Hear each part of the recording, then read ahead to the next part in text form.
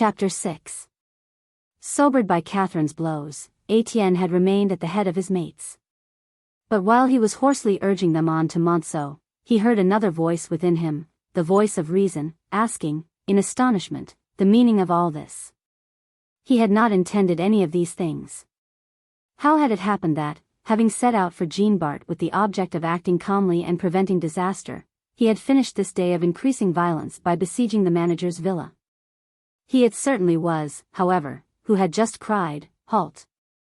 Only at first his sole idea had been to protect the company's yards, which there had been talk of sacking. And now that stones were already grazing the facade of the villa, he sought in vain for some lawful prey on which to throw the band, so as to avoid greater misfortunes. As he thus stood alone, powerless, in the middle of the road, he was called by a man standing on the threshold of the Estaminet Tyson, where the landlady had just put up the shutters in haste, leaving only the door free. "Yes, it's me. Will you listen?" It was Rasseneur. Some 30 men and women, nearly all belonging to the settlement of the Deux Cent-Quarante, who had remained at home in the morning and had come in the evening for news, had invaded this estaminet on the approach of the strikers. Zachary occupied a table with his wife, Philomene. Farther on, Piron and Piron, with their backs turned, were hiding their faces. No one was drinking, they had simply taken shelter. Étienne recognized Rasseneur and was turning away, when the latter added, "You don't want to see me, eh? I warned you, things are getting awkward. Now you may ask for bread, they'll give you lead." Then Étienne came back and replied, "What troubles me is, the cowards who fold their arms and watch us risking our skins." "Your notion, then, is to pillage over there?" asked Rasseneur. "My notion is to remain to the last with our friends, quit by dying together." In despair, Étienne went back into the crowd, ready to die. On the road, 3 children were throwing stones, and he gave them a good kick, shouting out to his comrades that it was no good breaking windows. Bibert and Liddy, who had rejoined Jeanlin, were learning from him how to work the sling. They each sent a flint, playing at who could do the most damage. Liddy had awkwardly cracked the head of a woman in the crowd, and the 2 boys were loudly laughing. Bonnemort and Mook, seated on a bench, were gazing at them behind. Bonnemort's swollen legs bore him so badly, that he had great difficulty in dragging himself so far.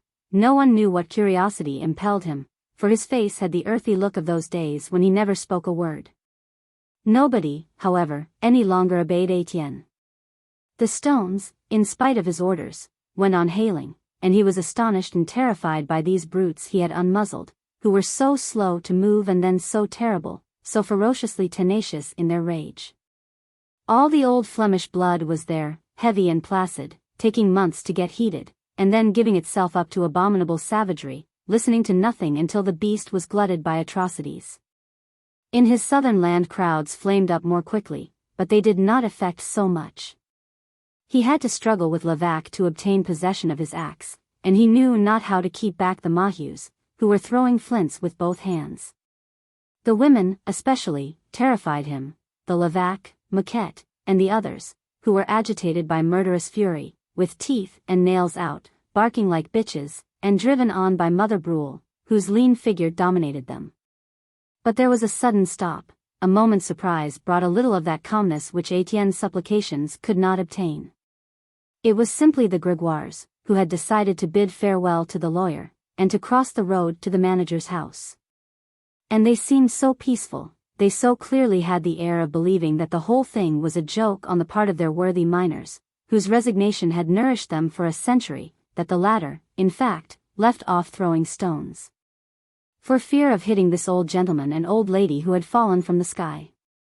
They allowed them to enter the garden, mount the steps, and ring at the barricaded door, which was by no means opened in a hurry. Just then, Rose, the housemaid, was returning, laughing at the furious workmen, all of whom she knew, for she belonged to Monceau. And it was she who, by striking her fists against the door, at last forced Hippolyte to set it ajar. It was time, for as the Grégoires disappeared, the hail of stones began again. Recovering from its astonishment, the crowd was shouting louder than ever. "Death to the bourgeois! Hurrah for the people! Rose went on laughing, in the hall of the villa, as though amused by the adventure, and repeated to the terrified manservant. "They're not bad-hearted, I know them." Grégoire methodically hung up his hat. Then, when he had assisted Madame Grégoire to draw off her thick cloth mantle, he said, in his turn. "Certainly, they have no malice at bottom.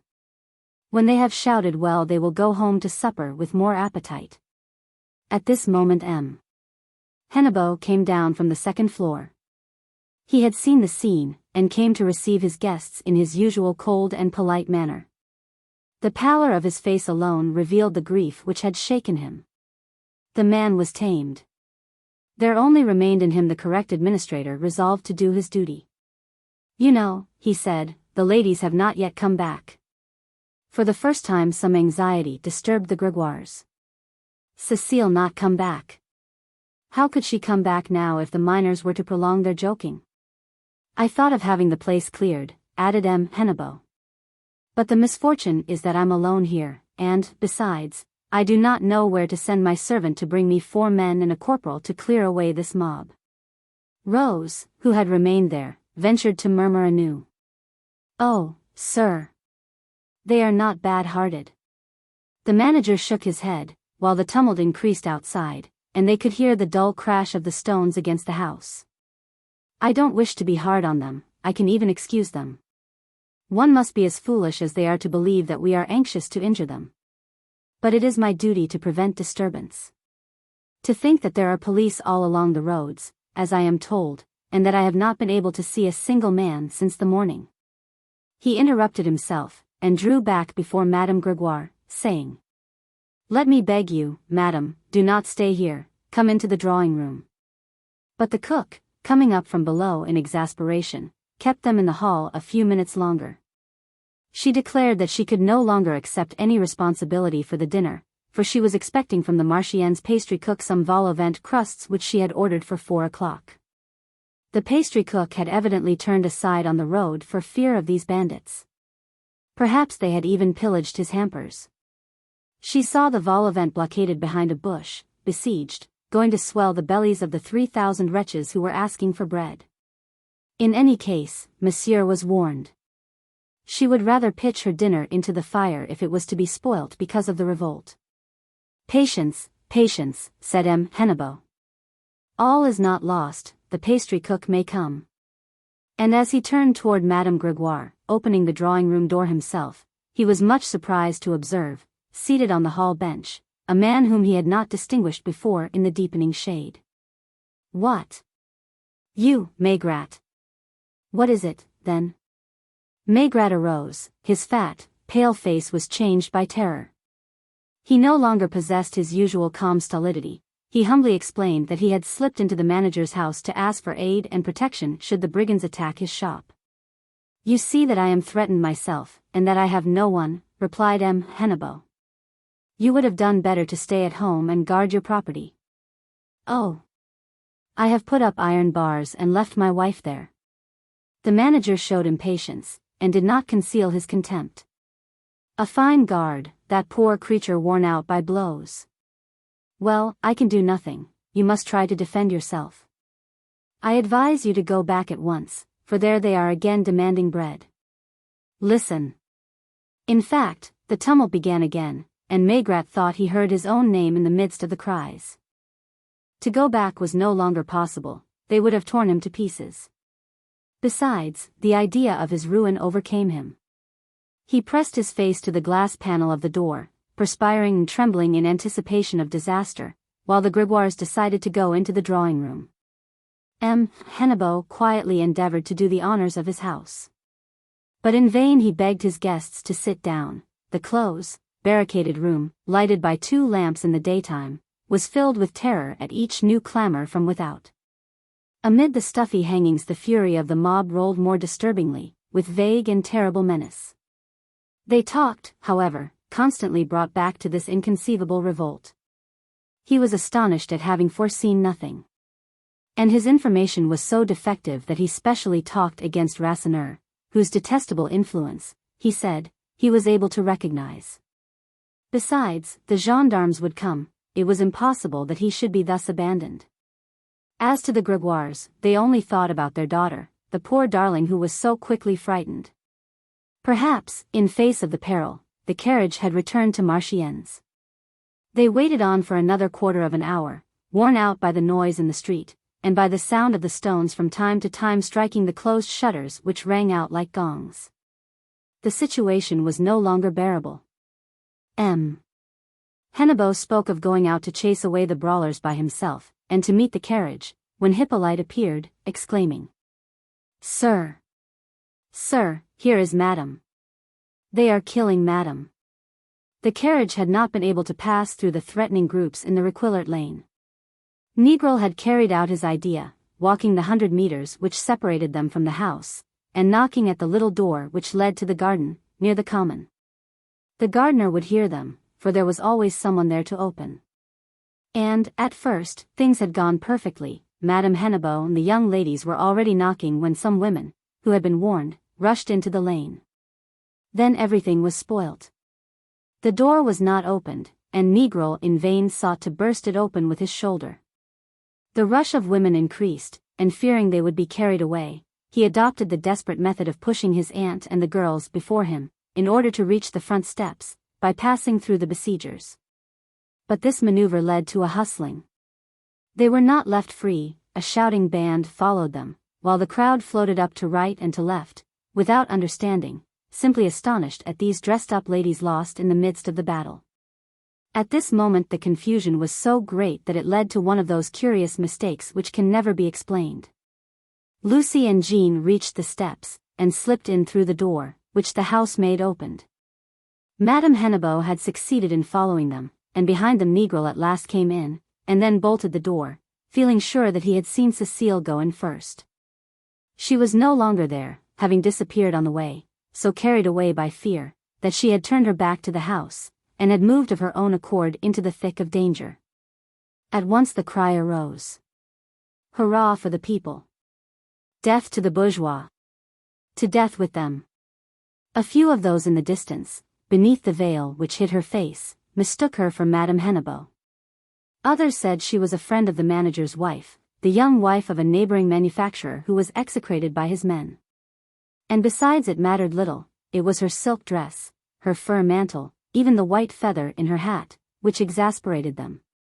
She smelled of perfume, she wore a watch, she had the delicate skin of a lazy woman who had never touched coal. "Stop!" shouted Mother Brule, "we'll put it on your arse, that lace." "The lazy sluts steal it from us," said the Levaque. "They stick fur onto their skins while we are dying of cold. Just strip her naked, to show her how to live." At once Moquette rushed forward. "Yes, yes. Whip her." And the women, in this savage rivalry, struggled and stretched out their rags, as though each were trying to get a morsel of this rich girl. No doubt her backside was not better made than anyone else's. More than one of them were rotten beneath their gewgaws. This injustice had lasted quite long enough. They should be forced to dress themselves like workwomen, these harlots who dared to spend 50 sous on the washing of a single petticoat. In the midst of these furies Cécile was shaking with paralyzed legs, stammering over and over again the same phrase. "Ladies. Please. Please. Ladies, please don't hurt me." But she suddenly uttered a shrill cry. Cold hands had seized her by the neck. The rush had brought her near old Bonnemort, who had taken hold of her. He seemed drunk from hunger, stupefied by his long misery, suddenly arousing himself from the resignation of half a century, under the influence of no one knew what malicious impulse. After having in the course of his life saved a dozen mates from death, risking his bones in fire damps and landslips, he was yielding to things which he would not have been able to express, compelled to do thus. Fascinated by this young girl's white neck. And as on this day he had lost his tongue, he clenched his fingers, with his air of an old infirm animal ruminating over his recollections. "No! No!" yelled the women. "Uncover her arse! Out with her arse!" In the villa, as soon as they had realized the mishap, Négrel and Hennebeau bravely reopened the door to run to Cécile's help. But the crowd was now pressing against the garden railings, and it was not easy to go out. A struggle took place here, while the Grégoires in terror stood on the steps. "Let her be then, old man." "It's the Peel Lane young lady," cried Maheude to the grandfather, recognizing Cécile, whose veil had been torn off by one of the women. On his side, Étienne, overwhelmed at this retaliation on a child, was trying to force the band to let go their prey. An inspiration came to him. He brandished the axe, which he had snatched from Levac's hands. "To Maigrat's house, by God! There's bread in there. Down to the earth with Maigrat's damned shed." And at random he gave the first blow of the axe against the shop door. Some comrades had followed him, Levac, Maheu, and a few others. But the women were furious, and Cécile had fallen from Bonnemort's fingers into Mother Brules's hands. Lydie and Bibert, led by Jean Lin, had slipped on all fours between her petticoats to see the lady's bottom. Already the women were pulling her about, her clothes were beginning to split, when a man on horseback appeared, pushing on his animal, and using his riding whip on those who would not stand back quick enough. "Ah! Rascals! You are going to flog our daughters, are you?" It was Deneulin who had come to the rendezvous for dinner. He quickly jumped onto the road, took Cécile by the waist, and, with the other hand manipulating his horse with remarkable skill and strength, he used it as a living wedge to split the crowd, which drew back before the onset. At the railing the battle continued. He passed through, however, with some bruises. This unforeseen assistance delivered Negrel and M. Hennebeau, who were in great danger amid the oaths and blows. And while the young man at last led in the fainting Cécile, Deneulin protected the manager with his tall body, and at the top of the steps received a stone which nearly put his shoulder out. "That's it," he cried. "Break my bones now you've broken my engines." He promptly pushed the door to, and a volley of flints fell against it.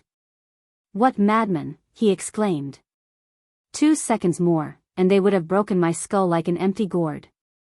There is nothing to say to them. What could you do? They know nothing, you can only knock them down. In the drawing room, the Grégoires were weeping as they watched Cécile recover. She was not hurt, there was not even a scratch to be seen, only her veil was lost. But their fright increased when they saw before them their cook, Melanie, who described how the mob had demolished Peel Lane. Mad with fear she had run to warn her masters. She had come in when the door was ajar at the moment of the fray, without anyone noticing her. And in her endless narrative the single stone with which Jean Lin had broken one window pane became a regular cannonade which had crushed through the walls. Then M. Grégoire's ideas were altogether upset. They were murdering his daughter, they were razing his house to the ground. It was, then, true that these miners could bear him ill will, because he lived like a worthy man on their labor? The housemaid, who had brought in a towel and some eau de cologne, repeated. "All the same it's queer, they're not bad-hearted." Madame Hennebeau, seated and very pale, had not recovered from the shock to her feelings. And she was only able to find a smile when Negrel was complimented. Cécile's parents especially thanked the young man, and the marriage might now be regarded as settled. M. Hennebeau looked on in silence, turning from his wife to this lover whom in the morning he had been swearing to kill, then to this young girl by whom he would, no doubt, soon be freed from him. There was no haste, only the fear remained with him of seeing his wife fall lower, perhaps to some lackey. "And you, my little darlings," asked Deneulin of his daughters, "have they broken any of your bones?" Lucie and Jean had been much afraid, but they were pleased to have seen it all. They were now laughing. "By George," the father went on, "we've had a fine day. If you want a dowry, you would do well to earn it yourselves, and you may also expect to have to support me." He was joking, but his voice trembled. His eyes swelled with tears as his 2 daughters threw themselves into his arms. M. Hennebeau had heard this confession of ruin. A quick thought lit up his face. Van Dame would now belong to Monceau. This was the hope for compensation, the stroke of fortune which would bring him back to favor with the gentleman on the directorate. At every crisis of his existence, he took refuge in the strict execution of the orders he had received. In the military discipline in which he lived he found his small share of happiness. But they grew calm. The drawing room fell back into a weary peacefulness. with the quiet light of its 2 lamps, and the warm stuffiness of the hangings. What, then, was going on outside? The brawlers were silent, and stones no longer struck the house. One only heard deep, full blows, those blows of the hatchet which one hears in distant woods.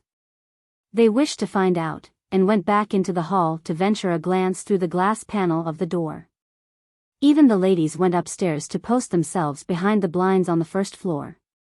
"Do you see that scoundrel, Rasseneur, over there on the threshold of the public house?" said M. Hennebeau to Deneulin. "I had guessed as much, he must be in it." It was not Rasseneur, however, it was Étienne, who was dealing blows from his axe at Maigrat's shop. And he went on calling to the men, did not the goods in there belong to the colliers? Had they not the right to take back their property from this thief who had exploited them so long, who was starving them at a hint from the company? Gradually they all left the manager's house, and ran up to pillage the neighboring shop. The cry, "Bread! Bread! Bread!" broke out anew. They would find bread behind that door.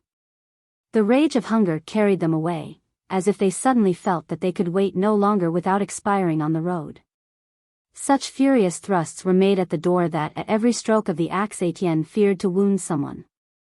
Meanwhile Maigrat, who had left the hall of the manager's house, had at first taken refuge in the kitchen.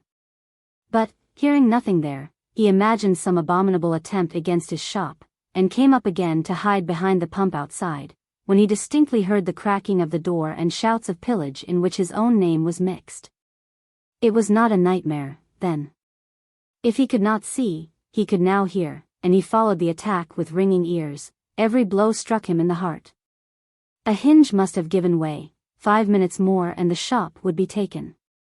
The thing was stamped on his brain in real and terrible images, the brigands rushing forward, then the drawers broken open, the sacks emptied, everything eaten, everything drunk, the house itself carried away, nothing left. Not even a stick with which he might go and beg through the villages. No, he would never allow them to complete his ruin, he would rather leave his life there. Since he had been here he noticed at a window of his house his wife's thin silhouette, pale and confused, behind the panes. No doubt she was watching the blows with her usual silent air of a poor beaten creature. Beneath there was a shed, so placed that from the villa garden one could climb it from the palings, then it was easy to get on to the tiles up to the window.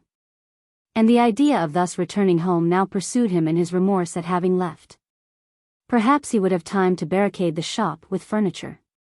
He even invented other and more heroic defenses, boiling oil, lighted petroleum, poured out from above. But this love of his property struggled against his fear, and he groaned in the battle with cowardice. Suddenly, on hearing a deeper blow of the axe, he made up his mind. Avarice conquered, he and his wife would cover the sacks with their bodies rather than abandon a single loaf. Almost immediately hooting broke out. "Look! Look! The tomcat's up there! After the cat! After the cat!" The mob had just seen Maigrat on the roof of the shed. In his fever of anxiety he had climbed the palings with agility in spite of his weight, and without troubling over the breaking wood. And now he was flattening himself along the tiles, and endeavoring to reach the window. But the slope was very steep, he was incommoded by his stoutness, and his nails were torn. He would have dragged himself up, however, if he had not begun to tremble with the fear of stones, for the crowd, which he could not see, continued to cry beneath him. "After the cat! After the cat, do for him!" And suddenly both his hands let go at once, and he rolled down like a ball, leapt at the gutter, and fell across the middle wall in such a way that, by ill chance, he rebounded on the side of the road, where his skull was broken open on the corner of a stone pillar. His brain had spurted out. He was dead. His wife up above, pale and confused behind the window panes, still looked out. They were stupefied at first. Étienne stopped short, and the axe slipped from his hands. Mahieu, Levaque, and the others forgot the shop, with their eyes fixed on the wall along which a thin red streak was slowly flowing down. And the cries ceased, and silence spread over the growing darkness. All at once the hooting began again. It was the women, who rushed forward overcome by the drunkenness of blood. Then there is a good God, after all. Ah!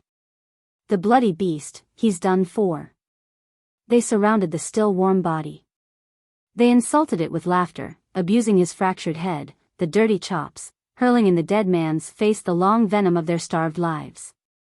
I owed you 60 francs, now you're paid, thief, said Mahud, enraged like the others. You won't refuse me credit any more. Wait. Wait. I must fatten you once more. With her fingers she scratched up some earth, took 2 handfuls and stuffed it violently into his mouth. There. Eat that. There. Eat. Eat. You used to eat us.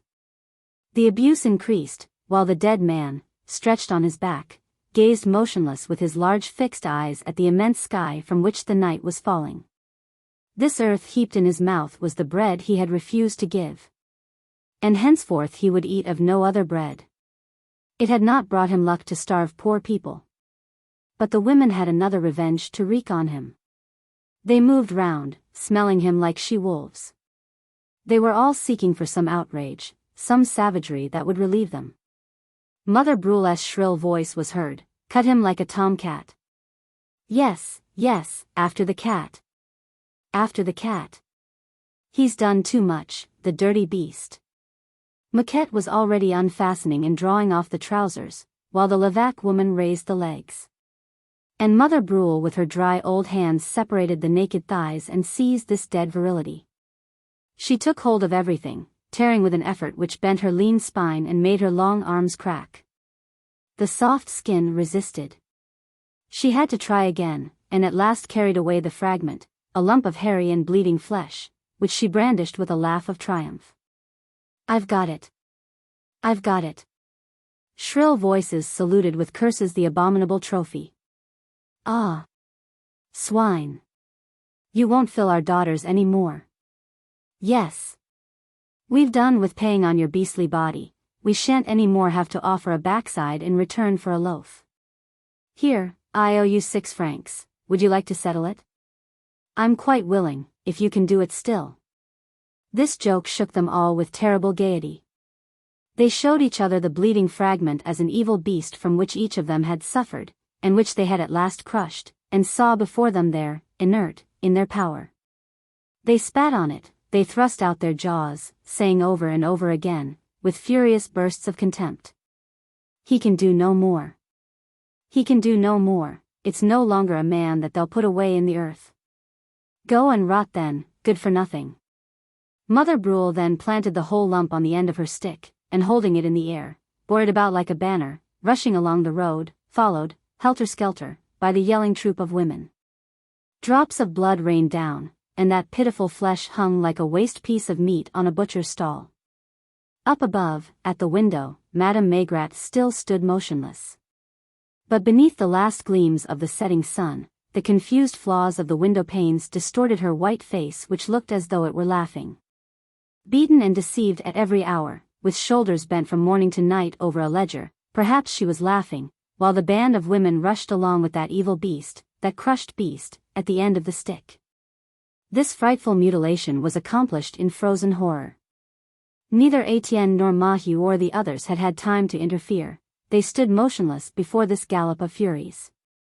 At the door of the Estaminet Tyson a few heads were grouped, Rasseneur pale with disgust, Zachary and Philomene stupefied at what they had seen. The 2 old men, Bonnemort and Mook, were gravely shaking their heads. Only Jeanlin was making fun, pushing Bibert with his elbow, and forcing Lydie to look up. But the women were already coming back, turning round and passing beneath the manager's windows. Behind the blinds the ladies were stretching out their necks. They had not been able to observe the scene, which was hidden from them by the wall, and they could not distinguish well in the growing darkness. What is it they have at the end of that stick? Asked Cécile, who had grown bold enough to look out. Lucy and Jean declared that it must be a rabbit skin.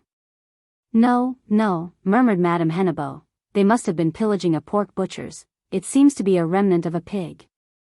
At this moment she shuddered and was silent. Madame Gregoire had nudged her with her knee. They both remained stupefied. The young ladies, who were very pale, asked no more questions, but with large eyes followed this red vision through the darkness. Étienne once more brandished the axe. But the feeling of anxiety did not disappear. This corpse now barred the road and protected the shop. Many had drawn back. Satiety seemed to have appeased them all. Mahieu was standing by gloomily, when he heard a voice whisper in his ear to escape. He turned round and recognized Catherine, still in her old overcoat, black and panting. With a movement he repelled her. He would not listen to her, he threatened to strike her. With a gesture of despair she hesitated, and then ran towards Étienne. "Save yourself. Save yourself. The gendarmes are coming." He also pushed her away and abused her, feeling the blood of the blows she had given him mounting to his cheeks. But she would not be repelled. She forced him to throw down the axe, and drew him away by both arms, with irresistible strength. "Don't I tell you the gendarmes are coming? Listen to me. It's Chavel who has gone for them and is bringing them, if you want to know. It's too much for me, and I've come. Save yourself, I don't want them to take you." And Catherine drew him away, while, at the same instant, a heavy gallop shook the street from afar. Immediately a voice arose, "The gendarmes! The gendarmes!" There was a general breaking up, so mad a rush for life that in 2 minutes the road was free, absolutely clear, as though swept by a hurricane. Maigret's corpse alone made a patch of shadow on the white earth. Before the estaminet Tyson, Rasseneur only remained, feeling relieved, and with open face applauding the easy victory of the sabres. While in dim and deserted Monceau, in the silence of the closed houses, the bourgeois remained with perspiring skins and chattering teeth, not daring to look out. The plain was drowned beneath the thick night, only the blast furnaces and the coke furnaces were burning against the tragic sky. The gallop of the gendarmes heavily approached. They came up in an indistinguishable somber mass. And behind them the Marchiennes Pastricoups vehicle, a little covered cart which had been confided to their care, at last arrived, and a small drudge of a boy jumped down and quietly unpacked the crusts for the vol au vent. Part 6. Chapter 1. The first fortnight of February passed and a black cold prolonged the hard winter without pity for the poor. Once more the authorities had scoured the roads.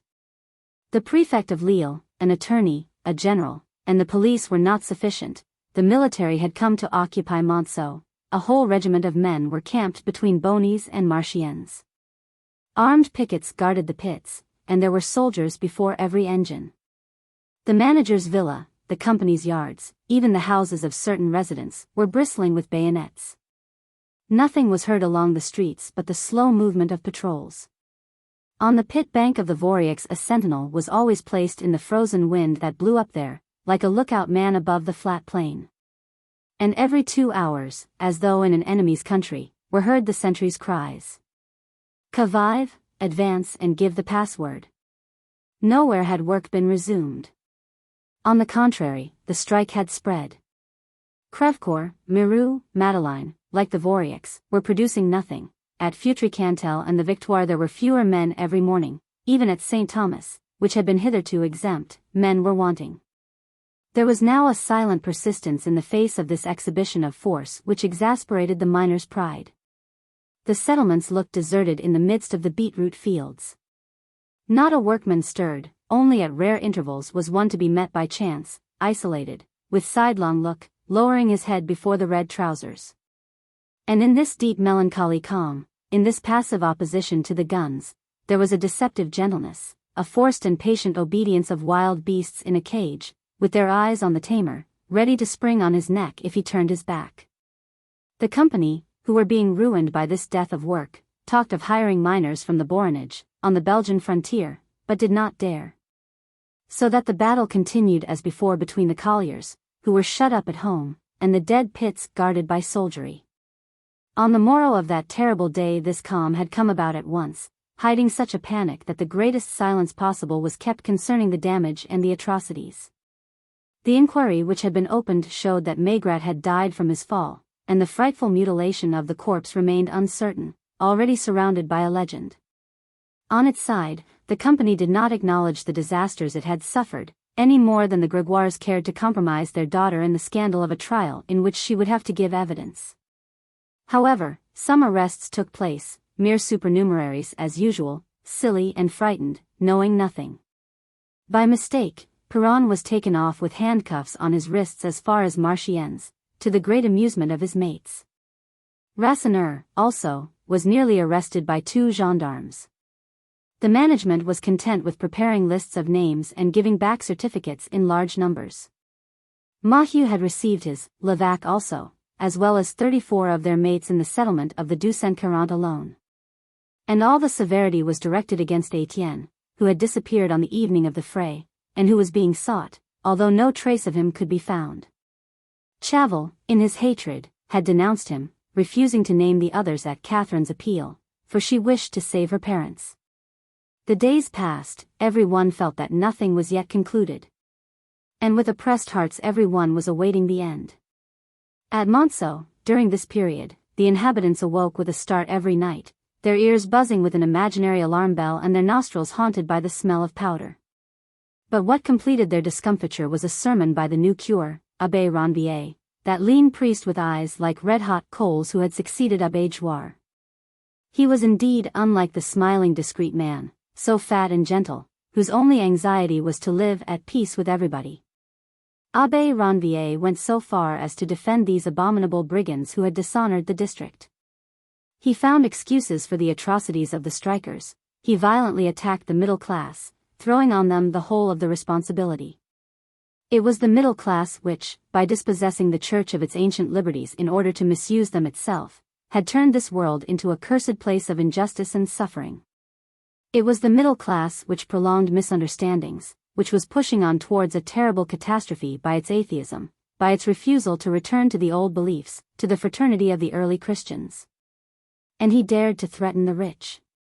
He warned them that if they obstinately persisted in refusing to listen to the voice of God, God would surely put himself on the side of the poor. He would take back their fortunes from those who faithlessly enjoyed them, and would distribute them to the humble of the earth for the triumph of his glory. The devout trembled at this. The lawyer declared that it was socialism of the worst kind. All saw the cure at the head of a band, brandishing a cross, and with vigorous blows demolishing the bourgeois society of '89. M. Hennebeau, when informed, contented himself with saying, as he shrugged his shoulders, "If he troubles us too much the bishop will free us from him." And while the breath of panic was thus blowing from one end of the plain to the other, Étienne was dwelling beneath the earth, in Jeanlin's burrow at the bottom of Requillart. It was there that he was in hiding, no one believed him so near. The quiet audacity of that refuge, in the very mine, in that abandoned passage of the old pit, had baffled search. Above, the sloes and hawthorns growing among the fallen scaffolding of the belfry filled up the mouth of the hole. No one ventured down. It was necessary to know the trick, how to hang on to the roots of the mountain ash and to let go fearlessly, to catch hold of the rungs that were still solid. Other obstacles also protected him, the suffocating heat of the passage, 120 meters of dangerous descent. Then the painful gliding on all fours for a quarter of a league between the narrowed walls of the gallery before discovering the brigand's cave full of plunder.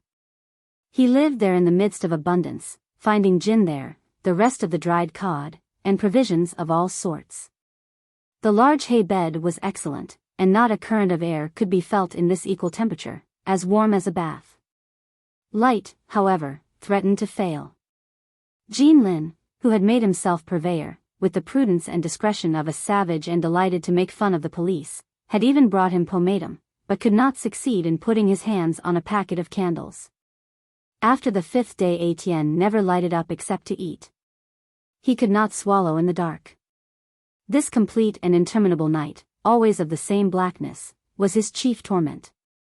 It was in vain that he was able to sleep in safety, that he was warm and provided with bread, the night had never weighed so heavily on his brain. It seemed to him even to crush his thoughts. Now he was living on thefts. In spite of his communistic theories, old scruples of education arose, and he contented himself with gnawing his share of dry bread. But what was to be done? One must live, and his task was not yet accomplished. Another shame overcame him, remorse for that savage drunkenness from the gin, drunk in the great cold on an empty stomach, which had thrown him, armed with a knife, on Chavel. This stirred in him the whole of that unknown terror, the hereditary ill, the long ancestry of drunkenness, no longer tolerating a drop of alcohol without falling into homicidal mania. Would he then end as a murderer? When he found himself in shelter, in this profound calm of the earth, seized by satiety of violence, he had slept for 2 days the sleep of a brute, gorged and overcome. And the depression continued. He lived in a bruised state with bitter mouth and aching head, as after some tremendous spree. A week passed by. The Mahus, who had been warned, were not able to send a candle. He had to give up the enjoyment of light, even when eating. Now Étienne remained for hours stretched out on his hay. Vague ideas were working within him for the first time, a feeling of superiority, which placed him apart from his mates, an exaltation of his person as he grew more instructed. Never had he reflected so much. He asked himself the why of his disgust on the morrow of that furious course among the pits. And he did not dare to reply to himself. His recollections were repulsive to him, the ignoble desires, the coarse instincts, the odor of all that wretchedness shaken out to the wind. In spite of the torment of the darkness, he would come to hate the hour for returning to the settlement. How nauseous were all these wretches in a heap, living at the common bucket. There was not one with whom he could seriously talk politics. It was a bestial existence, always the same air tainted by onion, in which one choked. He wished to enlarge their horizon, to raise them to the comfort and good manners of the middle class, by making them masters, but how long it would take. And he no longer felt the courage to await victory, in this prison of hunger. By slow degrees his vanity of leadership, his constant preoccupation of thinking in their place, left him free, breathing into him the soul of one of those bourgeois whom he execrated. Jean Lin one evening brought a candle end, stolen from a carter's lantern, and this was a great relief for Étienne. When the darkness began to stupefy him, weighing on his skull almost to madness, he would light up for a moment. Then, as soon as he had chased away the nightmare, he extinguished the candle, miserly of this brightness which was as necessary to his life as bread. The silence buzzed in his ears. He only heard the flight of a band of rats, the cracking of the old timber, the tiny sound of a spider weaving her web. And with eyes open, in this warm nothingness, he returned to his fixed idea, the thought of what his mates were doing above. Desertion on his part would have seemed to him the worst cowardice. If he thus hid himself, it was to remain free, to give counsel or to act.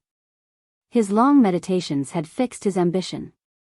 While awaiting something better he would like to be Pluchard, leaving manual work in order to work only at politics, but alone, in a clean room, under the pretext that brain labor absorbs the entire life and needs quiet. At the beginning of the second week, the child having told him that the police supposed he had gone over to Belgium, Étienne ventured out of his hole at nightfall. He wished to ascertain the situation, and to decide if it was still well to persist. He himself considered the game doubtful.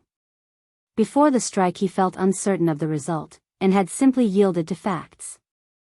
And now, after having been intoxicated with rebellion, he came back to this first doubt, despairing of making the company yield. But he would not yet confess this to himself. He was tortured when he thought of the miseries of defeat, and the heavy responsibility of suffering which would weigh upon him. The end of the strike, was it not the end of his part, the overthrow of his ambition, his life falling back into the brutishness of the mine and the horrors of the settlement? And honestly, without any base calculation or falsehood, he endeavored to find his faith again, to prove to himself that resistance was still possible, that capital was about to destroy itself in face of the heroic suicide of labor. Throughout the entire country, in fact, there was nothing but a long echo of ruin. At night, when he wandered through the black country, like a wolf who has come out of his forest, he seemed to hear the crash of bankruptcies from one end of the plain to the other. He now passed by the roadside nothing but closed dead workshops, becoming rotten beneath the dull sky. The sugar works had especially suffered, the Hoton sugar works, the Fauvel works, after having reduced the number of their hands, had come to grief one after the other. At the Detillial flour works the last mill had stopped on the second Saturday of the month, and the Bleus rope works, for mine cables, had been quite ruined by the strike. On the Marchiennes side the situation was growing worse every day. All the fires were out at the Gagebois glass works, men were continually being sent away from the Sun-Neville workshops, only one of the 3 blast furnaces of the forges was alight, and not one battery of coke ovens was burning on the horizon. The strike of the Monceau colliers, born of the industrial crisis which had been growing worse for 2 years, had increased it and precipitated the downfall. To the other causes of suffering, the stoppage of orders from America, and the engorgement of invested capital and excessive production, was now added the unforeseen lack of coal for the few furnaces which were still kept up. And that was the supreme agony, this engine bread which the pits no longer furnished. Frightened by the general anxiety, the company, by diminishing its output and starving its miners, inevitably found itself at the end of December without a fragment of coal at the surface of its pits. Everything held together, the plague blew from afar, one fall led to another. The industries tumbled each other over as they fell, in so rapid a series of catastrophes that the shocks echoed in the midst of the neighboring cities, Lille, Douai, Valenciennes, where absconding bankers were bringing ruin on whole families. At the turn of a road Étienne often stopped in the frozen night to hear the rubbish raining down. He breathed deeply in the darkness, the joy of annihilation seized him, the hope that day would dawn on the extermination of the old world, with not a single fortune left standing, the scythe of equality leveling everything to the ground. But in this massacre it was the company's pits that especially interested him. He would continue his walk, blinded by the darkness, visiting them one after the other, glad to discover some new disaster. Landslips of increasing gravity continued to occur on account of the prolonged abandonment of the passages. Above the north gallery of Mirou the ground sank in to such an extent, that the Joiselle road, for the distance of 100 meters, had been swallowed up as though by the shock of an earthquake. And the company, disturbed at the rumors raised by these accidents, paid the owners for their vanished fields without bargaining. Crèvecoeur and Madeleine, which lay in very shifting rock, were becoming stopped up more and more. It was said that 2 captains had been buried at the Victoire. There was an inundation at Feutry-Cantel. It had been necessary to wall up a gallery for the length of a kilometre at St. Thomas, where the ill-kept timbering was breaking down everywhere. Thus every hour enormous sums were spent, making great breaches in the shareholders' dividends. A rapid destruction of the pits was going on, which must end at last by eating up the famous Monceau deniers which had been centupled in a century. In the face of these repeated blows, hope was again born in Étienne. He came to believe that a 3rd month of resistance would crush the monster, the weary, sated beast, crouching down there like an idol in his unknown tabernacle. He knew that after the Monceau troubles there had been great excitement in the Paris journals, quite a violent controversy between the official newspapers and the opposition newspapers, terrible narratives, which were especially directed against the International, of which the Empire was becoming afraid after having first encouraged it. And the directors not daring to turn a deaf ear any longer, 2 of them had condescended to come and hold an inquiry, but with an air of regret, not appearing to care about the upshot. So disinterested, that in 3 days they went away again, declaring that everything was going on as well as possible. He was told, however, from other quarters that during their stay these gentlemen sat permanently, displaying feverish activity, and absorbed in transactions of which no one about them uttered a word. And he charged them with affecting confidence they did not feel, and came to look upon their departure as a nervous flight, feeling now certain of triumph since these terrible men were letting everything go. But on the following night Étienne despaired again. The company's back was too robust to be so easily broken. They might lose millions, but later on they would get them back again by gnawing at their men's bread. On that night, having pushed as far as Jean-Bart, he guessed the truth when an overseer told him that there was talk of yielding Vendôme to Monceau. At Deneulin's house, it was said, the wretchedness was pitiful, the wretchedness of the rich. The father ill in his powerlessness, aged by his anxiety over money, the daughters struggling in the midst of tradesmen, trying to save their shifts. There was less suffering in the famished settlements than in this middle-class house where they shut themselves up to drink water. Work had not been resumed at Jean-Bart, and it had been necessary to replace the pump at Gaston-Marie. While, in spite of all haste, an inundation had already begun which made great expenses necessary. Deneulin had at last risked his request for a loan of 100,000 francs from the Grégoires, and the refusal, though he had expected it, completed his dejection. If they refused, it was for his sake. in order to save him from an impossible struggle. And they advised him to sell. He, as usual, violently refused. It enraged him to have to pay the expenses of the strike. He hoped at first to die of it, with the blood at his head, strangled by apoplexy. Then what was to be done? He had listened to the director's offers. They wrangled with him, they depreciated this superb prey, this repaired pit, equipped anew, where the lack of capital alone paralyzed the output. He would be lucky if he got enough out of it to satisfy his creditors. For 2 days he had struggled against the directors at Monceau, furious at the quiet way with which they took advantage of his embarrassment and shouting his refusals at them in his loud voice. And there the affair remained, and they had returned to Paris to await patiently his last groans. Étienne smelled out this compensation for the disasters, and was again seized by discouragement before the invincible power of the great capitalists. So strong in battle that they fattened in defeat by eating the corpses of the small capitalists who fell at their side. The next day, fortunately, Jeanlin brought him a piece of good news. At the Voreux the tubbing of the shaft was threatening to break, and the water was filtering in from all the joints. In great haste a gang of carpenters had been set on to repair it. Up to now Étienne had avoided the Voreux, warned by the everlasting black silhouette of the sentinel stationed on the pit bank above the plain. He could not be avoided, he dominated in the air, like the flag of the regiment. Towards 3 o'clock in the morning the sky became overcast, and he went to the pit, where some mates explained to him the bad condition of the tubbing. They even thought that it would have to be done entirely over again, which would stop the output of coal for 3 months. For a long time he prowled round, listening to the carpenter's mallets hammering in the shaft. That wound which had to be dressed rejoiced his heart. As he went back in the early daylight, he saw the sentinel still on the pit bank.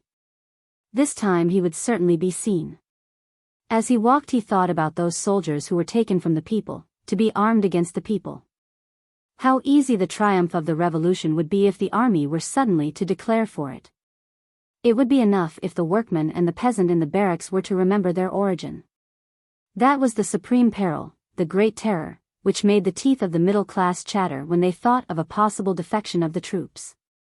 In 2 hours they would be swept away and exterminated with all the delights and abominations of their iniquitous life.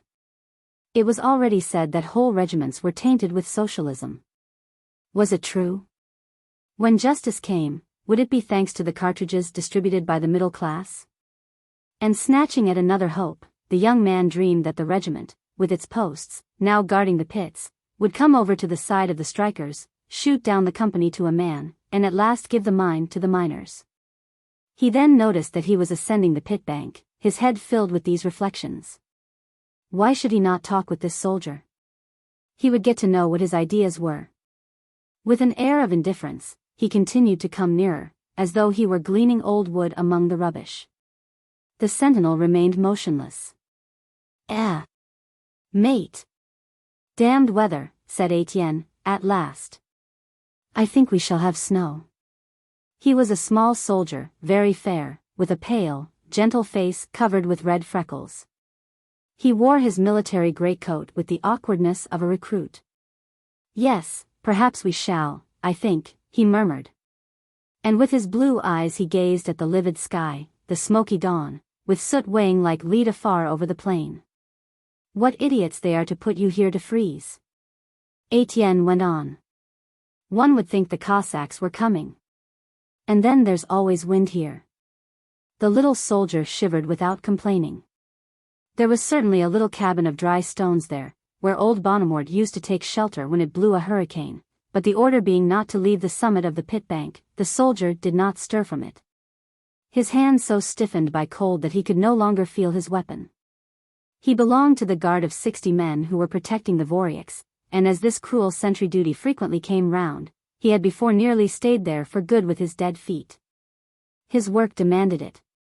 A passive obedience finished the benumbing process, and he replied to these questions with the stammered words of a sleepy child. Étienne in vain endeavored during a quarter of an hour to make him talk about politics. He replied yes or no, without seeming to understand. Some of his comrades said that the captain was a Republican. As to him, he had no idea, it was all the same to him. If he was ordered to fire, he would fire, so as not to be punished. The workmen listened, seized with the popular hatred against the army, against these brothers whose hearts were changed by sticking a pair of red pantaloons onto their buttocks. "Then what's your name?" "Jules." "And where do you come from?" "From Plogoff, over there." He stretched out his arm at random. It was in Brittany, he knew no more. His small pale face grew animated. He began to laugh, and felt warmer. "I have a mother and a sister. They are waiting for me, sure enough." "Ah. It won't be for tomorrow." "When I left, they came with me as far as Pont à l'Abbé. We had to take the horse to Lepelmec. It nearly broke its legs at the bottom of the Audierne hill. Cousin Charles was waiting for us with sausages, but the women were crying too much, and it stuck in our throats. Good Lord! What a long way off our home is." His eyes grew moist, though he was still laughing. The desert moorland of Plogoff, that wild storm-beaten point of the Raz, appeared to him beneath a dazzling sun in the rosy season of heather. "Do you think," he asked, "if I'm not punished, that they'll give me a month's leave in 2 years?" Then Étienne talked about Provence, which he had left when he was quite small. The daylight was growing, and flakes of snow began to fly in the earthy sky. And at last he felt anxious on noticing Jean Lin, who was prowling about in the midst of the bushes, stupefied to see him up there. The child was beckoning to him. What was the good of this dream of fraternizing with the soldiers? It would take years and years, and his useless attempt cast him down as though he had expected to succeed. But suddenly he understood Jean Lin's gesture. The sentinel was about to be relieved, and he went away, running off to bury himself at Requillart, his heart crushed once more by the certainty of defeat. While the little scamp who ran beside him was accusing that dirty beast of a trooper of having called out the guard to fire at them. On the summit of the pit bank Jules stood motionless, with eyes vacantly gazing at the falling snow. The sergeant was approaching with his men, and the regulation cries were exchanged. "Que vive, advance and give the password."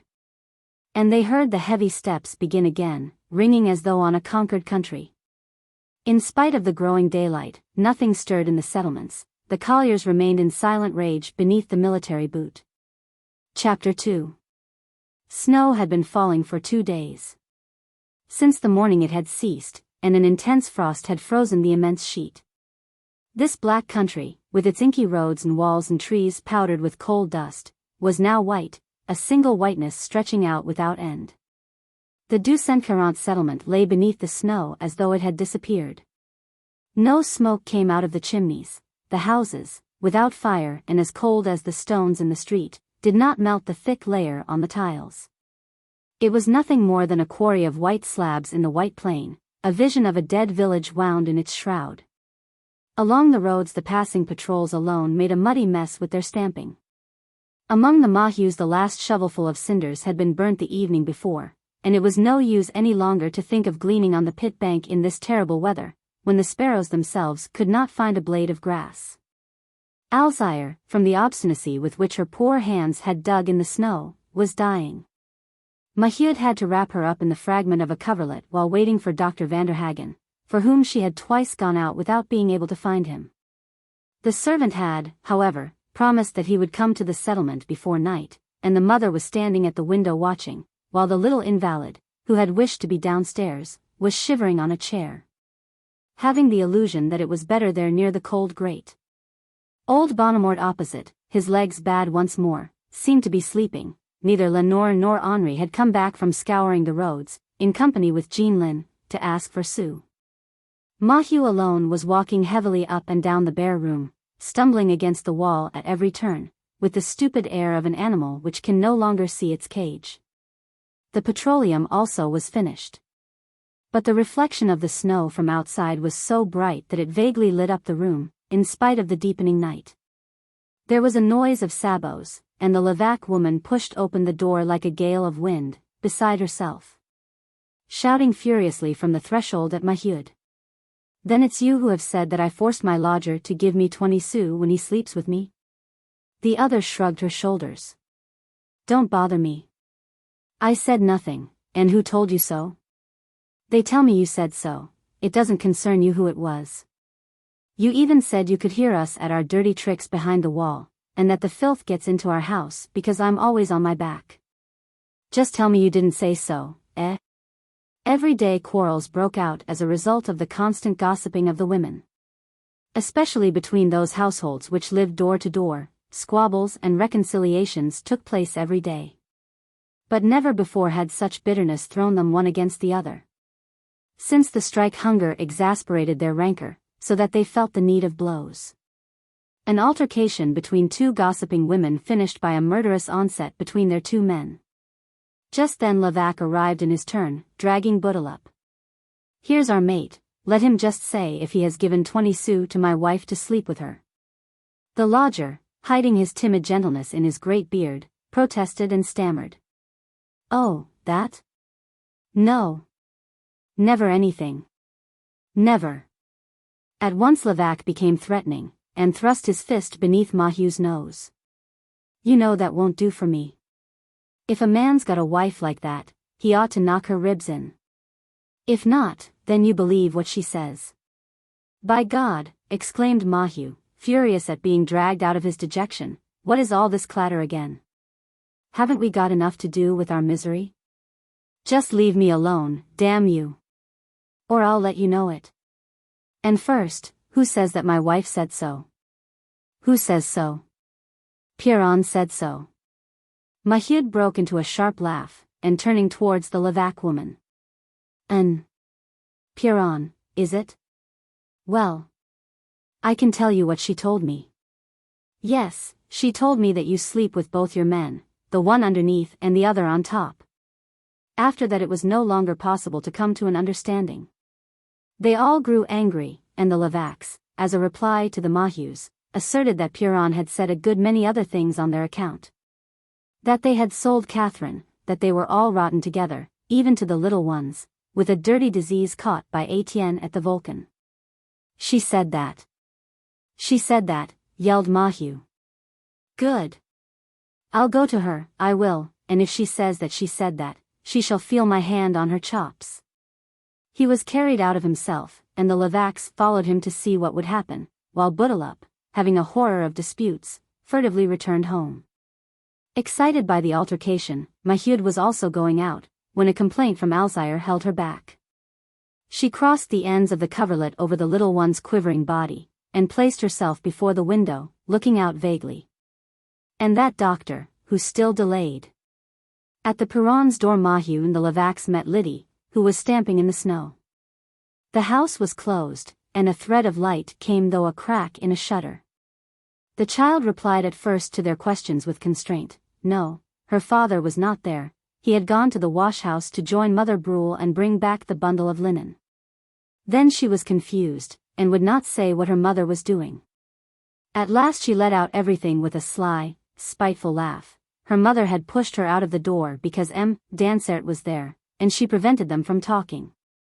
Since the morning he had been going about the settlement with 2 policemen, trying to pick up workmen, imposing on the weak, and announcing everywhere that if the descent did not take place on Monday at the Voreux, the company had decided to hire men from the Borinage.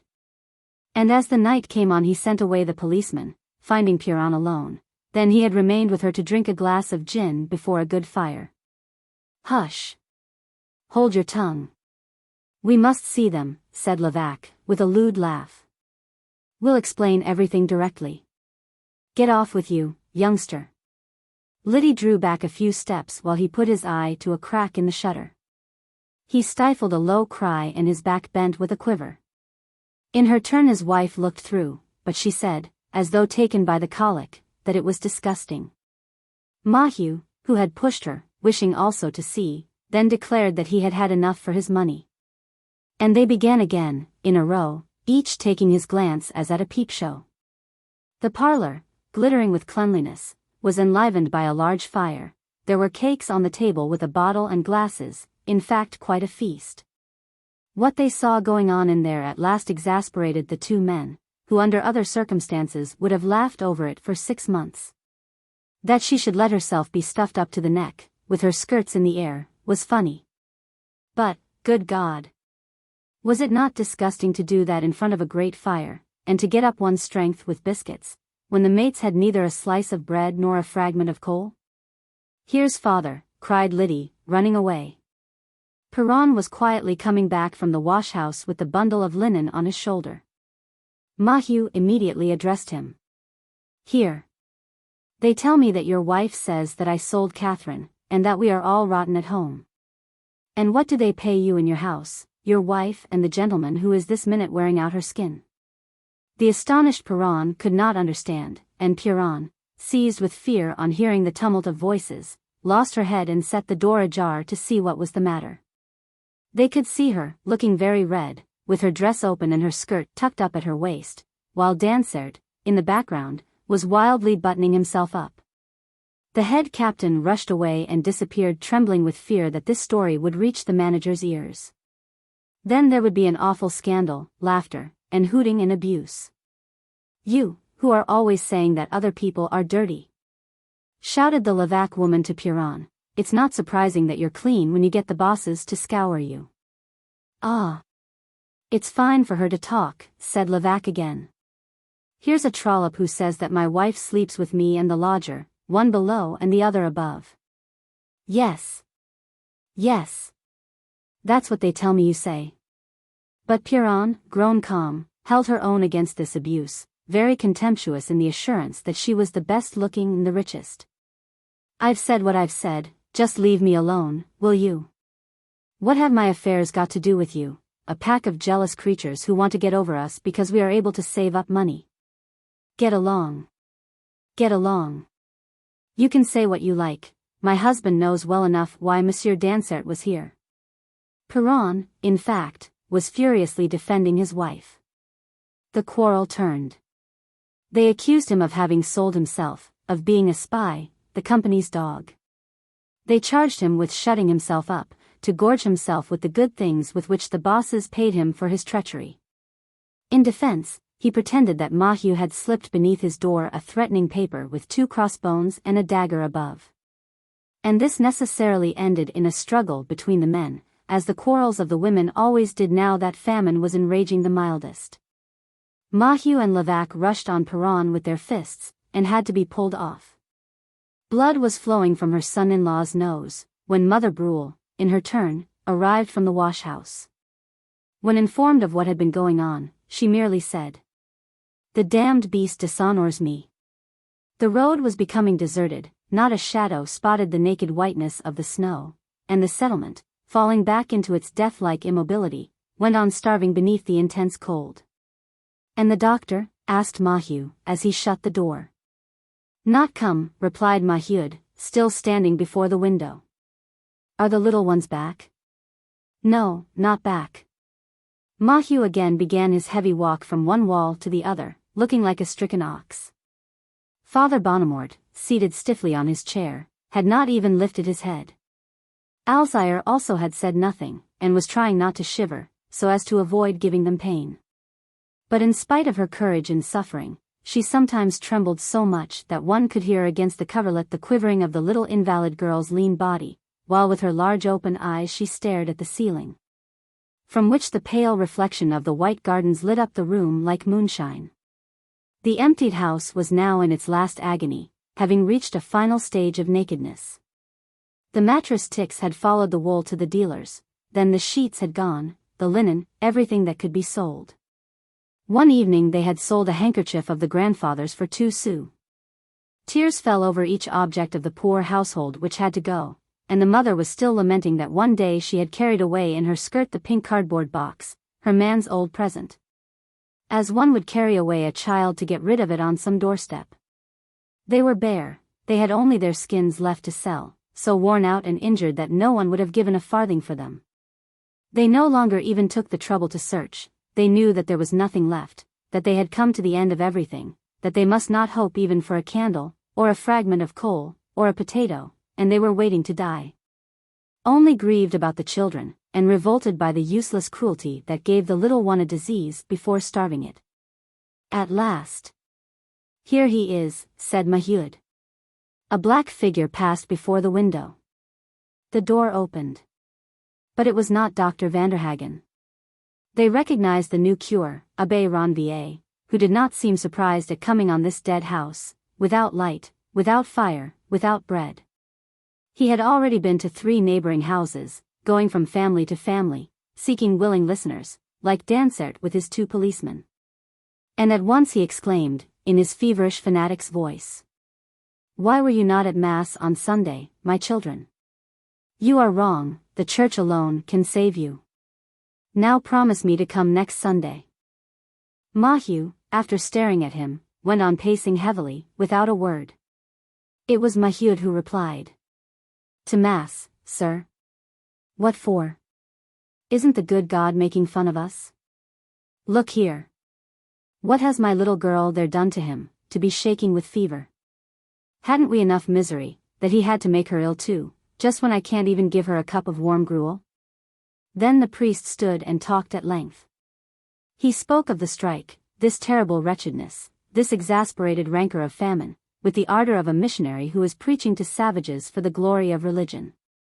He said that the Church was with the poor, that she would one day cause justice to triumph by calling down the anger of God on the iniquities of the rich.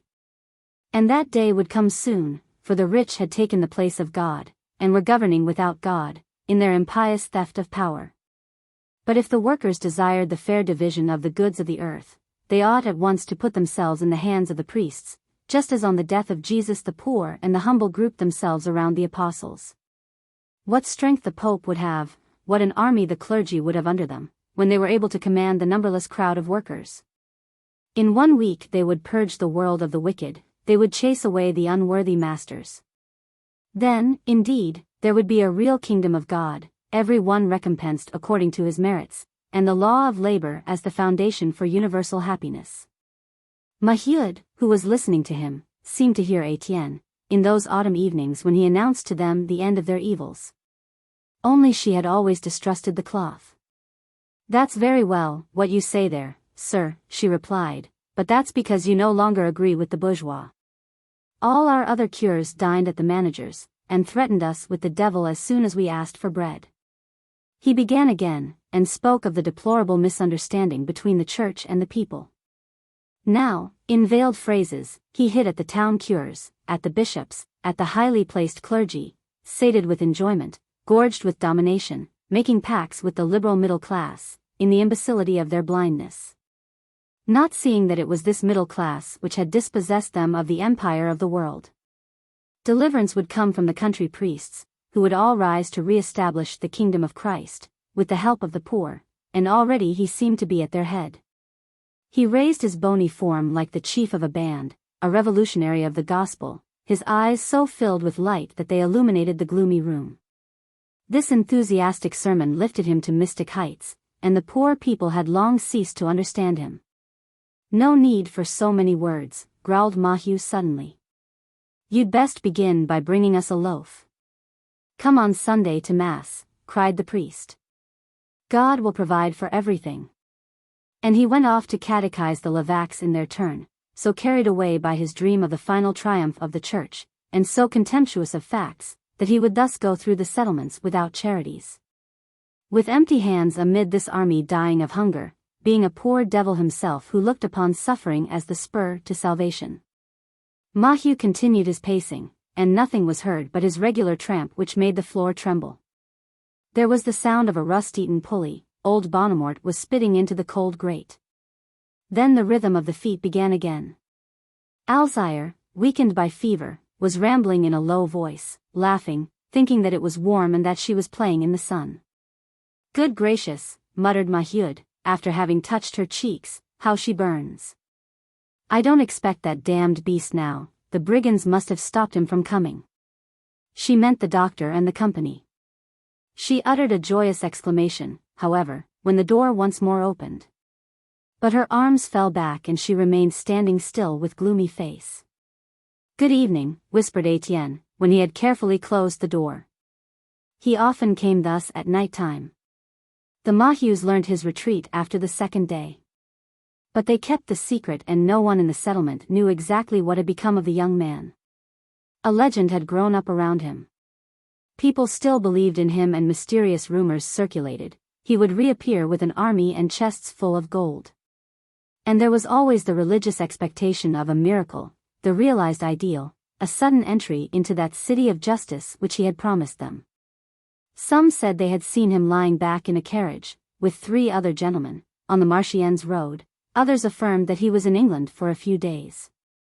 At length, however, suspicions began to arise and jokers accused him of hiding in a cellar, where Mouquette kept him warm, for this relationship, when known, had done him harm. There was a growing disaffection in the midst of his popularity, a gradual increase of the despairing among the faithful, and their number was certain, little by little, to grow. "What brutal weather," he added. "And you, nothing new, always from bad to worse? They tell me that little Negro has been to Belgium to get boreans. Good God! We are done for if that is true." He shuddered as he entered this dark icy room, where it was some time before his eyes were able to see the unfortunate people whose presence he guessed by the deepening of the shade. He was experiencing the repugnance and discomfort of the workman who has risen above his class, refined by study and stimulated by ambition. What wretchedness! And odors! And the bodies in a heap! And a terrible pity caught him by the throat. The spectacle of this agony so overcame him that he tried to find words to advise submission. But Mahieu came violently up to him, shouting, "Boreans! They won't dare, the bloody fools! Let the Boreans go down, then, if they want us to destroy the pits." With an air of constraint, Étienne explained that it was not possible to move, that the soldiers who guarded the pits would protect the descent of the Belgian workmen. And Mahieu clenched his fists, irritated especially, as he said, by having bayonets in his back. Then the colliers were no longer masters in their own place? They were treated, then, like convicts, forced to work by a loaded musket. He loved his pit, it was a great grief to him not to have been down for 2 months. He was driven wild, therefore, at the idea of this insult, these strangers whom they threatened to introduce. Then the recollection that his certificate had been given back to him struck him to the heart. "I don't know why I'm angry," he muttered. "I don't belong to their shop any longer. When they have hunted me away from here, I may as well die on the road." "As to that," said Étienne, "if you like, they'll take your certificate back tomorrow. People don't send away good workmen." He interrupted himself, surprised to hear Alzire, who was laughing softly in the delirium of her fever. So far he had only made out Father Bonnemort's stiff shadow, and this gaiety of the sick child frightened him. It was indeed too much if the little ones were going to die of it. With trembling voice he made up his mind. "Look here. This can't go on, we are done for. We must give it up." Mahieu, who had been motionless and silent up to now, suddenly broke out, and treating him familiarly and swearing like a man, she shouted in his face. "What's that you say? It's you who say that, by God." He was about to give reasons, but she would not let him speak. "Don't repeat that, by God. Or, woman as I am, I'll put my fist into your face. Then we have been dying for 2 months, and I have sold my household, and my little ones have fallen ill of it, and there is to be nothing done, and the injustice is to begin again. Ah! Do you know? When I think of that my blood stands still. No, no, I would burn everything, I would kill everything, rather than give up." She pointed at Mahieu in the darkness, with a vague, threatening gesture. "Listen to this.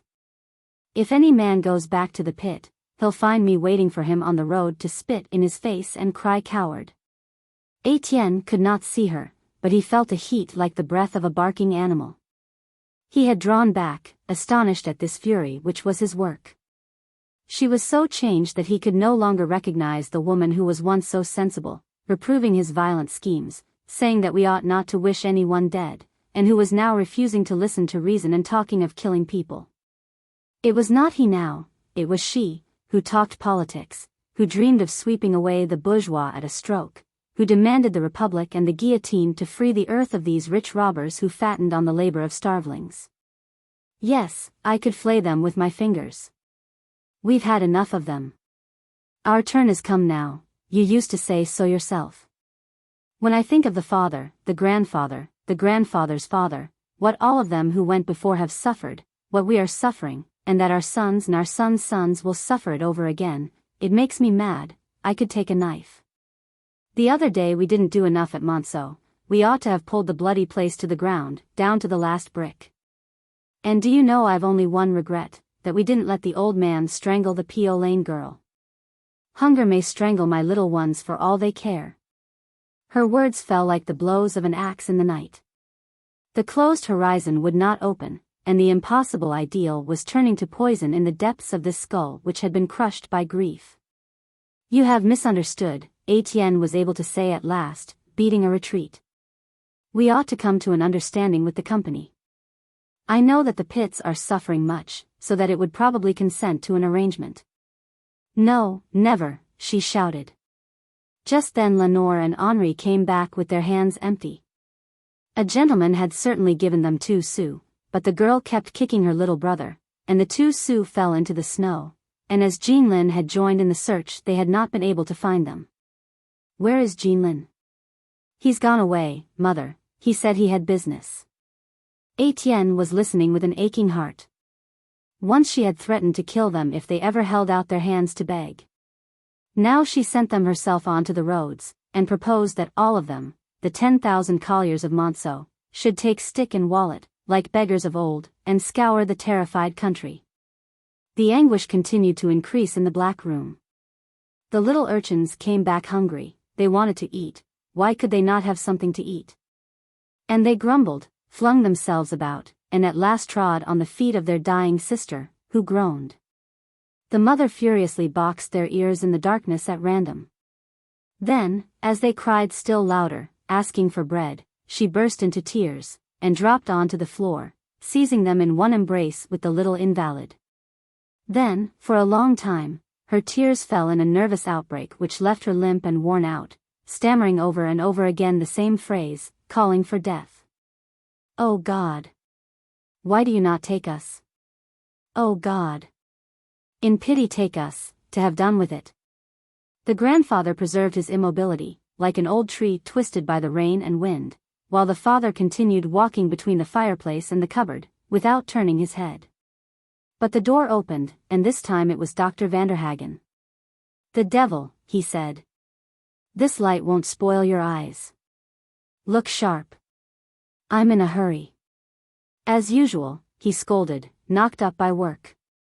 Fortunately, he had matches with him, and the father had to strike 6, one by one, and to hold them while he examined the invalid.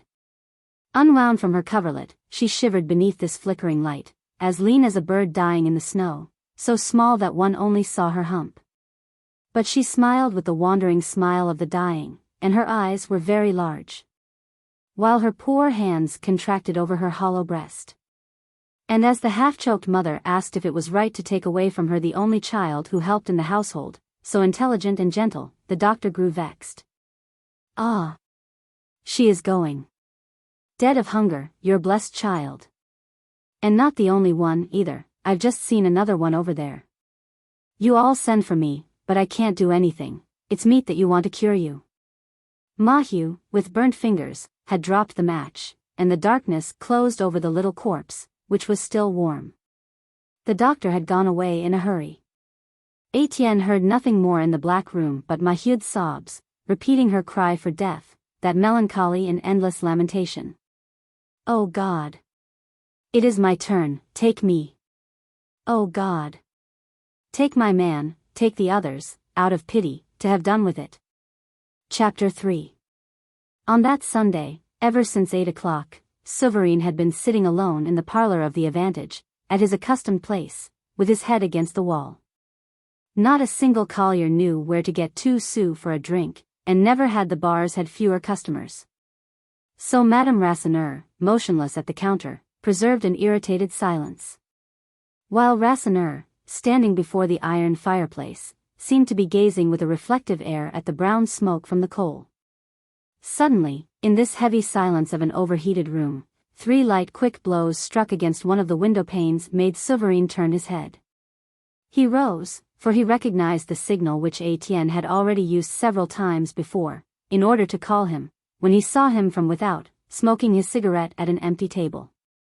But before the engine-man could reach the door, Rasseneur had opened it, and, recognizing the man who stood there in the light from the window, he said to him, "Are you afraid that I shall sell you? You can talk better here than on the road." Étienne entered. Madame Rasseneur politely offered him a glass, which he refused, with a gesture. The innkeeper added, "I guessed long ago where you hide yourself. If I was a spy, as your friends say, I should have sent the police after you a week ago." "There is no need for you to defend yourself," replied the young man. "I know that you have never eaten that sort of bread. People may have different ideas and esteem each other all the same." And there was silence once more. Souvarine had gone back to his chair, with his back to the wall and his eyes fixed on the smoke from his cigarette, but his feverish fingers were moving restlessly, and he ran them over his knees, seeking the warm fur of Poland. Who was absent this evening? It was an unconscious discomfort, something that was lacking, he could not exactly say what. Seated on the other side of the table, Étienne at last said, "Tomorrow work begins again at the Voreux. The Belgians have come with little Negro." "Yes, they landed them at nightfall," muttered Rasseneur, who remained standing. "As long as they don't kill each other after all." Then raising his voice, "No, you know, I don't want to begin our disputes over again, but this will end badly if you hold out any longer. Why, your story is just like that of your International. I met Pluchart the day before yesterday, at Lille, where I went on business. It's going wrong, that machine of his." He gave details. The association, after having conquered the workers of the whole world, in an outburst of propaganda which had left the middle class still shuddering, was now being devoured and slowly destroyed by an internal struggle between vanities and ambitions. Since the anarchists had triumphed in it, chasing out the earlier evolutionists, everything was breaking up. The original aim, the reform of the wage system, was lost in the midst of the squabbling of sects. The scientific framework was disorganized by the hatred of discipline. And already it was possible to foresee the final miscarriage of this general revolt which for a moment had threatened to carry away in a breath the old rotten society. "Pluchart is ill over it," Rasseneur went on. "And he has no voice at all now. All the same, he talks on in spite of everything and wants to go to Paris. And he told me 3 times over that our strike was done for." Étienne with his eyes on the ground let him talk on without interruption.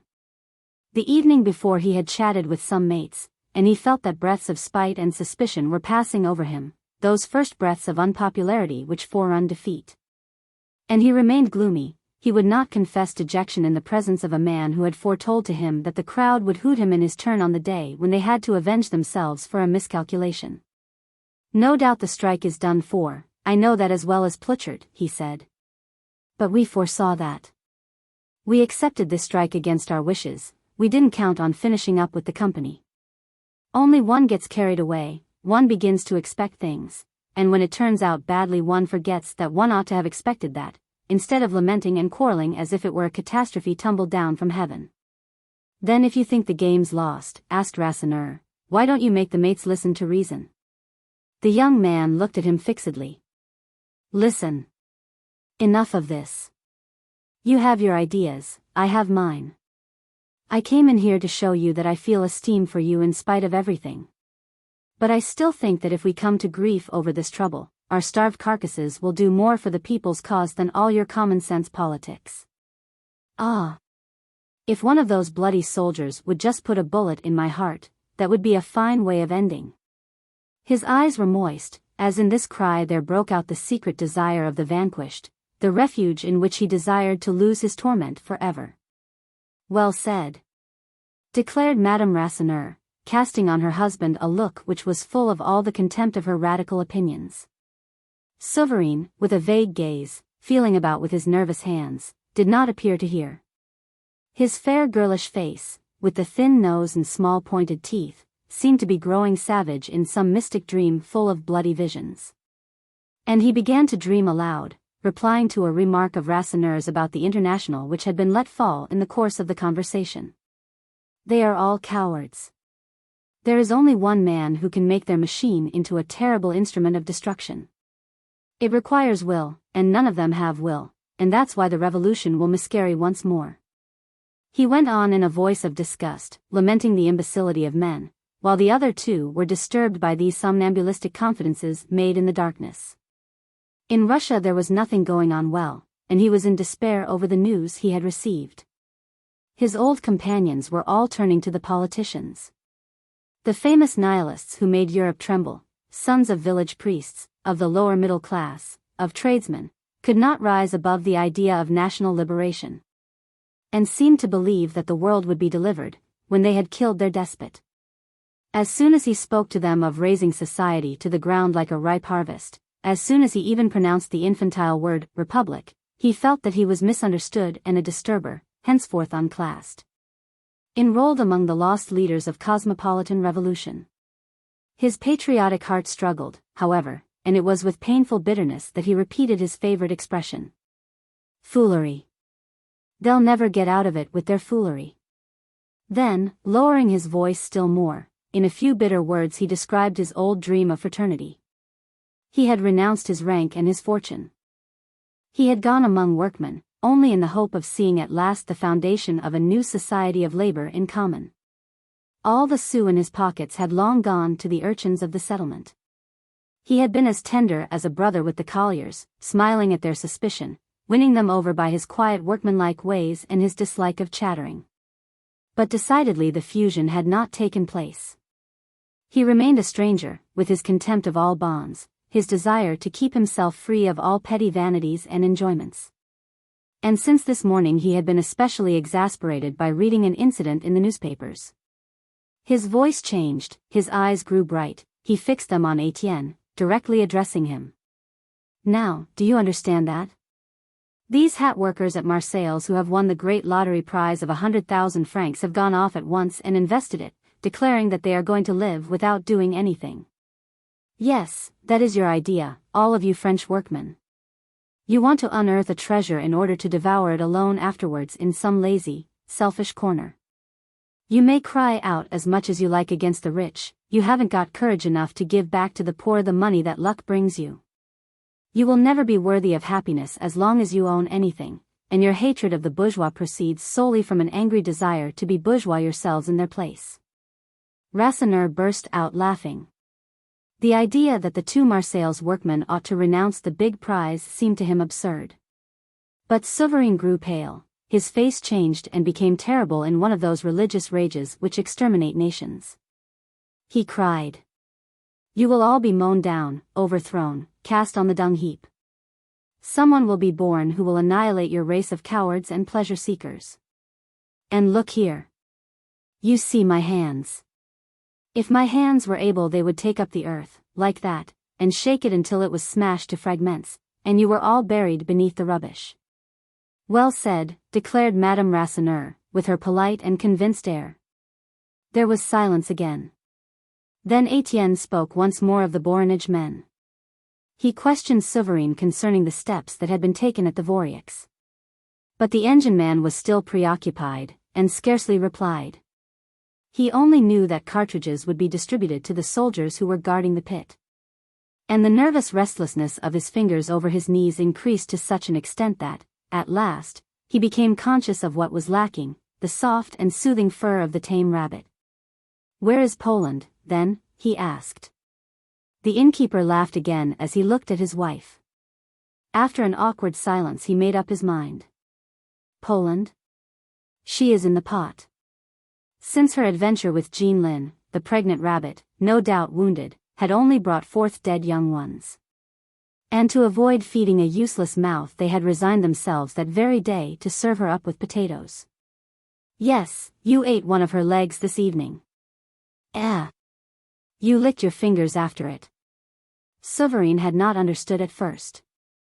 Then he became very pale, and his face contracted with nausea, while, in spite of his stoicism, 2 large tears were swelling beneath his eyelids. But no one had time to notice this emotion, for the door had opened roughly and Chavel had appeared, pushing Catherine before him. After having made himself drunk with beer and bluster in all the public houses of Monceau, the idea had occurred to him to go to the Avantage to show his old friends that he was not afraid. As he came in, he said to his mistress, "By God! I tell you, you shall drink a glass in here, I'll break the jaws of the first man who looks askance at me. Catherine, moved at the sight of Étienne, had become very pale. When Chaval in his turn perceived him, he grinned in his evil fashion. 2 glasses, Madame Rasseneur. We're wetting the new start of work. Without a word she poured out, as a woman who never refused her beer to anyone. There was silence, and neither the landlord or the 2 others stirred from their places. I know people who've said that I was a spy, Chaval went on swaggeringly, and I'm waiting for them just to say it again to my face, so that we can have a bit of explanation. No one replied, and the men turned their heads and gazed vaguely at the walls. There are some who sham, and there are some who don't sham, he went on louder. I've nothing to hide. I've left Denolin's dirty shop, and tomorrow I'm going down to the Voreux with a dozen Belgians, who have been given me to lead because I'm held in esteem, and if anyone doesn't like that, he can just say so, and we'll talk it over. Then, as the same contemptuous silence greeted his provocations, he turned furiously on Catherine. Will you drink, by God? Drink with me to the confusion of all the dirty beasts who refuse to work. She drank, but with so trembling a hand that the 2 glasses struck together with a tinkling sound. He had now pulled out of his pocket a handful of silver, which he exhibited with drunken ostentation, saying that he had earned that with his sweat, and that he defied the shammers to show 10 sous. The attitude of his mates exasperated him, and he began to come to direct insults. Then it is at night that the moles come out? The police have to go to sleep before we meet the brigands. Étienne had risen, very calm and resolute. Listen. You annoy me. Yes, you are a spy, your money still stinks of some treachery. You've sold yourself, and it disgusts me to touch your skin. No matter, I'm your man. It is quite time that one of us did for the other. Chaval clenched his fists. Come along, then, cowardly dog. I must call you so to warm you up. You all alone, I'm quite willing, and you shall pay for all the bloody tricks that have been played on me. With suppliant arms Catherine advanced between them. But they had no need to repel her, she felt the necessity of the battle, and slowly drew back of her own accord. Standing against the wall, she remained silent, so paralyzed with anguish that she no longer shivered, her large eyes gazing at these 2 men who were going to kill each other over her. Madame Rasseneur simply removed the glasses from the counter for fear that they might be broken. Then she sat down again on the bench, without showing any improper curiosity. But 2 old mates could not be left to murder each other like this. Rasseneur persisted in interfering, and Souverain had to take him by the shoulder and lead him back to the table, saying, It doesn't concern you. There is one of them too many, and the strongest must live. Without waiting for the attack, Chaval's fists were already dealing blows at space. He was the taller of the 2, and his blows swung about aiming at the face, with furious cutting movements of both arms one after the other, as though he were handling a couple of sabers. And he went on talking, playing to the gallery with volleys of abuse, which served to excite him. Ah! You damned devil, I'll have your nose. I'll do for your bloody nose. Just let me get at your chops, you whore's looking-glass. I'll make a hash for the bloody swine, and then we shall see if the strumpets will run after you. In silence, and with clenched teeth, Étienne gathered up his small figure, according to the rules of the game, protecting his chest and face by both fists, and he watched and let them fly like springs released, with terrible straight blows. At first they did each other little damage. The whirling and blustering blows of the one, the cool watchfulness of the other, prolonged the struggle. A chair was overthrown, their heavy boots crushed the white sand scattered on the floor. But at last they were out of breath, their panting respiration was heard, while their faces became red and swollen as from an interior fire which flamed out from the clear holes of their eyes. Played, yelled Chaval, trumps on your carcass. In fact his fist, working like a flail, had struck his adversary's shoulder. Étienne restrained a groan of pain and the only sound that was heard was the dull bruising of the muscles. Étienne replied with a straight blow to Chaval's chest, which would have knocked him out, had he not saved himself by one of his constant goat-like leaps. The blow, however, caught him on the left flank with such effect that he tottered, momentarily winded. He became furious on feeling his arm grow limp with pain, and kicked out like a wild beast, aiming at his adversary's belly with his heel. "Have it your guts," he stammered in a choked voice. "I'll pull them out and unwind them for you." Étienne avoided the blow, so indignant at this infraction of the laws of fair fighting that he broke silence. "Hold your tongue, brute. And no feet, by God. Or I take a chair and bash you with it." Then the struggle became serious. Rasseneur was disgusted, and would again have interfered, but a severe look from his wife held him back. Had not two customers a right to settle an affair in the house? He simply placed himself before the fireplace, for fear lest they should tumble over into it. Souverine, in his quiet way, had rolled a cigarette, but he forgot to light it. Catherine was motionless against the wall. Only her hands had unconsciously risen to her waist, and with constant fidgeting movements were twisting and tearing at the stuff of her dress. She was striving as hard as possible not to cry out, and so, perhaps, kill one of them by declaring her preference, but she was, too, so distracted that she did not even know which she preferred. Chavel, who was bathed in sweat and striking at random, soon became exhausted. In spite of his anger, Étienne continued to cover himself, parrying nearly all the blows, a few of which grazed him. His ear was split, a fingernail had torn away a piece of his neck, and this so smarted that he swore in his turn as he drove out one of his terrible straight blows. Once more Chavel saved his chest by a leap, but he had lowered himself, and the fist reached his face, smashing his nose and crushing one eye. Immediately a jet of blood came from his nostrils, and his eye became swollen and bluish. Blinded by this red flood, and dazed by the shock to his skull, the wretch was beating the air with his arms at random, when another blow, striking him at last full in the chest, finished him. There was a crunching sound. He fell on his back with a heavy thud, as when a sack of plaster is emptied. Étienne waited. "Get up. If you want some more, we'll begin again." Without replying, Chavel, after a few minutes' stupefaction, moved on the ground and stretched his limbs. He picked himself up with difficulty, resting for a moment curled up on his knees, doing something with his hand in the bottom of his pocket which could not be observed. Then, when he was up, he rushed forward again, his throat swelling with a savage yell. But Catherine had seen. And in spite of herself a loud cry came from her heart, astonishing her like the avowal of a preference she had herself been ignorant of. "Take care. He's got his knife." Étienne had only time to parry the first blow with his arm. His woolen jacket was cut by the thick blade, one of those blades fastened by a copper ferrule into a boxwood handle. He had already seized Chavel's wrist, and a terrible struggle began. For he felt that he would be lost if he let go, while the other shook his arm in the effort to free it and strike. The weapon was gradually lowered as their stiffened limbs grew fatigued. Étienne twice felt the cold sensation of the steel against his skin, and he had to make a supreme effort, so crushing the other's wrist that the knife slipped from his hand. Both of them had fallen to the earth, and it was Étienne who snatched it up, brandishing it in his turn.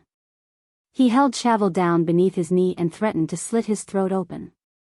"Ah, traitor. By God. You've got it coming to you now."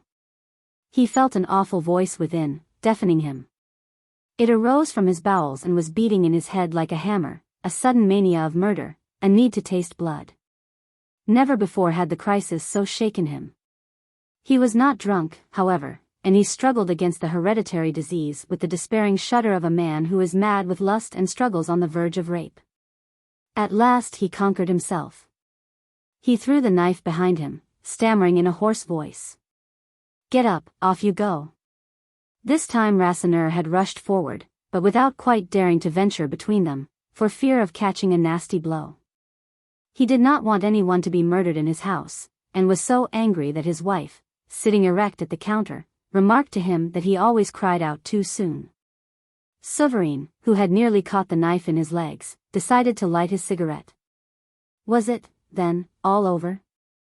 Catherine was looking on stupidly at the two men, who were unexpectedly both living. "Off you go," repeated Étienne. "Off you go, or I'll do for you." Chavel arose, and with the back of his hand wiped away the blood which continued to flow from his nose, with jaw smeared red and bruised eye, he went away trailing his feet, furious at his defeat. Catherine mechanically followed him. Then he turned round, and his hatred broke out in a flood of filth. No, no. Since you want him, sleep with him, dirty jade. And don't put your bloody feet in my place again if you value your skin.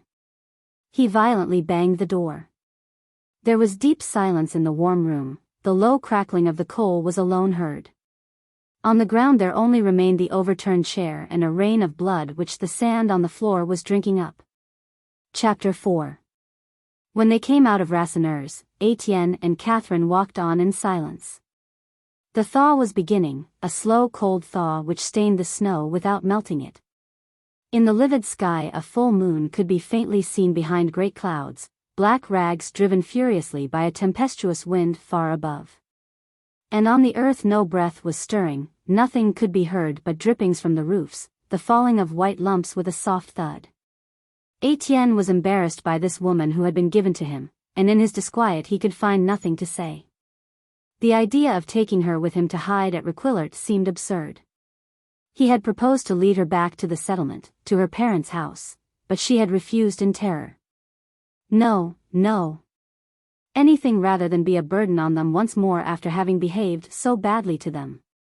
And neither of them spoke any more. They tramped on at random through the roads which were becoming rivers of mud. At first they went down towards the Voreux, then they turned to the right and passed between the pit bank and the canal. But you'll have to sleep somewhere, he said at last. Now, if I only had a room, I could easily take you. But a curious spasm of timidity interrupted him.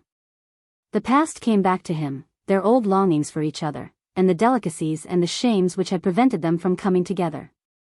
Did he still desire her, that he felt so troubled, gradually warmed at the heart by a fresh longing? The recollection of the blows she had dealt him at Gaston-Marie now attracted him instead of filling him with spite.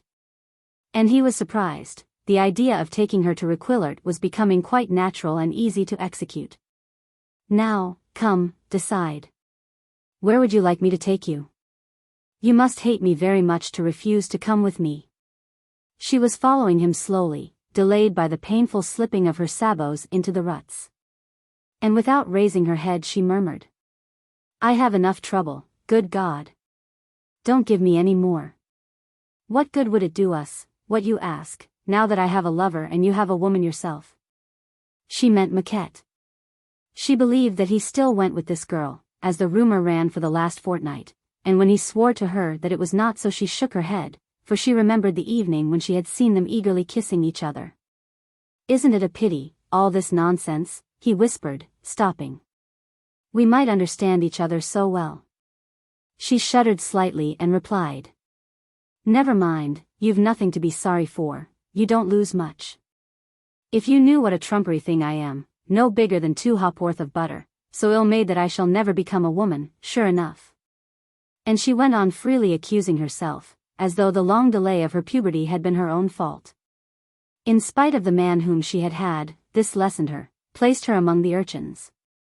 One has some excuse, at any rate, when one can produce a child. My poor little one, said Étienne, with deep pity, in a very low voice. They were at the foot of the pit bank, hidden in the shadow of the enormous pile. An inky cloud was just then passing over the moon. They could no longer even distinguish their faces, their breaths were mingled, their lips were seeking each other for that kiss which had tormented them with desire for months. But suddenly the moon reappeared, and they saw the sentinel above them, at the top of the rocks white with light, standing out erect on the Voreux. And before they had kissed an emotion of modesty separated them, that old modesty in which there was something of anger, a vague repugnance, and much friendship. They set out again heavily, up to their ankles in mud. Then it settled. You don't want to have anything to do with me? Asked Étienne. No, she said. You after Chavel, and after you another, eh? No, that disgusts me, it doesn't give me any pleasure. What's the use of doing it? They were silent, and walked some 100 paces without exchanging a word. But, anyhow, do you know where to go to? He said again. I can't leave you out in a night like this. She replied, simply. I'm going back. Chavel is my man. I have nowhere else to sleep but with him. But he will beat you to death. There was silence again.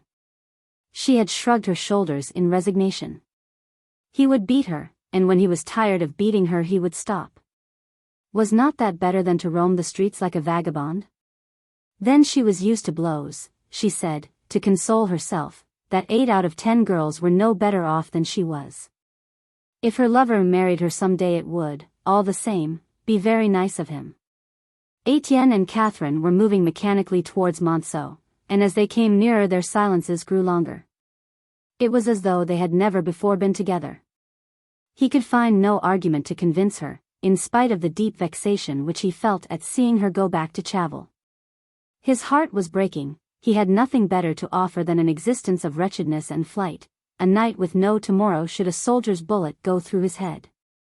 Perhaps, after all, it was wiser to suffer what he was suffering rather than risk a fresh suffering. So he led her back to her lover's, with sunken head, and made no protest when she stopped him on the main road, at the corner of the yards, 20 meters from the estaminet piquet, saying, "Don't come any farther. If he sees you it will only make things worse." 11 o'clock struck at the church. The estaminet was closed, but gleams came through the cracks. "Goodbye," she murmured. She had given him her hand. He kept it, and she had to draw it away painfully, with a slow effort, to leave him. Without turning her head, she went in through the little latched door. But he did not turn away, standing at the same place with his eyes on the house, anxious as to what was passing within. He listened, trembling lest he should hear the cries of a beaten woman. The house remained black and silent. He only saw a light appear at a first-floor window, and as this window opened, and he recognized the thin shadow that was leaning over the road, he came near. Catherine then whispered very low, "He's not come back. I'm going to bed. Please go away." Étienne went off. The thaw was increasing, a regular shower was falling from the roofs, a moist sweat flowed down the walls, the palings, the whole confused mass of this industrial district lost in night. At first he turned towards Requillart, sick with fatigue and sadness, having no other desire except to disappear under the earth and to be annihilated there. Then the idea of the Voreux occurred to him again. He thought of the Belgian workmen who were going down, of his mates at the settlement, exasperated against the soldiers and resolved not to tolerate strangers in their pit. And he passed again along the canal through the puddles of melted snow. As he stood once more near the pit bank the moon was shining brightly. He raised his eyes and gazed at the sky. The clouds were galloping by, whipped on by the strong wind which was blowing up there. But they were growing white, and reveling out thinly with the misty transparency of troubled water over the moon's face. They succeeded each other so rapidly that the moon, veiled at moments, constantly reappeared in limpid clearness. With gaze full of this pure brightness, Étienne was lowering his head, when a spectacle on the summit of the pit bank attracted his attention. The sentinel, stiffened by cold, was walking up and down, taking 25 paces towards Marchiennes, and then returning towards Monceau. The white glitter of his bayonet could be seen above his black silhouette, which stood out clearly against the pale sky. But what interested the young man, behind the cabin where Bonnemort used to take shelter on tempestuous nights, was a moving shadow, a crouching beast in ambush, which he immediately recognized as Jeanlin, with his long flexible spine like a marten's. The sentinel could not see him. That brigand of a child was certainly preparing some practical joke, for he was still furious against the soldiers, and asking when they were going to be freed from these murderers who had been sent here with guns to kill people. For a moment Étienne thought of calling him to prevent the execution of some stupid trick. The moon was hidden. He had seen him draw himself up ready to spring, but the moon reappeared, and the child remained crouching. At every turn the sentinel came as far as the cabin, then turned his back and walked in the opposite direction. And suddenly, as a cloud threw its shadow, Jeanlin leapt onto the soldier's shoulders with the great bound of a wild cat, and gripping him with his claws buried his large open knife in his throat. The horsehair collar resisted. He had to apply both hands to the handle and hang on with all the weight of his body. He had often bled fowls which he had found behind farms. It was so rapid that there was only a stifled cry in the night, while the musket fell with the sound of old iron. Already the moon was shining again. Motionless with stupor, Étienne was still gazing. A shout had been choked in his chest. Above, the pit bank was vacant, no shadow was any longer visible against the wild flight of clouds. He ran up and found Jeanlin on all fours before the corpse, which was lying back with extended arms. Beneath the limpid light the red trousers and grey overcoat contrasted harshly with the snow. Not a drop of blood had flowed, the knife was still in the throat up to the handle. With a furious, unreasoning blow of the fist he knocked the child down beside the body. "What have you done that for?" he stammered wildly. Jeanlin picked himself up and rested on his hands, with a feline movement of his thin spine. His large ears, his green eyes, his prominent jaws were quivering and aflame with the shock of his deadly blow. "By God! Why have you done this?" "I don't know, I wanted to." He persisted in this reply. For 3 days he had wanted to. It tormented him, it made his head ache behind his ears, because he thought about it so much. Need one be so particular with these damned soldiers who were worrying the colliers in their own homes? Of the violent speeches he had heard in the forest, the cries of destruction and death shouted among the pits, 5 or 6 words had remained with him, and these he repeated like a street urchin playing at Revolution. And he knew no more. No one had urged him on, it had come to him of itself, just as the desire to steal onions from a field came to him. Startled at this obscure growth of crime in the recesses of this childish brain, Étienne again pushed him away with a kick, like an unconscious animal. He trembled lest the guard at the Voreux had heard the sentinel's stifled cry, and looked towards the pit every time the moon was uncovered. But nothing stirred, and he bent down, felt the hands that were gradually becoming icy, and listened to the heart, which had stopped beneath the overcoat. Only the bone handle of the knife could be seen with the motto on it, the simple word amour, engraved in black letters.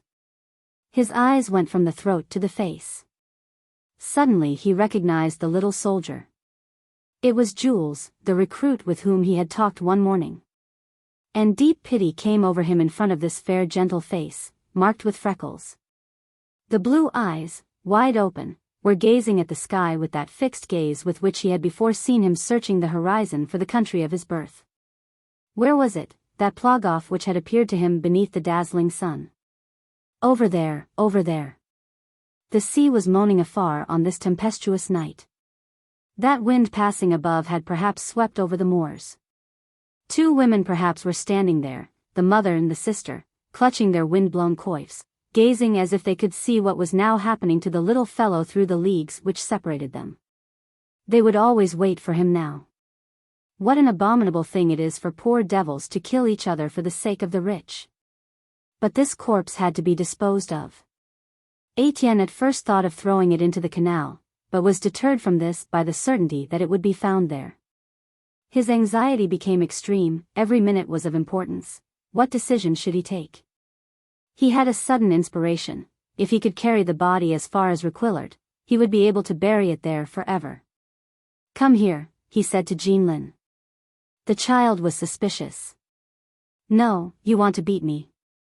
And then I have business. Good night." In fact, he had given a rendezvous to Bibert and Lydie in a hiding place, a hole arranged under the wood supply at the Voreux. It had been arranged to sleep out, so as to be there if the Belgians' bones were to be broken by stoning when they went down the pit. "Listen," repeated Étienne.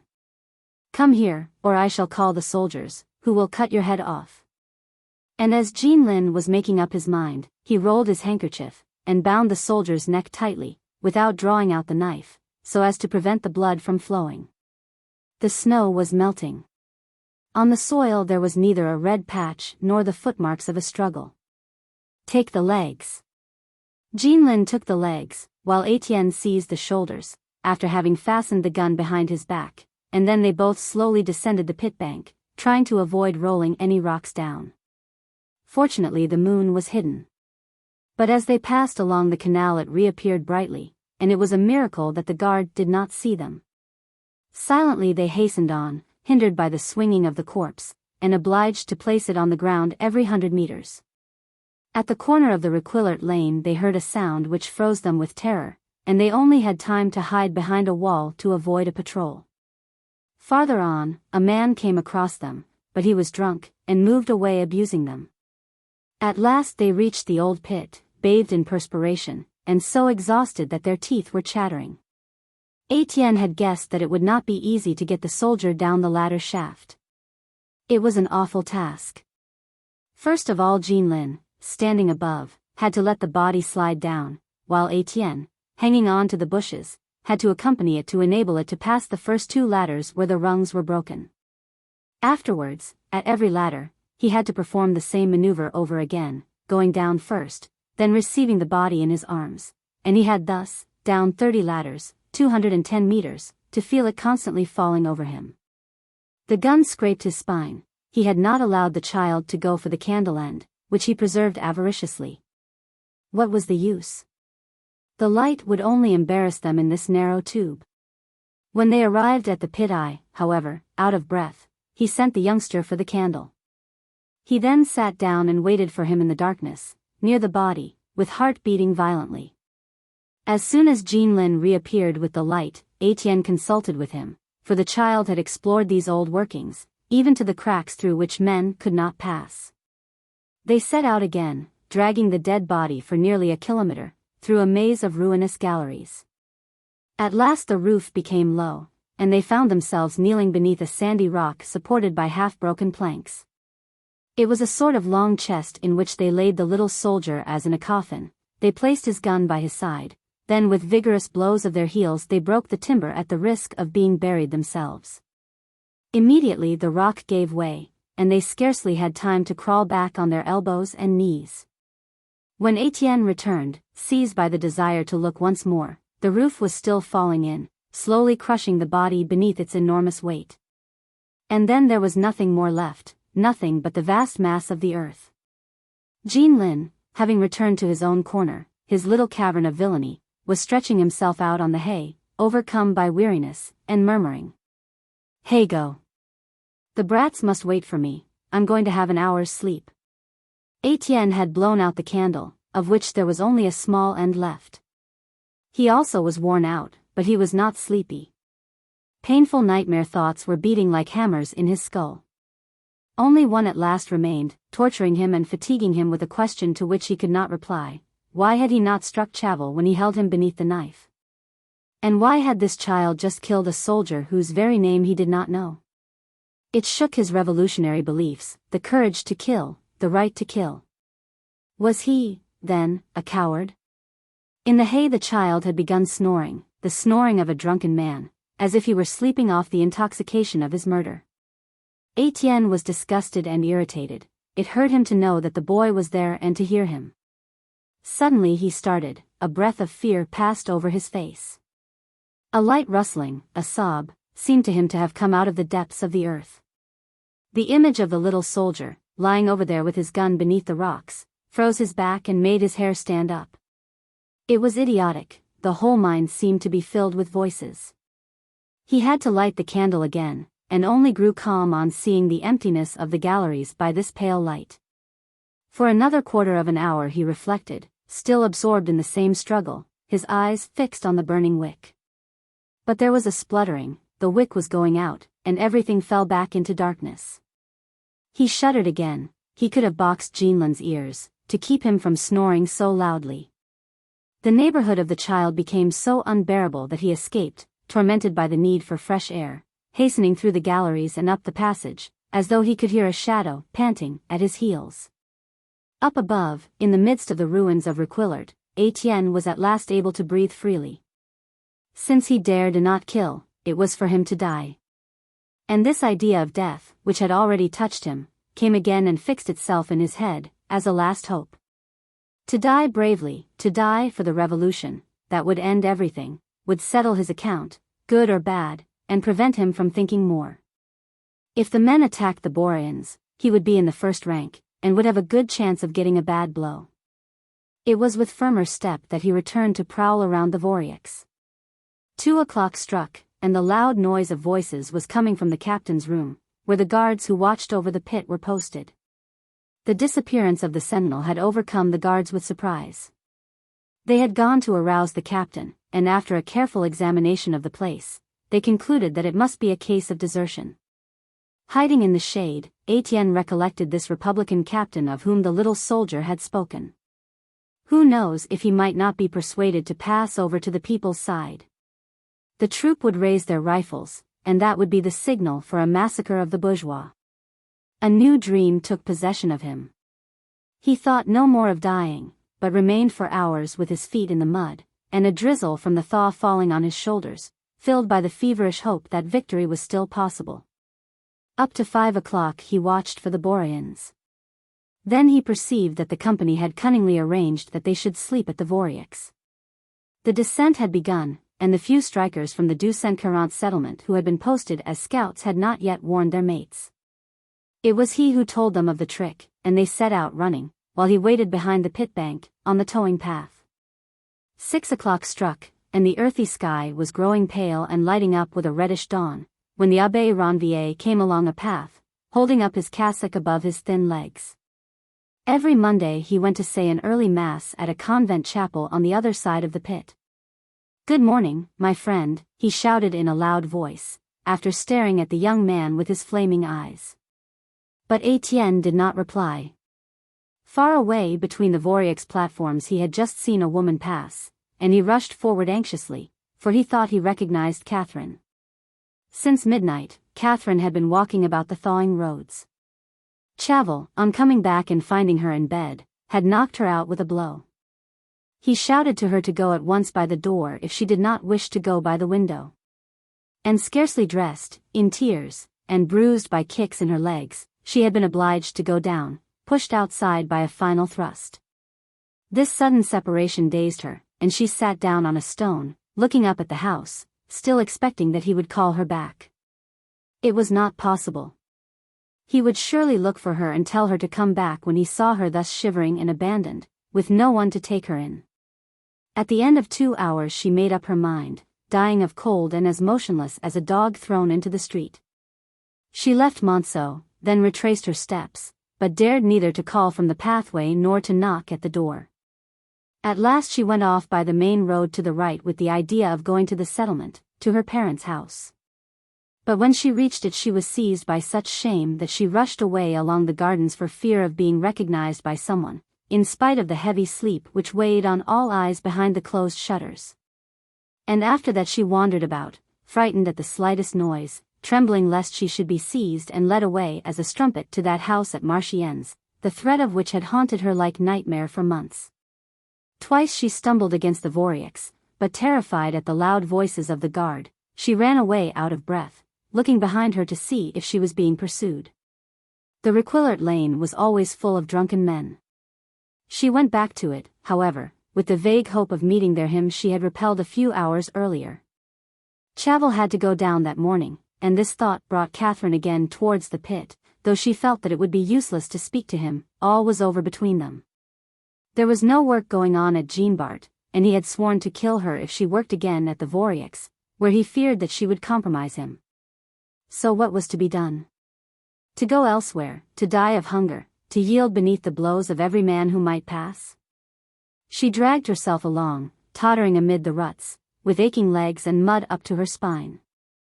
The thaw had now filled the streets with a flood of mire.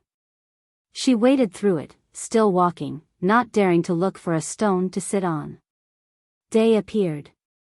Catherine had just recognized the back of Chavel, who was cautiously going round the pit bank, when she noticed Lydie and Bibert putting their noses out of their hiding place beneath the wood supply. They had passed the night there in ambush, without going home, since Jeanlin's order was to await him, and while this latter was sleeping off the drunkenness of his murder at Requillart, the two children were lying in each other's arms to keep warm. The wind blew between the planks of chestnut and oak, and they rolled themselves up as in some woodcutter's abandoned hut. Lydie did not dare to speak aloud the sufferings of a small beaten woman, any more than Bibert found courage to complain of the captain's blows which made his cheeks swell. But the captain was really abusing his power, risking their bones in mad marauding expeditions while refusing to share the booty. Their hearts rose in revolt, and they had at last embraced each other in spite of his orders, careless of that box of the ears from the invisible with which he had threatened them. It never came, so they went on kissing each other softly, with no idea of anything else, putting into that caress the passion they had long struggled against, the whole of their martyred and tender natures. All night through they had thus kept each other warm, so happy, at the bottom of this secret hole, that they could not remember that they had ever been so happy before, not even on St. Barbara's Day, when they had eaten fritters and drunk wine. The sudden sound of a bugle made Catherine start. She raised herself, and saw the Voreux guards taking up their arms. Étienne arrived running. Bibert and Lydie jumped out of their hiding place with a leap. And over there, beneath the growing daylight, a band of men and women were coming from the settlement, gesticulating wildly with anger. Chapter 5. All the entrances to the Voreux had been closed, and the 60 soldiers, with grounded arms, were barring the only door left free. That leading to the receiving room by a narrow staircase into which opened the captain's room and the shed.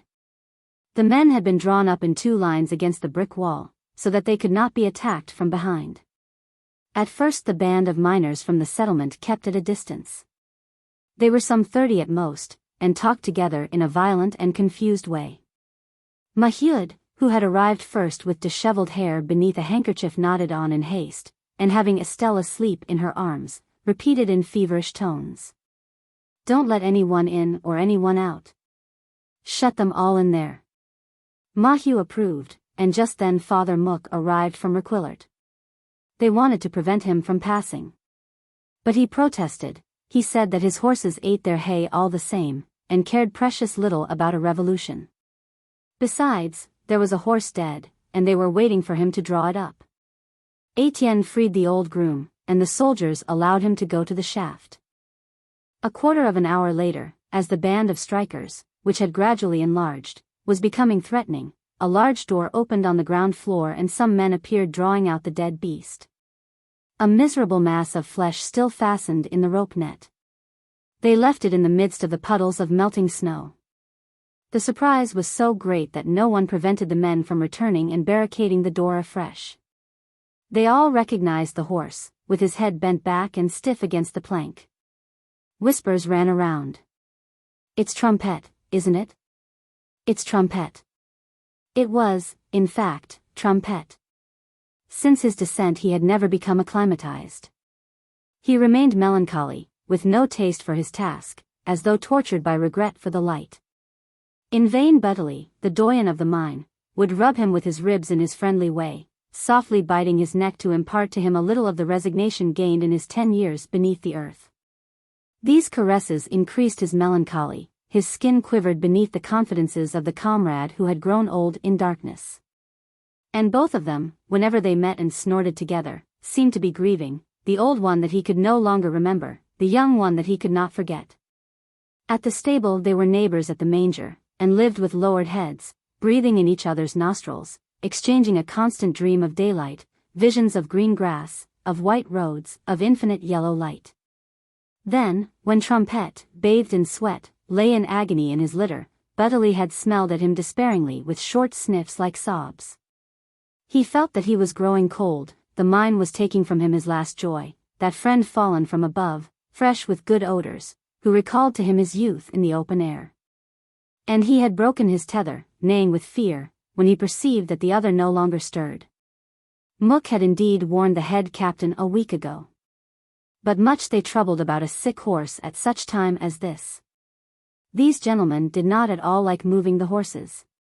Now, however, they had to make up their minds to take him out. The evening before the groom had spent an hour with 2 men tying up Trumpet. They harnessed Budley to bring him to the shaft. The old horse slowly pulled, dragging his dead comrade through so narrow a gallery that he could only shake himself at the risk of taking the skin off. And he tossed his head, listening to the grazing sound of the carcass as it went to the knacker's yard. At the pit eye, when he was unharnessed, he followed with his melancholy eye the preparations for the ascent, the body pushed onto the crossbars over the sump, the net fastened beneath a cage. At last the porters rang meat. He lifted his neck to see it go up, at first softly, then at once lost in the darkness, flown up forever to the top of that black hole. And he remained with neck stretched out, his vague beast's memory perhaps recalling the things of the earth. But it was all over. He would never see his comrade again, and he himself would thus be tied up in a pitiful bundle on the day when he would ascend up there.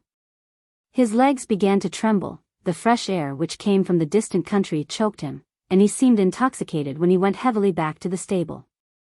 At the surface the colliers stood gloomily before Trumpet's carcass. A woman said in a low voice, "Another man, that may go down if it likes." But a new flood arrived from the settlement, and Levaque, who was at the head followed by his wife and Bouteloup, shouted, "Kill them, those Boreans. No blacklegs here. Kill them. Kill them." All rushed forward, and Étienne had to stop them. He went up to the captain, a tall thin young man of scarcely 28 years, with a despairing, resolute face. He explained things to him. He tried to win him over, watching the effect of his words. What was the good of risking a useless massacre? Was not justice on the side of the miners? They were all brothers, and they ought to understand one another. When he came to use the word republic, the captain made a nervous movement, but he preserved his military stiffness, and said suddenly, "Keep off. Do not force me to do my duty." 3 times over Étienne tried again. Behind him his mates were growling. The report ran that Hennebeau was at the pit, and they talked of letting him down by the neck, to see if he would hew his coal himself. But it was a false report, only Négrel and Dansaert were there. They both showed themselves for a moment at a window of the receiving room. The head captain stood in the background, rather out of countenance since his adventure with Piron, while the engineer bravely looked round on the crowd with his bright little eyes, smiling with that sneering contempt in which he enveloped men and things generally. Hooting arose, and they disappeared. And in their place only Souvarine's pale face was seen. He was just then on duty. He had not left his engine for a single day since the strike began, no longer talking, more and more absorbed by a fixed idea, which seemed to be shining like steel in the depths of his pale eyes. "Keep off," repeated the captain loudly. "I wish to hear nothing. My orders are to guard the pit, and I shall guard it. And do not press on to my men, or I shall know how to drive you back." In spite of his firm voice, he was growing pale with increasing anxiety, as the flood of miners continued to swell. He would be relieved at midday. But fearing that he would not be able to hold out until then, he had sent a trammer from the pit to Monceau to ask for reinforcements. Shouts had replied to him. "Kill the blacklegs. Kill the Boreans. We mean to be masters in our own place." Étienne drew back in despair. The end had come, there was nothing more except to fight and to die. And he ceased to hold back his mates. The mob moved up to the little troop. There were nearly 400 of them, and the people from the neighboring settlements were all running up. They all shouted the same cry. Mahieu and Levaque said furiously to the soldiers, "Get off with you. We have nothing against you. Get off with you." "This doesn't concern you," said Mahieu. "Let us attend to our own affairs." And from behind, the Levaque woman added, more violently, "Must we eat you to get through? Just clear out of the bloody place." Even Liddy's shrill voice was heard. She had crammed herself in more closely, with Bibert, and was saying, in a high voice, "Oh, the pale-livered pigs." Catherine, a few paces off, was gazing and listening, stupefied by new scenes of violence, into the midst of which ill luck seemed to be always throwing her. Had she not suffered too much already? What fault had she committed, then, that misfortune would never give her any rest? The day before she had understood nothing of the fury of the strike. She thought that when one has one's share of blows it is useless to go and seek for more. And now her heart was swelling with hatred. She remembered what Étienne had often told her when they used to sit up. She tried to hear what he was now saying to the soldiers. He was treating them as mates. He reminded them that they also belonged to the people, and that they ought to be on the side of the people against those who took advantage of their wretchedness. But a tremor ran through the crowd, and an old woman rushed up. It was Mother Brule, terrible in her leanness, with her neck and arms in the air, coming up at such a pace that the wisps of her grey hair blinded her. Ah! By God! Here I am, she stammered, out of breath. That traitor Perron, who shut me up in the cellar. And without waiting she fell on the soldiers, her black mouth belching abuse. Pack of scoundrels. Dirty scum.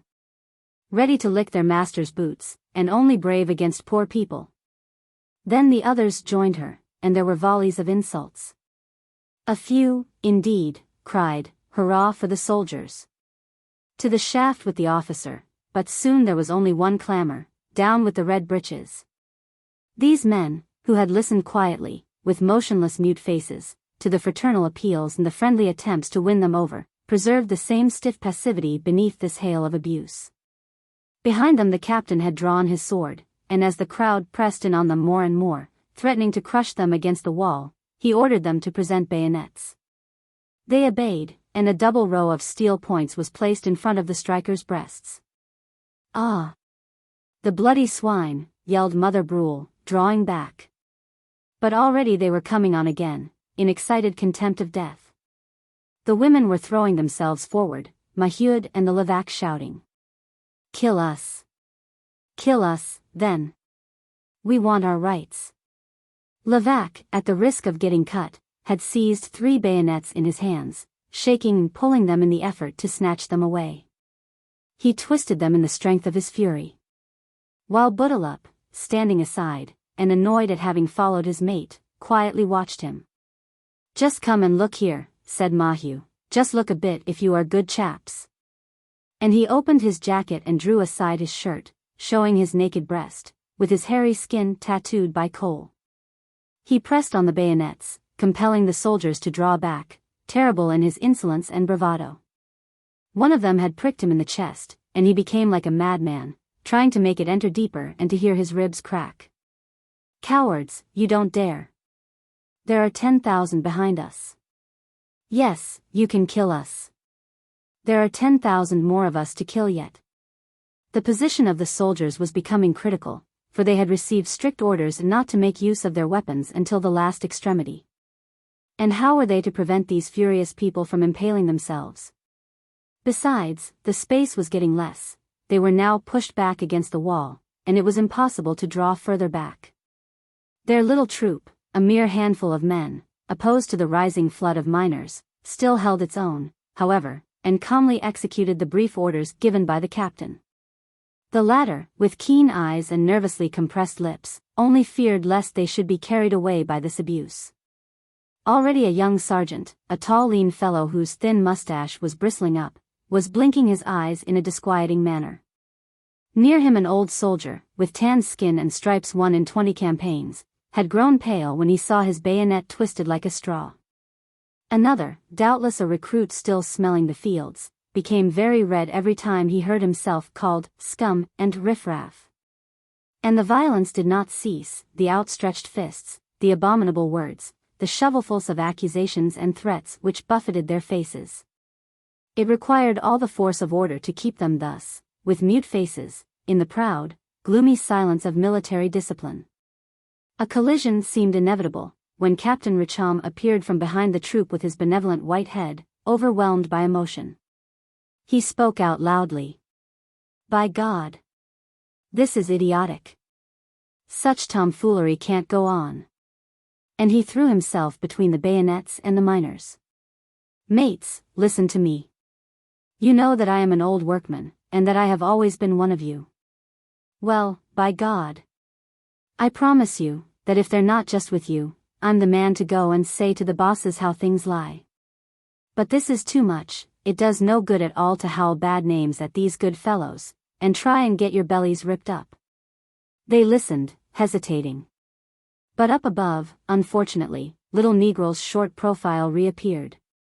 He feared, no doubt, that he would be accused of sending a captain in place of venturing out himself, and he tried to speak. But his voice was lost in the midst of so frightful a tumult that he had to leave the window again, simply shrugging his shoulders. Richaume then found it vain to entreat them in his own name, and to repeat that the thing must be arranged between mates. They repelled him, suspecting him. But he was obstinate and remained amongst them. "By God! Let them break my head as well as yours, for I don't leave you while you are so foolish." Étienne, whom he begged to help him in making them hear reason, made a gesture of powerlessness. It was too late, there were now more than 500 of them. And besides the madmen who were rushing up to chase away the Boreans, some came out of inquisitiveness, or to joke and amuse themselves over the battle. In the midst of one group, at some distance, Zachary and Philomene were looking on as at a theater so peacefully that they had brought their 2 children, Achille and Désirée. Another stream was arriving from Requillart, including Mackay and Maquette. The former at once went on, grinning, to slap his friend Zachary on the back, while Maquette, in a very excited condition, rushed to the first rank of the evil-disposed. Every minute, however, the captain looked down the Monceau road. The desired reinforcements had not arrived, and his 60 men could hold out no longer. At last it occurred to him to strike the imagination of the crowd, and he ordered his men to load. The soldiers executed the order, but the disturbance increased, the blustering, and the mockery. "Ah! These shammers, they're going off to the target," jeered the women, the Brule, the Levaque, and the others. Maheude, with her breast covered by the little body of Estelle, who was awake and crying, came so near that the sergeant asked her what she was going to do with that poor little brat. "What the devil's that to do with you?" she replied. "Fire at it if you dare." The men shook their heads with contempt. None believed that they would fire on them. "There are no balls in their cartridges," said Levaque. "Are we Cossacks?" cried Maheu. "You don't fire against Frenchmen, by God." Others said that when people had been through the Crimean campaign they were not afraid of lead. And all continued to thrust themselves on to the rifles. If firing had begun at this moment the crowd would have been mown down. In the front rank Maquette was choking with fury, thinking that the soldiers were going to gash the women's skins. She had spat out all her coarse words at them, and could find no vulgarity low enough, when suddenly, having nothing left but that mortal offense with which to bombard the faces of the troop, she exhibited her backside. With both hands she raised her skirts, bent her back, and expanded the enormous rotundity. "Here, that's for you. And it's a lot too clean, you dirty blackguards." She ducked and butted so that each might have his share, repeating after each thrust. "There's for the officer. There's for the sergeant. There's for the soldiers." A tempest of laughter arose. Bibert and Lydie were in convulsions. Étienne himself, in spite of his somber expectation, applauded this insulting nudity. All of them, the banterers as well as the infuriated, were now hooting the soldiers as though they had seen them stained by a splash of filth. Catherine only, standing aside on some old timber, remained silent with the blood at her heart, slowly carried away by the hatred that was rising within her. But a hustling took place. To calm the excitement of his men, the captain decided to make prisoners. With Elite Maquette escaped, saving herself between the legs of her comrades. 3 miners, Levaque and 2 others, were seized among the more violent, and kept in sight at the other end of the captain's room. Negril and Dansard, above, were shouting to the captain to come in and take refuge with them. He refused. He felt that these buildings with their doors without locks would be carried by assault, and that he would undergo the shame of being disarmed. His little troop was already growling with impatience. It was impossible to flee before these wretches in sabots. The 60, with their backs to the wall and their rifles loaded, again faced the mob. At first there was a recoil, followed by deep silence. The strikers were astonished at this energetic stroke. Then a cry arose calling for the prisoners, demanding their immediate release. Some voices said that they were being murdered in there. And without any attempt at concerted action, carried away by the same impulse, by the same desire for revenge, they all ran to the piles of bricks which stood near, those bricks for which the Marly soil supplied the clay, and which were baked on the spot. The children brought them one by one, and the women filled their skirts with them. Every one soon had her ammunition at her feet, and the battle of stones began. It was Mother Brule who set to first. She broke the bricks on the sharp edge of her knee, and with both hands she discharged the 2 fragments. The Levaque woman was almost putting her shoulders out, being so large and soft that she had to come near to get her aim, in spite of Bouteloup's entreaties. And he dragged her back in the hope of being able to lead her away now that her husband had been taken off. They all grew excited, and Maquette, tired of making herself bleed by breaking the bricks on her over-fat thighs, preferred to throw them whole. Even the youngsters came into line, and Bibert showed Liddy how the brick ought to be sent from under the elbow. It was a shower of enormous hailstones, producing low thuds. And suddenly, in the midst of these furies, Catherine was observed with her fists in the air, also brandishing half-bricks and throwing them with all the force of her little arms. She could not have said why. She was suffocating, she was dying of the desire to kill everybody. Would it not soon be done with, this cursed life of misfortune? She had had enough of it, beaten and driven away by her man, wandering about like a lost dog in the mud of the roads, without being able to ask a crust from her father, who was starving like herself. Things never seemed to get better. They were getting worse ever since she could remember. And she broke the bricks and threw them before her with the one idea of sweeping everything away, her eyes so blinded that she could not even see whose jaws she might be crushing. Étienne, who had remained in front of the soldiers, nearly had his skull broken. His ear was grazed, and turning round he started when he realized that the brick had come from Catherine's feverish hands. But at the risk of being killed he remained where he was, gazing at her. Many others also forgot themselves there, absorbed in the battle, with empty hands. Maquet criticized the blows as though he were looking on at a game of bouchon. Oh, that was well struck. And that other, no luck. He joked, and with his elbow pushed Zachary, who was squabbling with Philomene because he had boxed Achilles and Desiree's ears, refusing to put them on his back so that they could see. There were spectators crowded all along the road.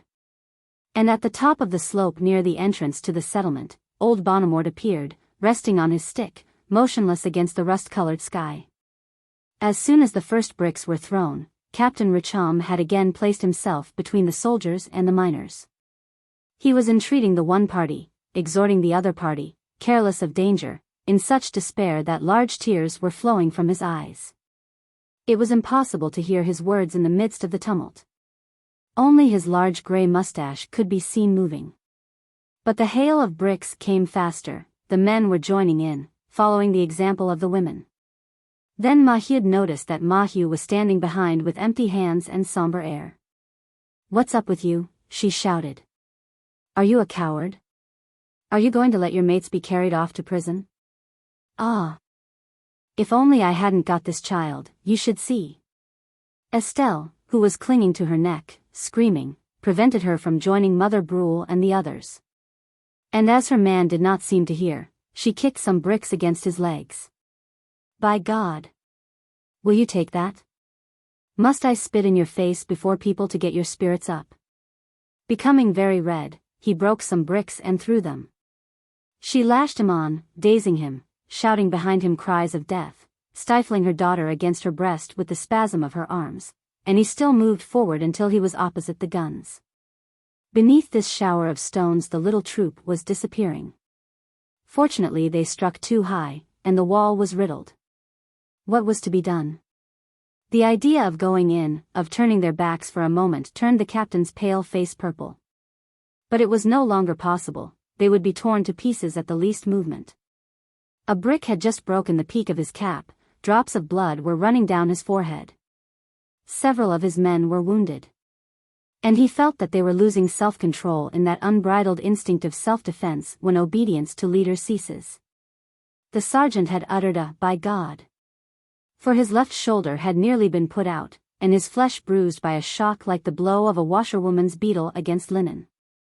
Grazed twice over, the recruit had his thumb smashed, while his right knee was grazed. Were they to let themselves be worried much longer?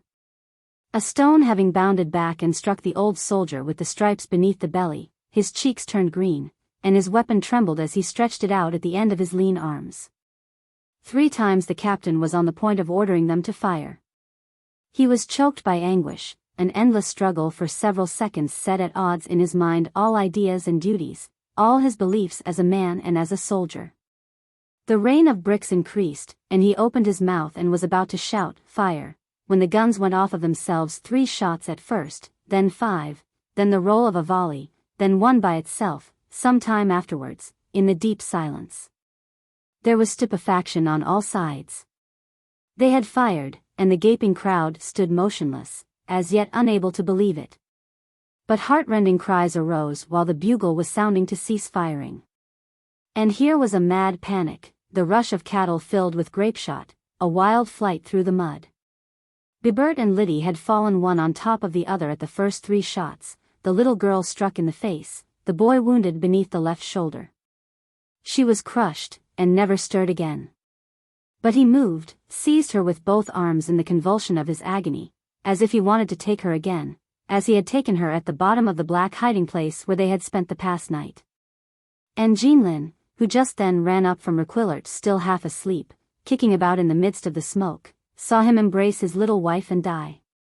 The 5 other shots had brought down Mother Brule and Captain Richong. Struck in the back as he was entreating his mates, he had fallen on to his knees, and slipping on to one hip he was groaning on the ground with eyes still full of tears. The old woman, whose breast had been opened, had fallen back stiff and crackling, like a bundle of dry faggots, stammering one last oath in the gurgling of blood. But then the volley swept the field, mowing down the inquisitive groups who were laughing at the battle 100 paces off. A ball entered Mackay's mouth and threw him down with fractured skull at the feet of Zacharine Philomene, whose 2 youngsters were splashed with red drops. At the same moment Maquette received 2 balls in the belly. She had seen the soldiers take aim, and in an instinctive movement of her good nature she had thrown herself in front of Catherine, shouting out to her to take care. She uttered a loud cry and fell onto her back overturned by the shock. Étienne ran up, wishing to raise her and take her away, but with a gesture she said it was all over. Then she groaned, but without ceasing to smile at both of them, as though she were glad to see them together now that she was going away. All seemed to be over, and the hurricane of balls was lost in the distance as far as the frontages of the settlement, when the last shot, isolated and delayed, was fired. Mahieu, struck in the heart, turned round and fell with his face down into a puddle black with coal.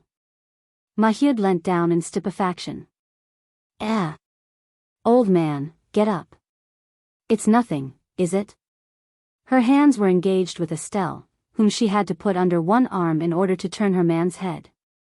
Say something. Where are you hurt? His eyes were vacant, and his mouth was slavered with bloody foam. She understood, he was dead. Then she remained seated in the mud with her daughter under her arm like a bundle, gazing at her old man with a besotted air. The pit was free. With a nervous movement the captain had taken off and then put on his cap, struck by a stone. He preserved his pallid stiffness in face of the disaster of his life, while his men with mute faces were reloading. The frightened faces of Negro and Dansert could be seen at the window of the receiving room. Souverain was behind them with a deep wrinkle on his forehead, as though the nail of his fixed idea had printed itself there threateningly. On the other side of the horizon, at the edge of the plain, Bonnemort had not moved, supported by one hand on his stick, the other hand up to his brows to see better the murder of his people below. The wounded were howling, the dead were growing cold, in twisted postures, muddy with the liquid mud of the thaw, here and there forming puddles among the inky patches of coal which reappeared beneath the tattered snow. And in the midst of these human corpses, all small, poor and lean in their wretchedness, lay Trompette's carcass, a monstrous and pitiful mass of dead flesh. Étienne had not been killed. He was still waiting beside Catherine, who had fallen from fatigue and anguish, when a sonorous voice made him start. It was Abbé Ranvier, who was coming back after saying Mass, and who, with both arms in the air, with the inspired fury of a prophet, was calling the wrath of God down on the murderers. He foretold the era of justice, the approaching extermination of the middle class by fire from heaven, since it was bringing its crimes to a climax by massacring the workers and the disinherited of the world. Part 7. Chapter 1. The shots fired at Monceau had reached as far as Paris with a formidable echo. For 4 days all the opposition journals had been indignant, displaying atrocious narratives on their front pages, 25 wounded, 14 dead, including 3 women and 2 children. And there were prisoners taken as well. Levaque had become a sort of hero, and was credited with a reply of antique sublimity to the examining magistrate. The empire, hit in mid-career by these few balls, affected the calm of omnipotence, without itself realizing the gravity of its wound.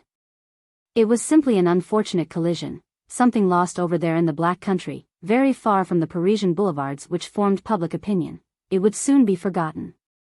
The company had received official intimation to hush up the affair, and to put an end to a strike which from its irritating duration was becoming a social danger. So on Wednesday morning 3 of the directors appeared at Monceau. The little town, sick at heart, which had not dared hitherto to rejoice over the massacre, now breathed again, and tasted the joy of being saved.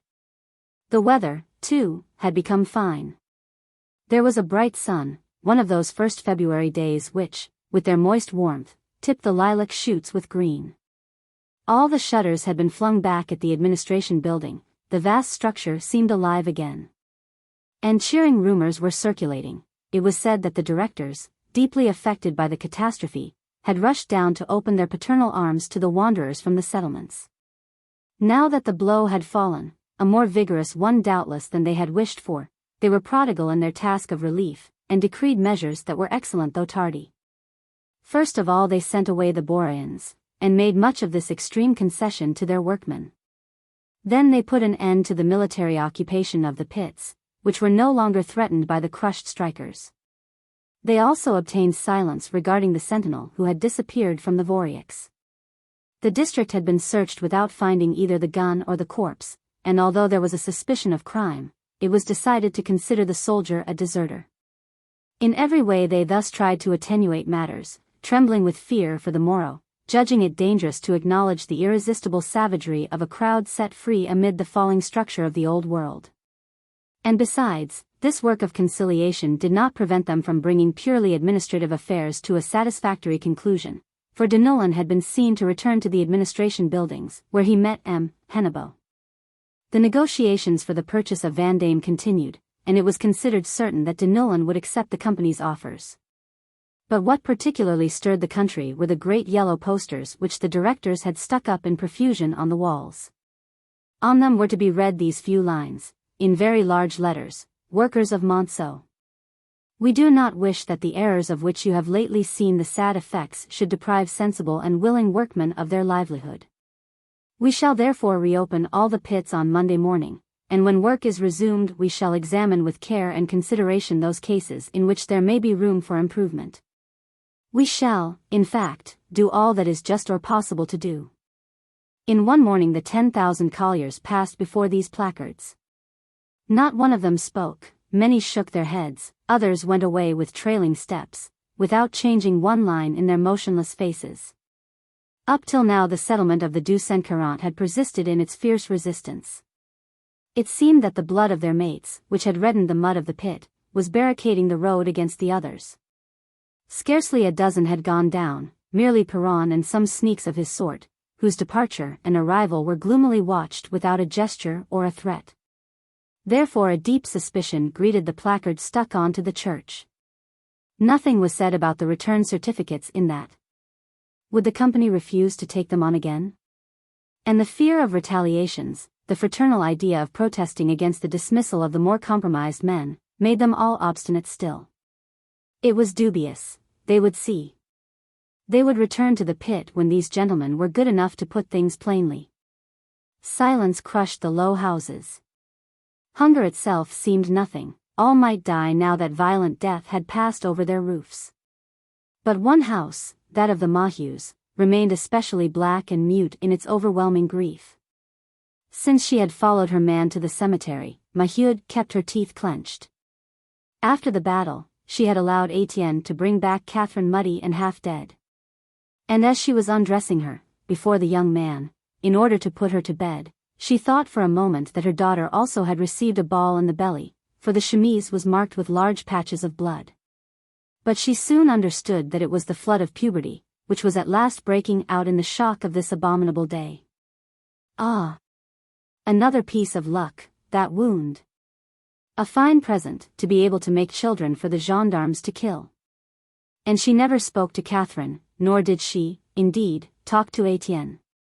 The latter slept with Jean Lin, at the risk of being arrested, seized by such horror at the idea of going back to the darkness of Requillart that he would have preferred a prison. A shudder shook him, the horror of the night after all those deaths, an unacknowledged fear of the little soldier who slept down there underneath the rocks. Besides, he dreamed of a prison as of a refuge in the midst of the torment of his defeat. But they did not trouble him, and he dragged on his wretched hours, not knowing how to weary out his body.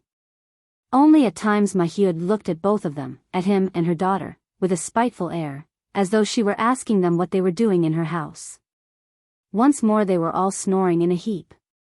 Father Bonnemort occupied the former bed of the two youngsters, who slept with Catherine now that poor Alzire no longer dug her hump into her big sister's ribs. It was when going to bed that the mother felt the emptiness of the house by the coldness of her bed, which was now too large.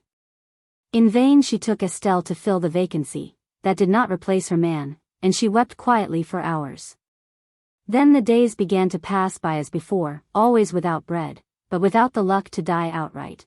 Things picked up here and there rendered to the wretches the poor service of keeping them alive. Nothing had changed in their existence, only her man was gone. On the afternoon of the 5th day, Étienne, made miserable by the sight of this silent woman, left the room, and walked slowly along the paved street of the settlement. The inaction which weighed on him impelled him to take constant walks, with arms swinging idly in lowered head, always tortured by the same thought. He tramped thus for half an hour, when he felt, by an increase in his discomfort, that his mates were coming to their doors to look at him. His little remaining popularity had been driven to the winds by that fusillade, and he never passed now without meeting fiery looks which pursued him. When he raised his head there were threatening men there, women drawing aside the curtains from their windows. And beneath this still silent accusation the restrained anger of these eyes, enlarged by hunger and tears, he became awkward and could scarcely walk straight. These dumb reproaches seemed to be always increasing behind him. He became so terrified, lest he should hear the entire settlement come out to shout its wretchedness at him, that he returned shuddering. But at the Maheus the scene which met him still further agitated him. Old Bonnemort was near the cold fireplace, nailed to his chair ever since two neighbors, on the day of the slaughter, had found him on the ground, with his stick broken, struck down like an old thunder-stricken tree. And while Lenore and Henri, to beguile their hunger, were scraping, with deafening noise, an old saucepan in which cabbages had been boiled the day before, Maheude, after having placed Estelle on the table, was standing up threatening Catherine with her fist. "Say that again, by God! Just dare to say that again!" Catherine had declared her intention to go back to the Voreux.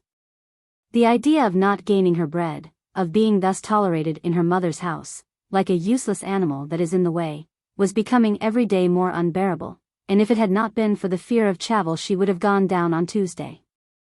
She said again, stammering, "What would you have? We can't go on doing nothing. We should get bread, anyhow." Maheude interrupted her. "Listen to me, the first one of you who goes to work, I'll do for you." "No, that would be too much, to kill the father and go on taking it out of the children. I've had enough of it, I'd rather see you all put in your coffins, like him that's gone already." And her long silence broke out into a furious flood of words. A fine sum Catherine would bring her. Hardly 30 sous, to which they might add 20 sous if the bosses were good enough to find work for that brigand Jeanlin. 50 sous, and 7 mouths to feed. The brats were only good to swallow soup. As to the grandfather, he must have broken something in his brain when he fell, for he seemed imbecile, unless it had turned his blood to see the soldiers firing at his mates. "That's it, old man, isn't it? They've quite done for you. It's no good having your hands still strong, you're done for." Bonnemort looked at her with his dim eyes without understanding. He remained for hours with fixed gaze, having no intelligence now except to spit into a plate filled with ashes, which was put beside him for cleanliness. "And they've not settled his pension, either," she went on. "And I'm sure they won't give it, because of our ideas. No. I tell you that we've had too much to do with those people who bring ill luck." "But," Catherine ventured to say, "they promise on the placard." "Just let me alone with your damned placard. More birdlime for catching us and eating us. They can be mighty kind now that they have ripped us open. But where shall we go, mother? They won't keep us at the settlement, sure enough." Maheude made a vague, terrified gesture. Where should they go to? She did not know at all, she avoided thinking, it made her mad. They would go elsewhere, somewhere. And as the noise of the saucepan was becoming unbearable, she turned round on Lenore and Henri and boxed their ears. The fall of Estelle, who had been crawling on all fours, increased the disturbance. The mother quieted her with a push, a good thing if it had killed her. She spoke of Alzire, she wished the others might have that child's luck. Then suddenly she burst out into loud sobs, with her head against the wall. Étienne, who was standing by, did not dare to interfere. He no longer counted for anything in the house, and even the children drew back from him suspiciously. But the unfortunate woman's tears went to his heart, and he murmured, "Come, come. Courage. We must try to get out of it." She did not seem to hear him, and was bemoaning herself now in a low, continuous complaint. Ah! The wretchedness. Is it possible? Things did go on before these horrors. We ate our bread dry, but we were all together, and what has happened, good God? What have we done, then, that we should have such troubles, some under the earth, and the others with nothing left but to long to get there too? It's true enough that they harnessed us like horses to work, and it's not at all a just sharing of things to be always getting the stick and making rich people's fortunes bigger without hope of ever tasting the good things.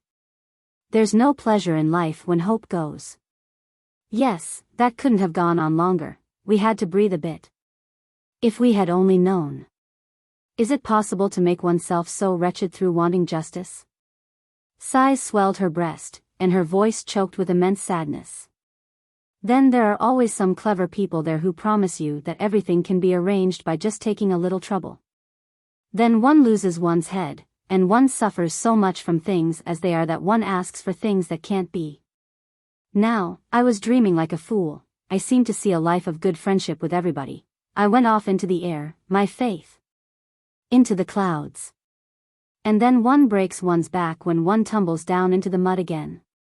It's not true, there's nothing over there of the things that people tell of. What there is only wretchedness, ah. Wretchedness, as much as you like of it, and bullets into the bargain. Étienne listened to this lamentation, and every tear struck him with remorse. He knew not what to say to calm Maheude, broken by her terrible fall from the heights of the ideal. She had come back to the middle of the room, and was now looking at him.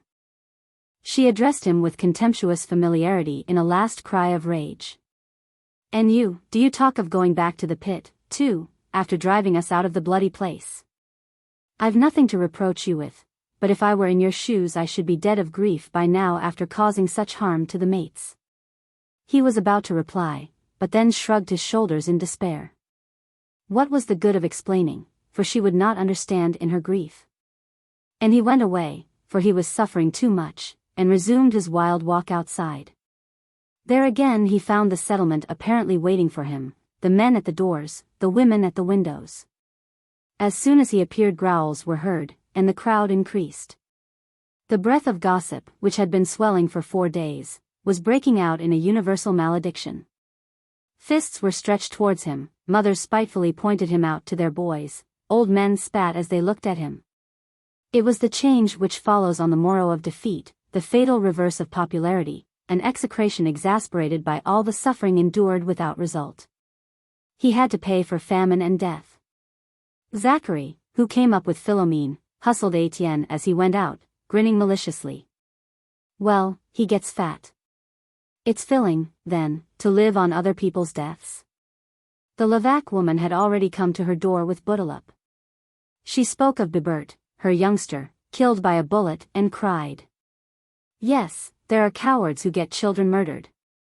Let him go and look for mine in the earth if he wants to give it me back. She was forgetting her man in prison, for the household was going on since Bouteloup remained, but she thought of him, however, and went on in a shrill voice. Get along. Rascals may walk about while good people are put away. In avoiding her, Étienne tumbled on to Piron, who was running up across the gardens. She had regarded her mother's death as a deliverance, for the old woman's violence threatened to get them hanged. Nor did she weep over Piron's little girl, that street walker Lydie, a good riddance. But she joined in with her neighbors with the idea of getting reconciled with them. And my mother, and the little girl? You were seen. You were hiding yourself behind them when they caught the lead instead of you. What was to be done? Strangle Piron and the others, and fight the whole settlement? Étienne wanted to do so for a moment.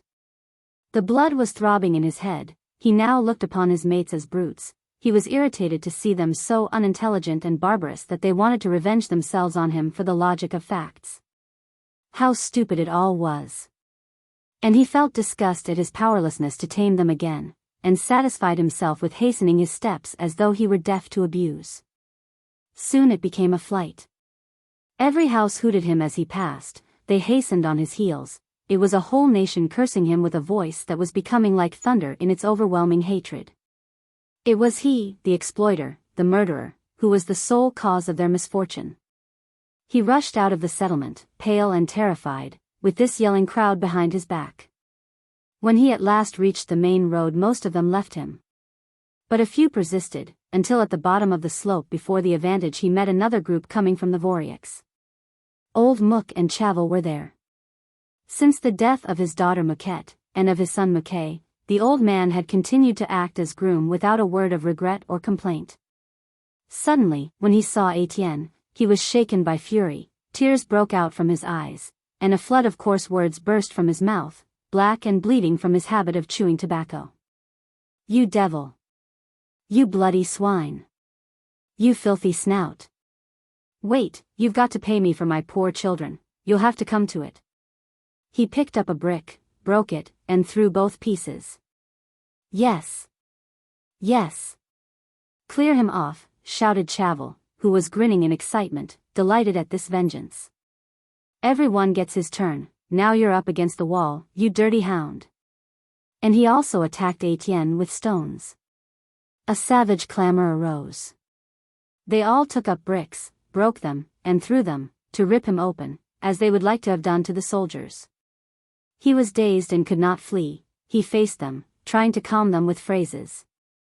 His old speeches, once so warmly received, came back to his lips. He repeated the words with which he had intoxicated them at the time when he could keep them in hand like a faithful flock, but his power was dead, and only stones replied to him. He had just been struck on the left arm, and was drawing back, in great peril, when he found himself hemmed in against the front of the Avantage. For the last few moments Rasseneur had been at his door. Come in, he said simply. Étienne hesitated. It choked him to take refuge there. Come in, then I'll speak to them. He resigned himself and took refuge at the other end of the parlor, while the innkeeper filled up the doorway with his broad shoulders. Look here, my friends, just be reasonable.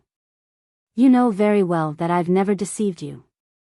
I've always been in favor of quietness, and if you had listened to me, you certainly wouldn't be where you are now. Rolling his shoulders and belly, he went on at length, allowing his facile eloquence to flow with the lulling gentleness of warm water. And all his old success came back. He regained his popularity, naturally and without an effort, as if he had never been hooted and called a coward a month before. Voices arose in approval. Very good. We are with you. That is the way to put it. Thundering applause broke out. Étienne, in the background, grew faint, and there was bitterness at his heart. He recalled Rasseneur's prediction in the forest, threatening him with the ingratitude of the mob. What imbecile brutality! What an abominable forgetfulness of old services! It was a blind force which constantly devoured itself. And beneath his anger at seeing these brutes spoil their own cause, there was despair at his own fall and the tragic end of his ambition. What? Was it already done for? He remembered hearing beneath the beeches 3,000 hearts beating to the echo of his own. On that day he had held his popularity in both hands. Those people belonged to him, he felt that he was their master. Mad dreams had then intoxicated him. Monceau at his feet, Paris beyond, becoming a deputy perhaps, crushing the middle class in a speech, the first speech ever pronounced by a workman in a parliament. And it was all over. He awakened, miserable and detested, his people were dismissing him by flinging bricks. Rassonneur's voice rose higher.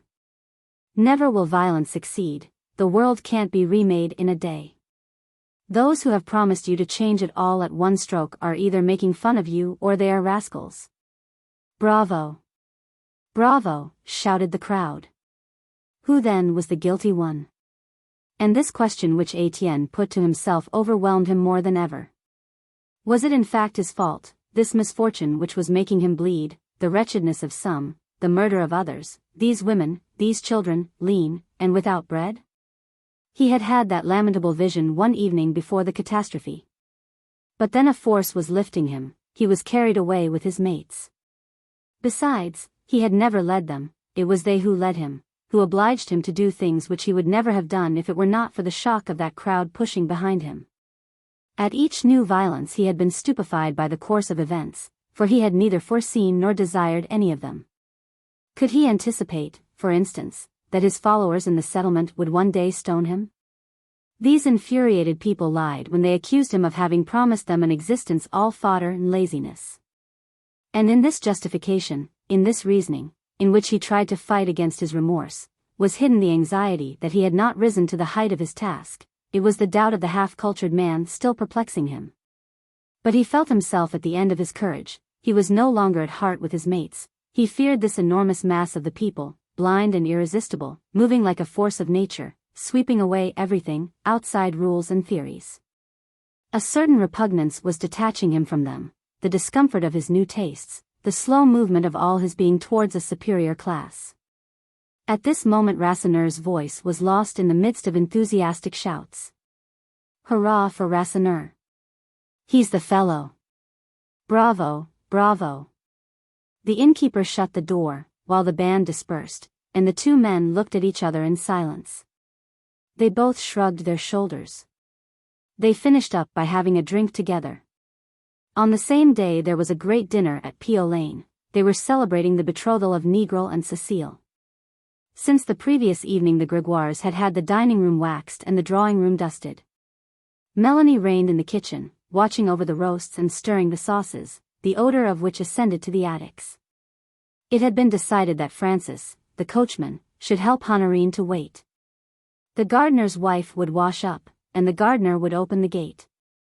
Never had the substantial, patriarchal old house been in such a state of gaiety. Everything went off beautifully. Madame Hennebeau was charming with Cécile, and she smiled at Negril when the Monceau lawyer gallantly proposed the health of the future household. M. Hennebeau was also very amiable. His smiling face struck the guests. The report circulated that he was rising in favor with the directors, and that he would soon be made an officer of the Legion of Honor, on account of the energetic manner in which he had put down the strike. Nothing was said about recent events, but there was an air of triumph in the general joy, and the dinner became the official celebration of a victory. At last, then, they were saved, and once more they could begin to eat and sleep in peace. A discreet allusion was made to those dead whose blood the Voreux mud had yet scarcely drunk up. It was a necessary lesson, and they were all affected when the Grégoires added that it was now the duty of all to go and heal the wounds in the settlements.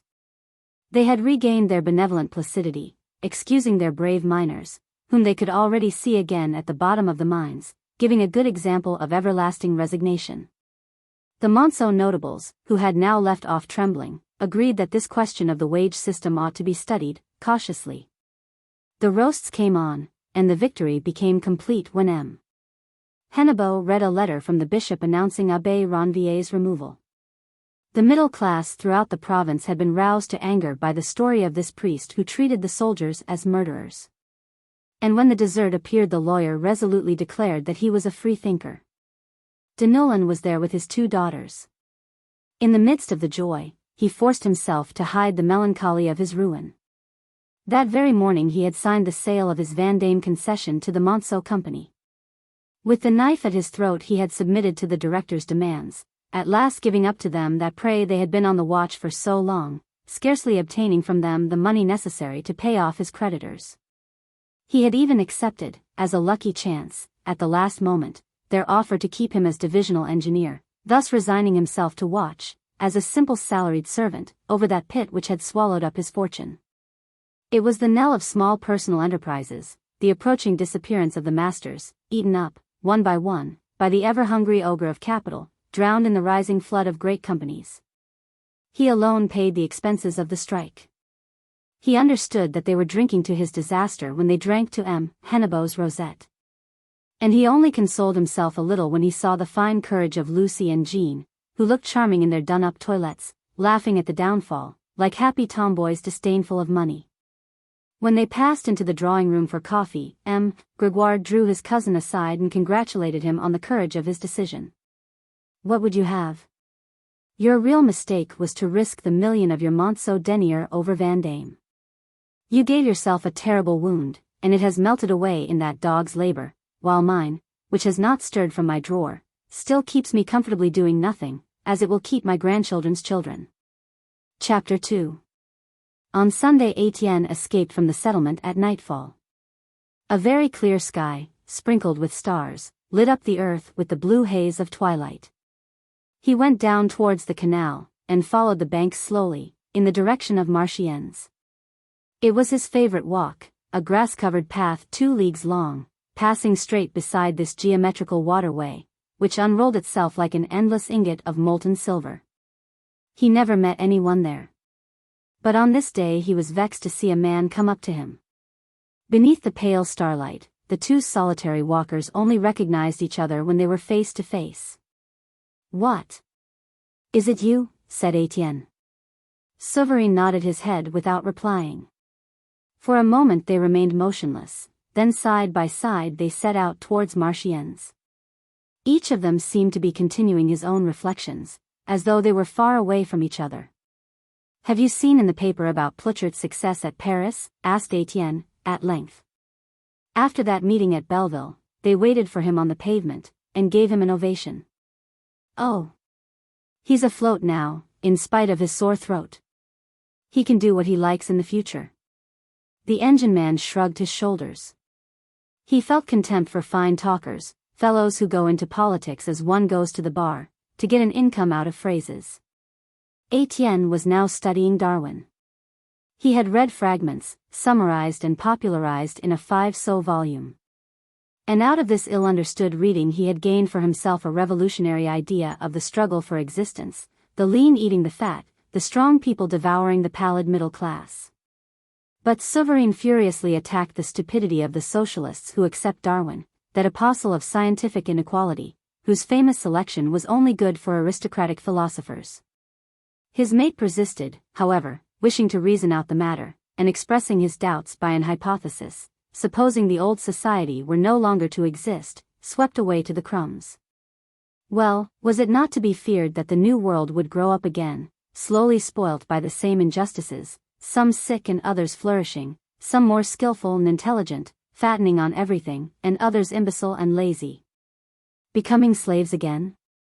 But before this vision of eternal wretchedness, the engine-man shouted out fiercely that if justice was not possible with man, then man must disappear. For every rotten society there must be a massacre, until the last creature was exterminated. And there was silence again. For a long time, with sunken head, Souvarine walked over the short grass, so absorbed that he kept to the extreme edge, by the water, with the quiet certainty of a sleepwalker on a roof. Then he shuddered causelessly, as though he had stumbled against a shadow. His eyes lifted and his face was very pale. He said softly to his companion, "Did I ever tell you how she died?" "Whom do you mean?"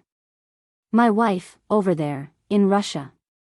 Étienne made a vague gesture, astonished at the tremor in his voice and at the sudden desire for confidence in this lad, who was usually so impassive in his stoical detachment from others and from himself. He only knew that the woman was his mistress, and that she had been hanged at Moscow.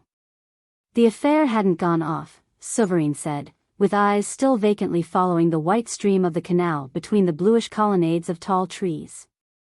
"We had been a fortnight at the bottom of a hole undermining the railway, and it was not the imperial train that was blown up, it was a passenger train. Then they arrested Anushka.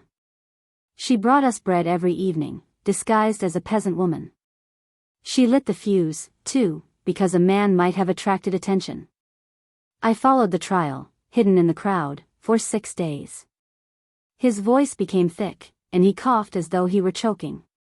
Twice I wanted to cry out, and to rush over the people's heads to join her. But what was the good? One man less would be one soldier less, and I could see that she was telling me not to come, when her large eyes met mine. He coughed again. On the last day in the square I was there. It was raining, they stupidly lost their heads, put out by the falling rain. It took 20 minutes to hang the other 4, the cord broke, they could not finish the 4th.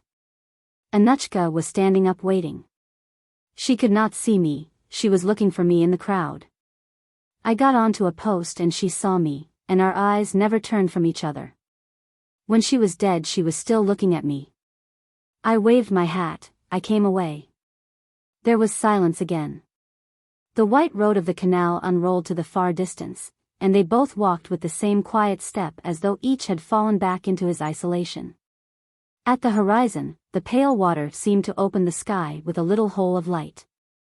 It was our punishment, Sovereign went on roughly. We were guilty to love each other. Yes, it is well that she is dead. Heroes will be born from her blood, and I no longer have any cowardice at my heart. Ah! Nothing, neither parents, nor wife, nor friend. Nothing to make my hand tremble on the day when I must take others' lives or give up my own. Étienne had stopped, shuddering in the cool night. He discussed no more, he simply said. We have gone far, shall we go back? They went back towards the Voreux slowly, and he added, after a few paces. Have you seen the new placards? The company had that morning put up some more large yellow posters. They were clearer and more conciliatory, and the company undertook to take back the certificates of those miners who went down on the following day.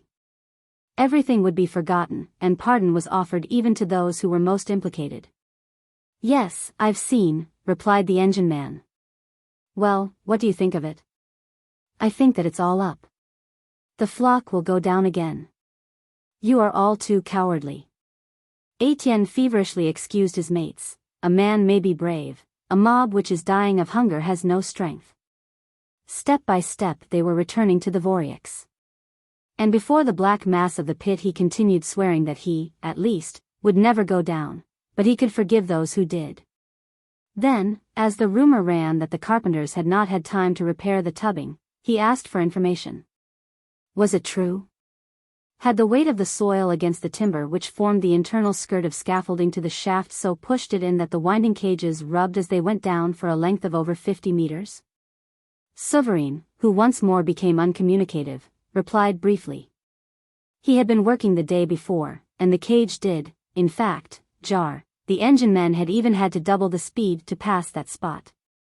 But all the bosses received any observations with the same irritating remark. It was coal they wanted, that could be repaired later on. You see that will smash up. Étienne murmured. It will be a fine time. With eyes vaguely fixed on the pit in the shadow, Sovereign quietly concluded. If it does smash up, the mates will know it, since you advised them to go down again. 9 o'clock struck at the Monceau steeple. And his companion having said that he was going to bed, he added, without putting out his hand. Well, goodbye. I'm going away. What? You're going away? Yes, I've asked for my certificate back. I'm going elsewhere. Étienne, stupefied and affected, looked at him. After walking for 2 hours he said that to him. And in so calm a voice, while the mere announcement of this sudden separation made his own heart ache. They had got to know each other, they had toiled together, that always makes one sad, the idea of not seeing a person again. You're going away. And where do you go? Over there, I don't know at all. But I shall see you again? No, I think not. They were silent and remained for a moment facing each other without finding anything to say. Then goodbye. Goodbye. While Étienne ascended toward the settlement, Sovereign turned and again went along the canal bank. And there, now alone, he continued to walk, with sunken head, so lost in the darkness that he seemed merely a moving shadow of the night. Now and then he stopped, he counted the hours that struck afar. When he heard midnight strike he left the bank and turned towards the Voreux. At that time the pit was empty, and he only met a sleepy-eyed captain. It was not until 2 o'clock that they would begin to get up steam to resume work. First he went to take from a cupboard a jacket which he pretended to have forgotten. Various tools, a drill armed with its screw, a small but very strong saw, a hammer, and a chisel, were rolled up in this jacket. Then he left. But instead of going out through the shed he passed through the narrow corridor which led to the ladder passage. With his jacket under his arm he quietly went down without a lamp, measuring the depth by counting the ladders. He knew that the cage jarred at 374 meters against the 5th row of the lower tubbing. When he had counted 54 ladders he put out his hand and was able to feel the swelling of the planking. It was there. Then, with the skill and coolness of a good workman who has been reflecting over his task for a long time, he set to work. He began by sawing a panel in the brattice so as to communicate with the winding shaft. With the help of matches, quickly lighted and blown out, he was then able to ascertain the condition of the tubbing and of the recent repairs. Between Calais and Valenciennes the sinking of mine shafts was surrounded by immense difficulties on account of the masses of subterranean water in great sheets at the level of the lowest valleys. Only the construction of tubbings, frameworks jointed like the stays of a barrel, could keep out the springs which flow in and isolate the shafts in the midst of the lakes, which with deep obscure waves beat against the walls. It had been necessary in sinking the Voreux to establish 2 tubbings, that of the upper level, in the shifting sands and white clays bordering the chalky stratum, and fissured in every part, swollen with water like a sponge. Then that of the lower level, immediately above the coal stratum, in a yellow sand as fine as flour, flowing with liquid fluidity. It was here that the torrent was to be found, that subterranean sea so dreaded in the coal pits of the Nord, a sea with its storms and its shipwrecks, an unknown and unfathomable sea, rolling its dark floods more than 300 meters beneath the daylight. Usually the tubbings resisted the enormous pressure. The only thing to be dreaded was the piling up of the neighboring soil, shaken by the constant movement of the old galleries which were filling up. In this descent of the rocks lines of fracture were sometimes produced which slowly extended as far as the scaffolding, at last perforating it and pushing it into the shaft. And there was the great danger of a landslip and a flood filling the pit with an avalanche of earth and a deluge of springs. Souverine, sitting astride in the opening he had made, discovered a very serious defect in the 5th row of tubbing. The wood was bellied out from the framework, several planks had even come out of their shoulder pieces. Abundant filtrations, picheux the miners call them, were jetting out of the joints through the tarred oakum with which they were caulked. The carpenters, pressed for time, had been content to place iron squares at the angles, so carelessly that not all the screws were put in. A considerable movement was evidently going on behind in the sand of the torrent. Then with his wimble he unscrewed the squares so that another push would tear them all off. It was a foolhardy task, during which he frequently only just escaped from falling headlong down the 180 meters which separated him from the bottom. He had been obliged to seize the oak guides, the joists along which the cages slid. And suspended over the void he traversed the length of the cross-beams with which they were joined from point to point, slipping along, sitting down, turning over, simply buttressing himself on an elbow or a knee, with tranquil contempt of death. A breath would have sent him over, and 3 times he caught himself up without a shudder. First he felt with his hand and then worked, only lighting a match when he lost himself in the midst of these slimy beams. After loosening the screws he attacked the wood itself, and the peril became still greater. He had sought for the key, the piece which held the others. He attacked it furiously, making holes in it, sawing it, thinning it so that it lost its resistance, while through the holes and the cracks the water which escaped in small jets blinded him and soaked him in icy rain. 2 matches were extinguished. They all became damp and then there was night, the bottomless depth of darkness. From this moment he was seized by rage. The breath of the invisible intoxicated him, the black horror of this rain-beaten hole urged him to mad destruction. He wreaked his fury at random against the tubbing, striking where he could with his wimble, with his saw, seized by the desire to bring the whole thing at once down on his head. He brought as much ferocity to the task as though he had been digging a knife into the skin of some execrated living creature. He would kill the Voreux at last, that evil beast with ever-open jaws which had swallowed so much human flesh. The bite of his tools could be heard, his spine lengthened, he crawled, climbed down, then up again, holding on by a miracle, in continual movement, the flight of a nocturnal bird amid the scaffolding of a belfry. But he grew calm, dissatisfied with himself. Why could not things be done coolly? Without haste he took breath, and then went back into the ladder passage, stopping up the hole by replacing the panel which he had sawn. That was enough. He did not wish to raise the alarm by excessive damage which would have been repaired immediately. The beast was wounded in the belly, we should see if it was still alive at night. And he had left his mark. The frightened world would know that the beast had not died a natural death. He took his time in methodically rolling up his tools in his jacket, and slowly climbed up the ladders. Then, when he had emerged from the pit without being seen, it did not even occur to him to go and change his clothes. 3 o'clock struck. He remained standing on the road waiting.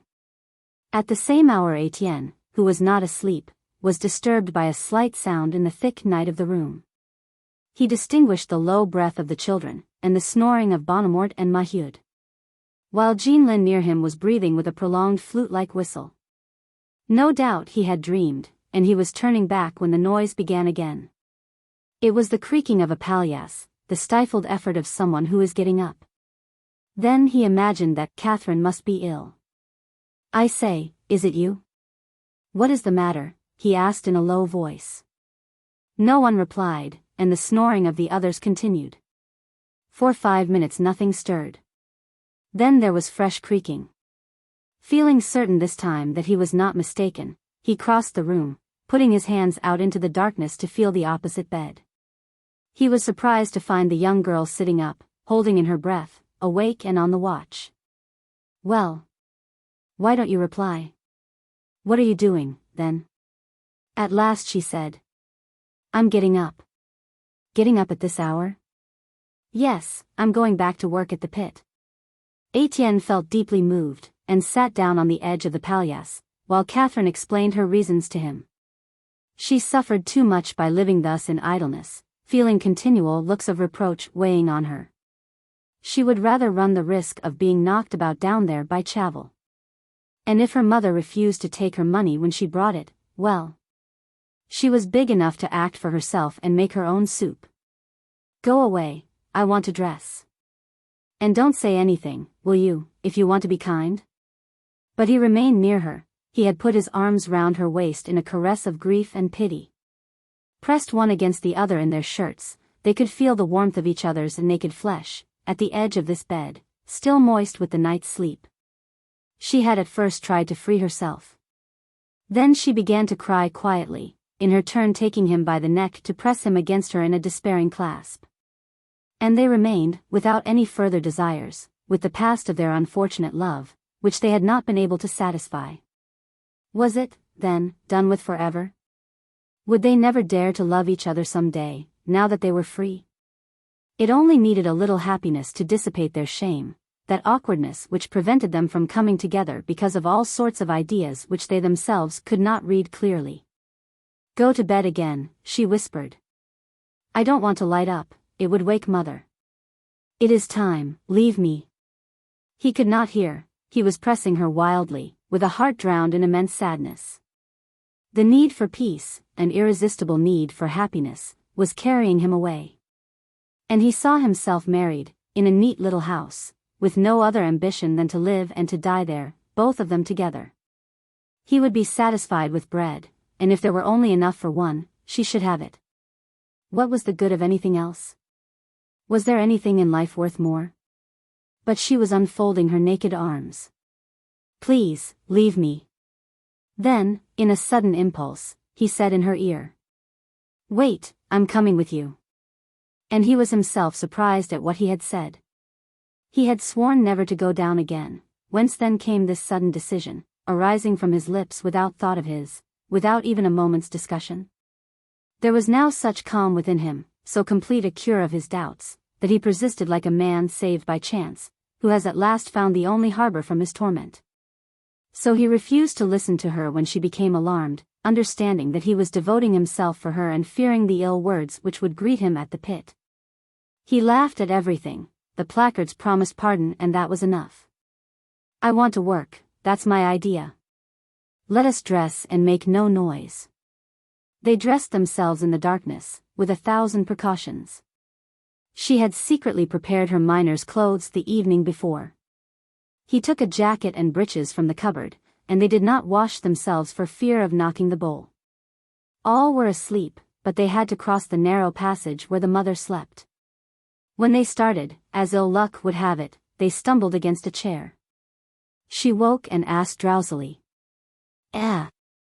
What is it? Catherine had stopped, trembling, and violently pressing Étienne's hand. It's me, don't trouble yourself, he said. I feel stifled and am going outside to breathe a bit. Very well. And Mahud fell asleep again. Catherine dared not stir.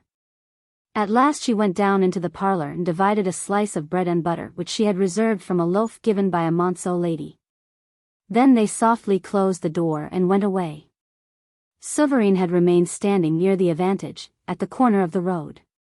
For half an hour he had been looking at the colliers who were returning to work in the darkness, passing by with the dull tramp of a herd.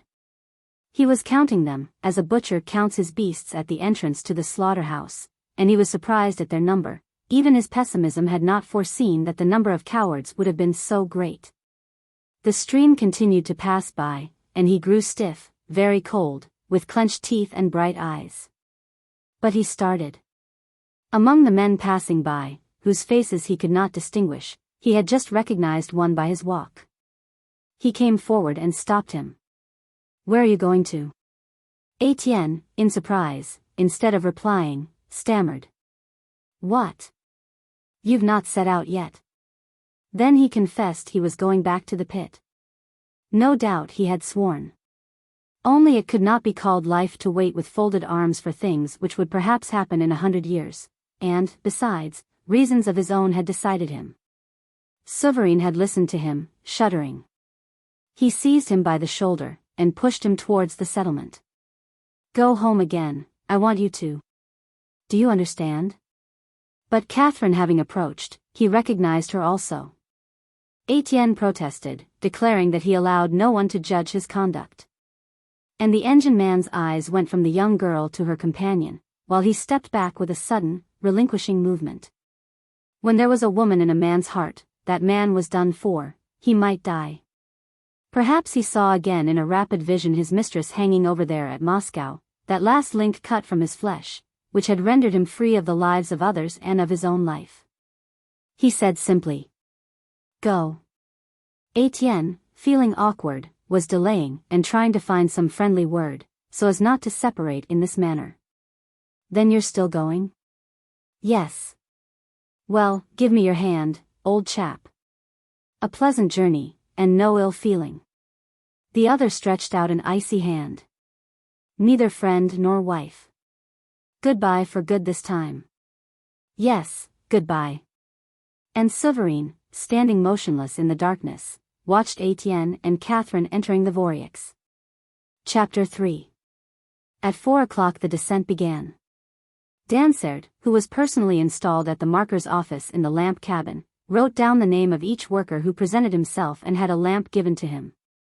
He took them all, without remark, keeping to the promise of the placards.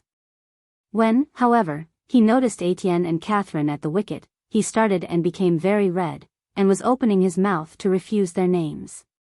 Then, he contented himself with the triumph, and a jeer. Ah! Ah!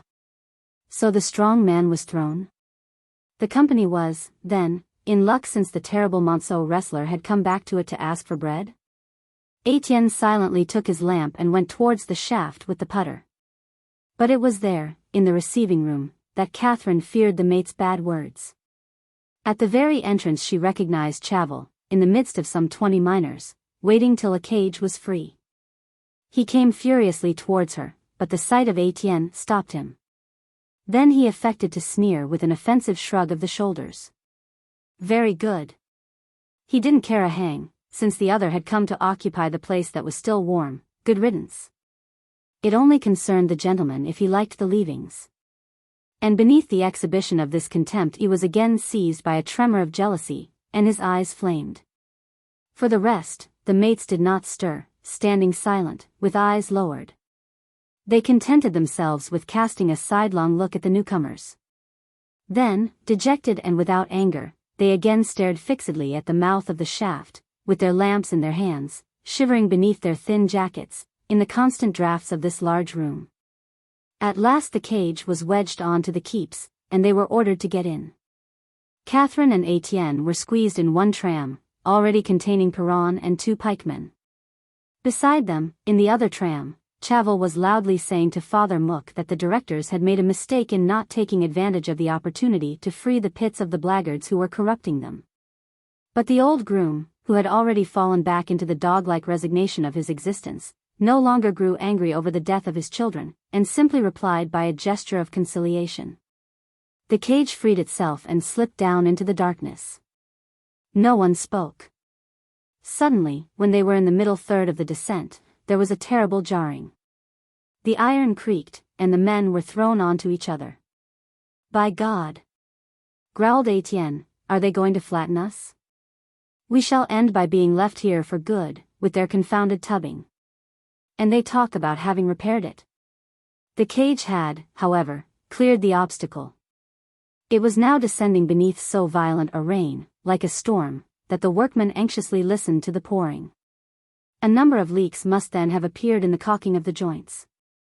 Perron, who had been working for several days, when asked about it did not like to show his fear, which might be considered as an attack on the management, so he only replied, "Oh, no danger. It's always like that. No doubt they've not had time to caulk the leaks." The torrent was roaring over their heads, and they at last reached the pit-eye beneath a veritable waterspout. Not one of the captains had thought of climbing up the ladders to investigate the matter. The pump would be enough, the carpenters would examine the joints the following night. The reorganization of work in the galleries gave considerable trouble. Before allowing the pikemen to return to their hewing cells, the engineer had decided that for the first 5 days all the men should execute certain works of consolidation which were extremely urgent. Landslips were threatening everywhere. The passages had suffered to such an extent that the timbering had to be repaired along a length of several hundred meters. Gangs of 10 men were therefore formed below, each beneath the control of a captain. Then they were set to work at the most damaged spots. When the descent was complete, it was found that 322 miners had gone down, about half of those who worked there when the pit was in full swing. Chaval belonged to the same gang as Catherine and Étienne.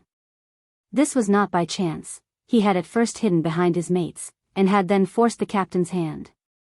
This gang went to the end of the North Gallery, nearly 3 kilometers away, to clear out a landslip which was stopping up a gallery in the Dixu at Pousse's seam. They attacked the fallen rocks with shovel and pick. Étienne, Chaval, and 5 others cleared away the rubbish while Catherine, with 2 trammers, wheeled the earth up to the upbrow. They seldom spoke, and the captain never left them. The putter's 2 lovers, however, were on the point of coming to blows. While growling that he had had enough of this trollop, Chaval was still thinking of her, and slyly hustling her about, so that Étienne had threatened to settle him if he did not leave her alone. They eyed each other fiercely, and had to be separated. Towards 8 o'clock Dansert passed to give a glance at the work. He appeared to be in a very bad humor, and was furious with the captain. Nothing had gone well. What was the meaning of such work? The planking would everywhere have to be done over again. And he went away declaring that he would come back with the engineer. He had been waiting for Negril since morning, and could not understand the cause of this delay. Another hour passed by. The captain had stopped the removal of the rubbish to employ all his people in supporting the roof. Even the putter and the 2 trammers left off wheeling to prepare and bring pieces of timber. At this end of the gallery the gang formed a sort of advance guard at the very extremity of the mine, now without communication with the other stalls. 3 or 4 times strange noises, distant rushes, made the workers turn their heads to listen. What was it, then? One would have said that the passages were being emptied and the mates already returning at a running pace. But the sound was lost in the deep silence, and they set to wedging their wood again, dazed by the loud blows of the hammer. At last they returned to the rubbish, and the wheeling began once more. Catherine came back from her first journey in terror, saying that no one was to be found at the upbrow. I called, but there was no reply. They've all cleared out of the place. The bewilderment was so great that the 10 men threw down their tools to rush away. The idea that they were abandoned, left alone at the bottom of the mine, so far from the pit eye, drove them wild. They only kept their lamps and ran in single file. The men, the boys, the putter, the captain himself lost his head and shouted out appeals, more and more frightened at the silence in this endless desert of galleries. What then had happened that they did not meet a soul? What accident could thus have driven away their mates? Their terror was increased by the uncertainty of the danger, this threat which they felt there without knowing what it was. When they at last came near the pit eye, a torrent barred their road. They were at once in water to the knees, and were no longer able to run, laboriously fording the flood with the thought that 1 minute's delay might mean death. By God!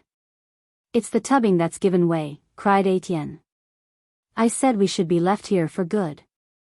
Since the descent, Perron had anxiously observed the increase of the deluge which fell from the shaft. As with 2 others he loaded the trams, he raised his head, his face covered with large drops, and his ears ringing with the roar of the tempest above. But he trembled especially when he noticed that the sump beneath him, that pit 10 meters deep, was filling. The water was already spurting through the floor and covering the metal plates. This showed that the pump was no longer sufficient to fight against the leaks. He heard it panting with the groan of fatigue. Then he warned Dansaert, who swore angrily, replying that they must wait for the engineer. Twice he returned to the charge without extracting anything else but exasperated shrugs of the shoulder. Well. The water was rising, what could he do? Mook appeared with Butley, whom he was leading to work, and he had to hold him with both hands, for the sleepy old horse had suddenly reared up, and, with a shrill neigh, was stretching his head towards the shaft. Well, philosopher, what troubles you? Ah! It's because it rains. Come along, that doesn't concern you. But the beast quivered all over his skin, and Mook forcibly drew him to the haulage gallery. Almost at the same moment as Mook and Butley were disappearing at the end of a gallery, there was a crackling in the air, followed by the prolonged noise of a fall. It was a piece of tubbing which had got loose and was falling 180 meters down, rebounding against the walls. Perron and the other porters were able to get out of the way, and the oak plank only smashed an empty tram. At the same time, a mass of water, the leaping flood of a broken dike, rushed down. Dansaert proposed to go up and examine, but, while he was still speaking, another piece rolled down.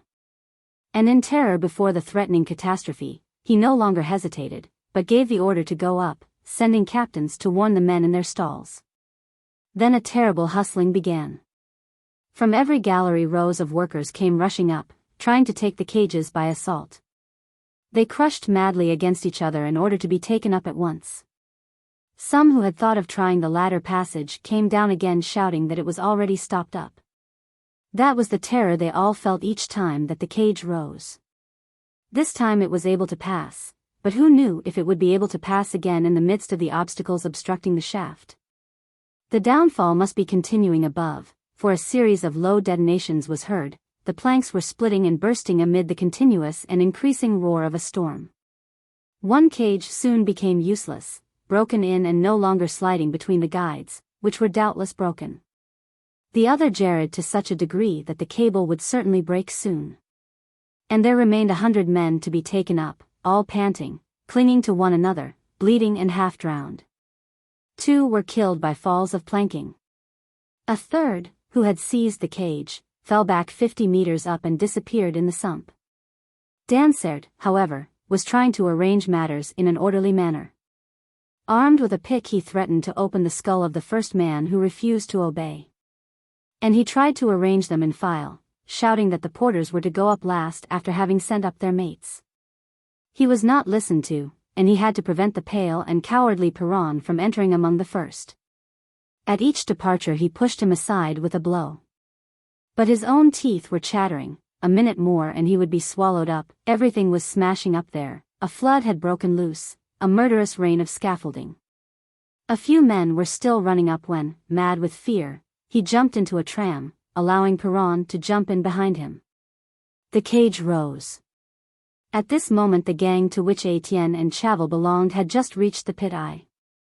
They saw the cage disappear and rushed forward, but they had to draw back from the final downfall of the tubbing. The shaft was stopped up and the cage would not come down again. Catherine was sobbing, and Chaval was choked with shouting oaths. There were 20 of them. Were those bloody bosses going to abandon them thus? Father Mook, who had brought back Butterly without hurrying, was still holding him by the bridle, both of them stupefied, the man and the beast, in the face of this rapid flow of the inundation. The water was already rising to their thighs. Étienne in silence, with clenched teeth, supported Catherine between his arms. And the 20 yelled with their faces turned up, obstinately gazing at the shaft like imbeciles, that shifting hole which was belching out a flood and from which no help could henceforth come to them. At the surface, Dansaert, on arriving, perceived Negro running up. By some fatality, Madame Hennebeau had that morning delayed him on rising, turning over the leaves of catalogues for the purchase of wedding presents. It was 10 o'clock. "Well, what's happening, then?" he shouted from afar. "The pit is ruined," replied the head captain. And he described the catastrophe in a few stammered words, while the engineer incredulously shrugged his shoulders. What? Could tubbing be demolished like that? They were exaggerating. He would make an examination. "I suppose no one has been left at the bottom?" Dansaert was confused. No one, at least, so he hoped. But some of the men might have been delayed. "But," said Negro, "what in the name of creation have you come up for, then? You can't leave your men." He immediately gave orders to count the lamps. In the morning 322 had been distributed, and now only 255 could be found, but several men acknowledged that in the hustling and panic they had dropped theirs and left them behind. An attempt was made to call over the men, but it was impossible to establish the exact number. Some of the miners had gone away, others did not hear their names. No one was agreed as to the number of the missing mates. It might be 20, perhaps 40. And the engineer could only make out one thing with certainty: there were men down below, for their yells could be distinguished through the sound of the water and the fallen scaffolding, on leaning over the mouth of the shaft. Negro's first care was to send for Hennebeau, and to try to close the pit, but it was already too late. The colliers who had rushed to the Du Saint-Quarante settlement, as though pursued by the cracking tubbing, had frightened the families. And bands of women, old men, and little ones came running up, shaken by cries and sobs. They had to be pushed back, and a line of overseers was formed to keep them off, for they would have interfered with the operations. Many of the men who had come up from the shaft remained there stupidly without thinking of changing their clothes, riveted by fear before this terrible hole in which they had nearly remained forever. The women, rushing wildly around them, implored them for names. Was so-and-so among them? And that one? And this one? They did not know, they stammered. They shuddered terribly, and made gestures like madmen, gestures which seemed to be pushing away some abominable vision which was always present to them. The crowd rapidly increased, and lamentations arose from the roads. And up there on the pit bank, in Bonnemort's cabin, on the ground was seated a man, Souverain, who had not gone away, who was looking on. "The names! The names!" cried the women, with voices choked by tears. Negro appeared for a moment, and said hurriedly, "As soon as we know the names they shall be given out, but nothing is lost so far, every one will be saved. I am going down." Then, silent with anguish, the crowd waited. The engineer, in fact, with quiet courage was preparing to go down. He had had the cage unfastened, giving orders to replace it at the end of the cable by a tub. And as he feared that the water would extinguish his lamp, he had another fastened beneath the tub, which would protect it. Several captains, trembling and with white, disturbed faces, assisted in these preparations. "You will come with me, Dansaert," said Negro, abruptly. Then, when he saw them all without courage, and that the head captain was tottering, giddy with terror, he pushed him aside with a movement of contempt. "No, you will be in my way. I would rather go alone." He was already in the narrow bucket, which swayed at the end of the cable, and holding his lamp in one hand and the signal cord in the other, he shouted to the engine man. Gently. The engine set the drums in movement, and Negro disappeared in the gulf, from which the yells of the wretches below still arose. At the upper part nothing had moved. He found that the tubbing here was in good condition. Balanced in the middle of the shaft, he lighted up the walls as he turned round. The leaks between the joints were so slight that his lamp did not suffer. But at 300 meters, when he reached the lower tubbing, the lamp was extinguished, as he expected, for a jet had filled the tub. After that he was only able to see by the hanging lamp which preceded him in the darkness, and, in spite of his courage, he shuddered and turned pale in the face of the horror of the disaster. A few pieces of timber alone remained. The others had fallen in with their frames. Behind, enormous cavities had been hollowed out, and the yellow sand, as fine as flour, was flowing in considerable masses. While the waters of the torrent, that subterranean sea with its unknown tempests and shipwrecks, were discharging in a flow like a weir. He went down lower, lost in the midst of these chasms which continued to multiply, beaten and turned round by the waterspout of the springs, so badly lighted by the red star of the lamp moving on below, that he seemed to distinguish the roads and squares of some destroyed town far away in the play of the great moving shadows. No human work was any longer possible. His only remaining hope was to attempt to save the men in peril. As he sank down he heard the cries becoming louder, and he was obliged to stop.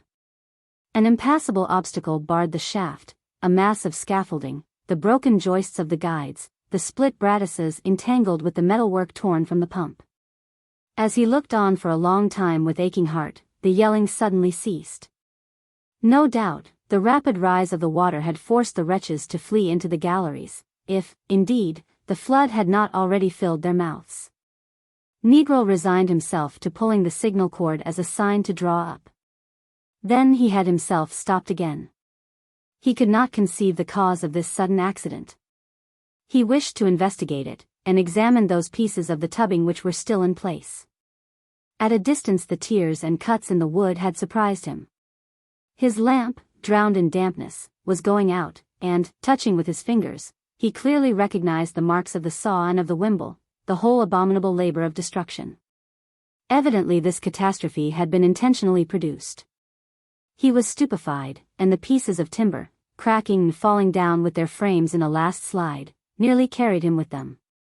His courage fled.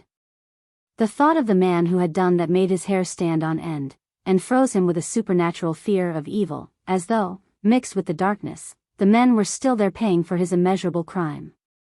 He shouted and shook the cord furiously, and it was, indeed, time, for he perceived that the upper tubbing, 100 meters higher, was in its turn beginning to move. The joints were opening, losing their oakum caulking, and streams were rushing through. It was now only a question of hours before the tubbing would all fall down. At the surface Hennebo was anxiously waiting for Negro. "Well, what?" he asked. But the engineer was choked, and could not speak. He felt faint. "It is not possible, such a thing was never seen." "Have you examined?" He nodded with a cautious look. He refused to talk in the presence of some captains who were listening, and led his uncle 10 meters away, and not thinking this far enough, drew still farther back. Then, in a low whisper, he at last told of the outrage, the torn and sawn planks, the pit bleeding at the neck and groaning. Turning pale, the manager also lowered his voice, with that instinctive need of silence in face of the monstrosity of great orgies and great crimes. It was useless to look as though they were trembling before the 10,000 Monceau men. Later on they would see. And they both continued whispering, overcome at the thought that a man had had the courage to go down, to hang in the midst of space, to risk his life 20 times over in his terrible task. They could not even understand this mad courage in destruction. They refused to believe, in spite of the evidence, just as we doubt those stories of celebrated escapes of prisoners who fly through windows 30 meters above the ground. When Hennebo came back to the captains, a nervous spasm was drawing his face. He made a gesture of despair, and gave orders that the mine should be evacuated at once. It was a kind of funeral procession, in silent abandonment, with glances thrown back at those great masses of bricks, empty and still standing, but which nothing henceforth could save. And as the manager and the engineer came down last from the receiving room, the crowd met them with its clamor, repeating obstinately. The names. The names. Tell us the names. Mahud was now there, among the women. She recollected the noise in the night. Her daughter and the lodger must have gone away together, and they were certainly down at the bottom. And after having cried that it was a good thing, that they deserved to stay there, the heartless cowards, she had run up, and was standing in the first row, trembling with anguish. Besides, she no longer dared to doubt. The discussion going on around her informed her as to the names of those who were down. Yes, yes, Catherine was among them, Étienne also, a mate had seen them. But there was not always agreement with regard to the others. No, not this one. On the contrary, that one, perhaps Chavel, with whom, however, a trammer declared that he had ascended. The Levaque and Piron, although none of their people were in danger, cried out and lamented as loudly as the others. Zachary, who had come up among the first, in spite of his inclination to make fun of everything, had weepingly kissed his wife and mother, and remained near the latter, quivering, and showing an unexpected degree of affection for his sister. Refusing to believe that she was below so long as the bosses made no authoritative statement. The names. The names. For pity's sake, the names. Negro, who was exhausted, shouted to the overseers. Can't you make them be still? It's enough to kill one with vexation. We don't know the names. 2 hours passed away in this manner. In the first terror no one had thought of the other shaft at the old Requillart mine, M. Hennebeau was about to announce that the rescue would be attempted from that side, when a rumor ran round. 5 men had just escaped the inundation by climbing up the rotten ladders of the old and used passage, and Father Mook was named. This caused surprise, for no one knew he was below. But the narrative of the 5 who had escaped increased the weeping. 15 mates had not been able to follow them, having gone astray, and been walled up by falls. And it was no longer possible to assist them, for there were already 10 meters of water in Requillart. All the names were known, and the air was filled with the groans of a slaughtered multitude. Will you make them be still? Negro repeated furiously. Make them draw back. Yes, yes, to 100 meters. There is danger, push them back, push them back. It was necessary to struggle against these poor people. They were imagining all sorts of misfortunes, and they had to be driven away so that the deaths might be concealed. The captains explained to them that the shaft would destroy the whole mine. This idea rendered them mute with terror, and they at last allowed themselves to be driven back step by step.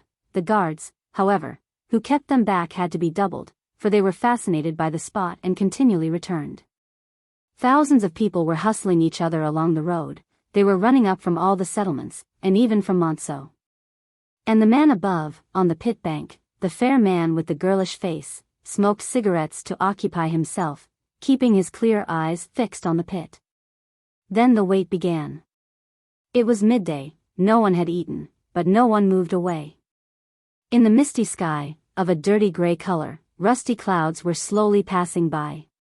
A big dog, behind Rasseneur's hedge, was barking furiously without cessation, irritated by the living breath of the crowd. And the crowd had gradually spread over the neighboring ground, forming a circle at 100 meters round the pit.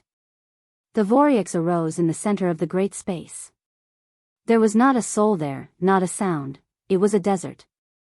The windows and the doors, left open, showed the abandonment within. A forgotten ginger cat, divining the peril in this solitude, jumped from a staircase and disappeared.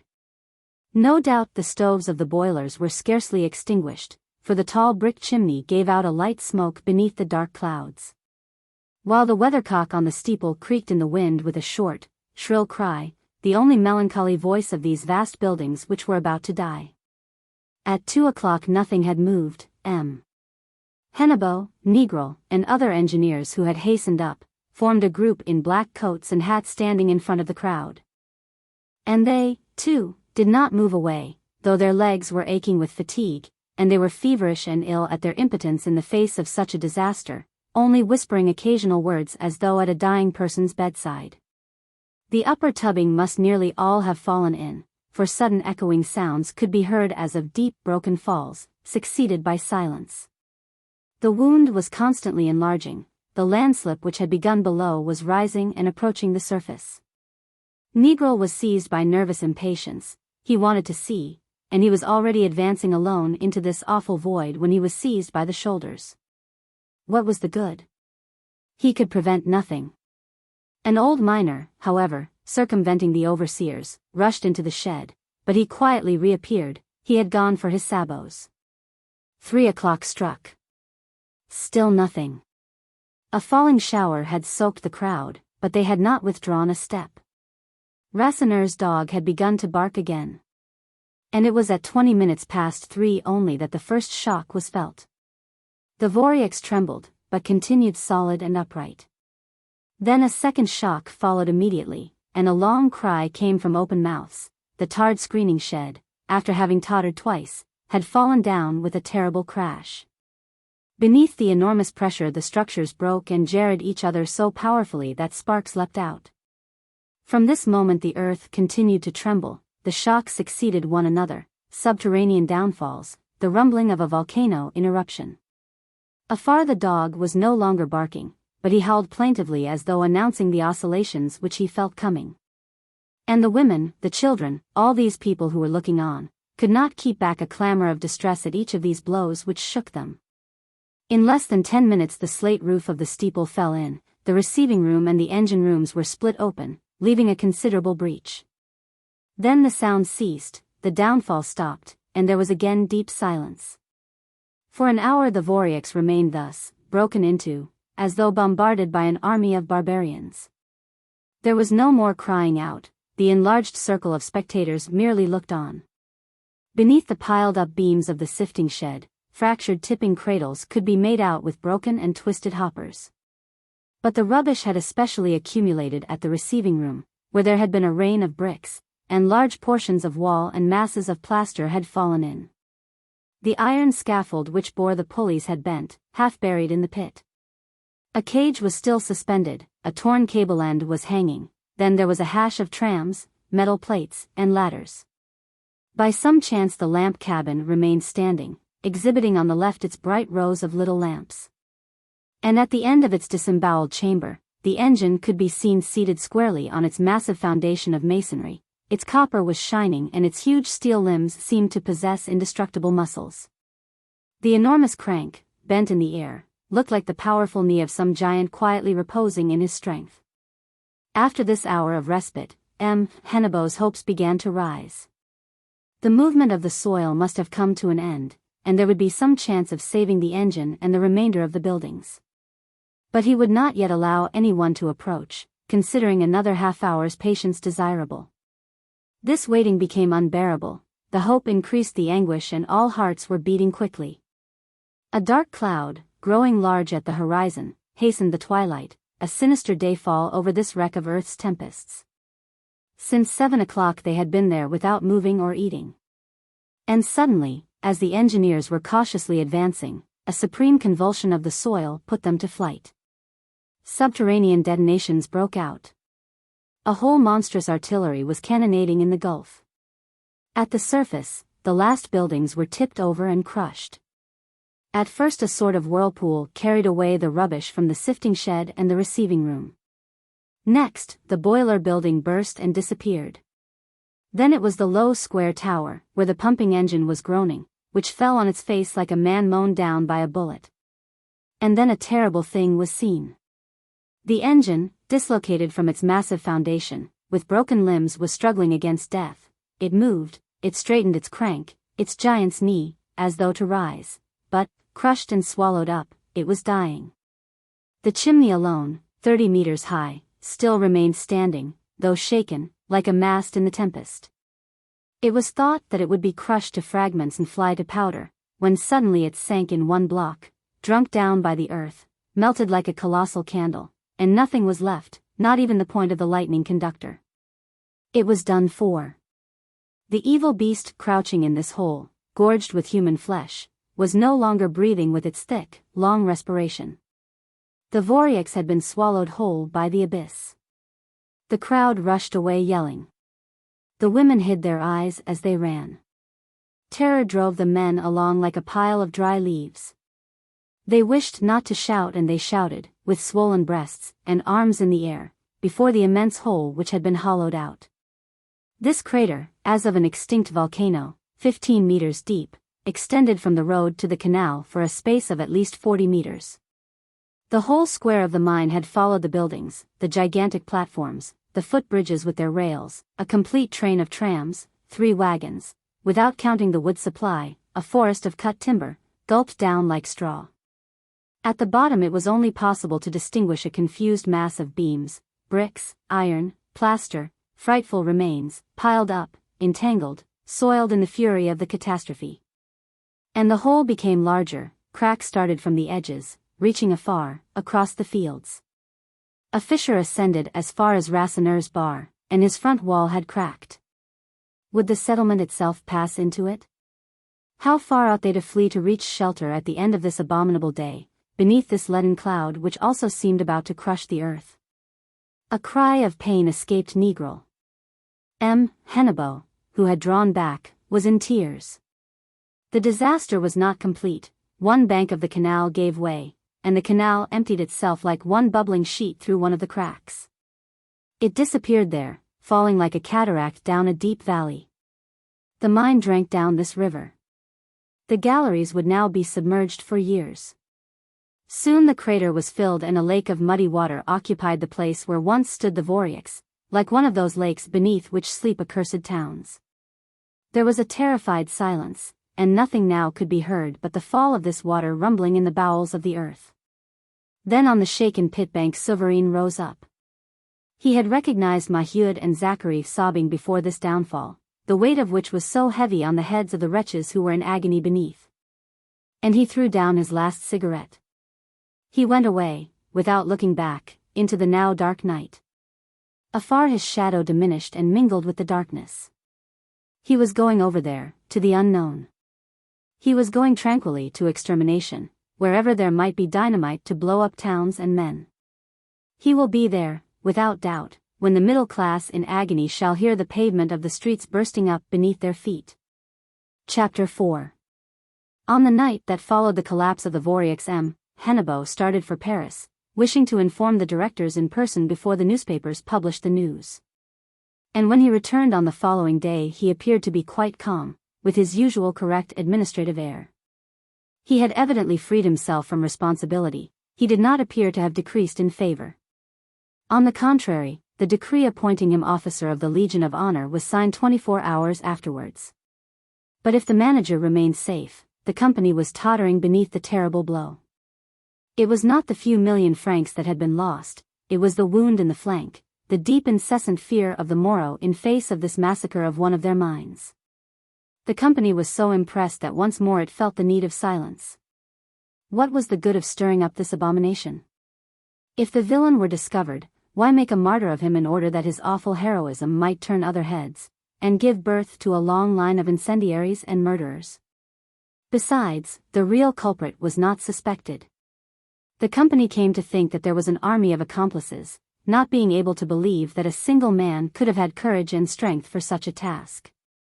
And it was precisely this thought which weighed on them, this thought of an ever-increasing threat to the existence of their minds. The manager had received orders to organize a vast system of espionage, and then to dismiss quietly, one by one, the dangerous men who were suspected of having had a hand in the crime. They contented themselves with this method of purification, a prudent and politic method. There was only one immediate dismissal, that of Dansert, the head captain. Ever since the scandal at Piron's house he had become impossible. A pretext was made of his attitude and danger, the cowardice of a captain abandoning his men. This was also a prudent sop thrown to the miners, who hated him. Among the public, however, many rumors had circulated, and the directors had to send a letter of correction to one newspaper, contradicting a story in which mention was made of a barrel of powder lighted by the strikers. After a rapid inquiry the government inspector had concluded that there had been a natural rupture of the tubbing, occasioned by the piling up of the soil. And the company had preferred to be silent, and to accept the blame of a lack of superintendence. In the Paris press, after the third day, the catastrophe had served to increase the stock of general news. Nothing was talked of but the men perishing at the bottom of the mine, and the telegrams published every morning were eagerly read. At Monceau people grew pale and speechless at the very name of the Voreux, and a legend had formed which made the boldest tremble as they whispered it. The whole country showed great pity for the victims. Visits were organized to the destroyed pit, and whole families hastened up to shudder at the ruins which lay so heavily over the heads of the buried wretches. Deneulin, who had been appointed divisional engineer, came into the midst of the disaster on beginning his duties, and his first care was to turn the canal back into its bed, for this torrent increased the damage every hour. Extensive works were necessary, and he at once set 100 men to construct a dike. Twice over the impetuosity of the stream carried away the first dams. Now pumps were set up and a furious struggle was going on. Step by step the vanished soil was being violently reconquered. But the rescue of the engulfed miners was a still more absorbing work. Negral was appointed to attempt a supreme effort, and arms were not lacking to help him. All the colliers rushed to offer themselves in an outburst of brotherhood.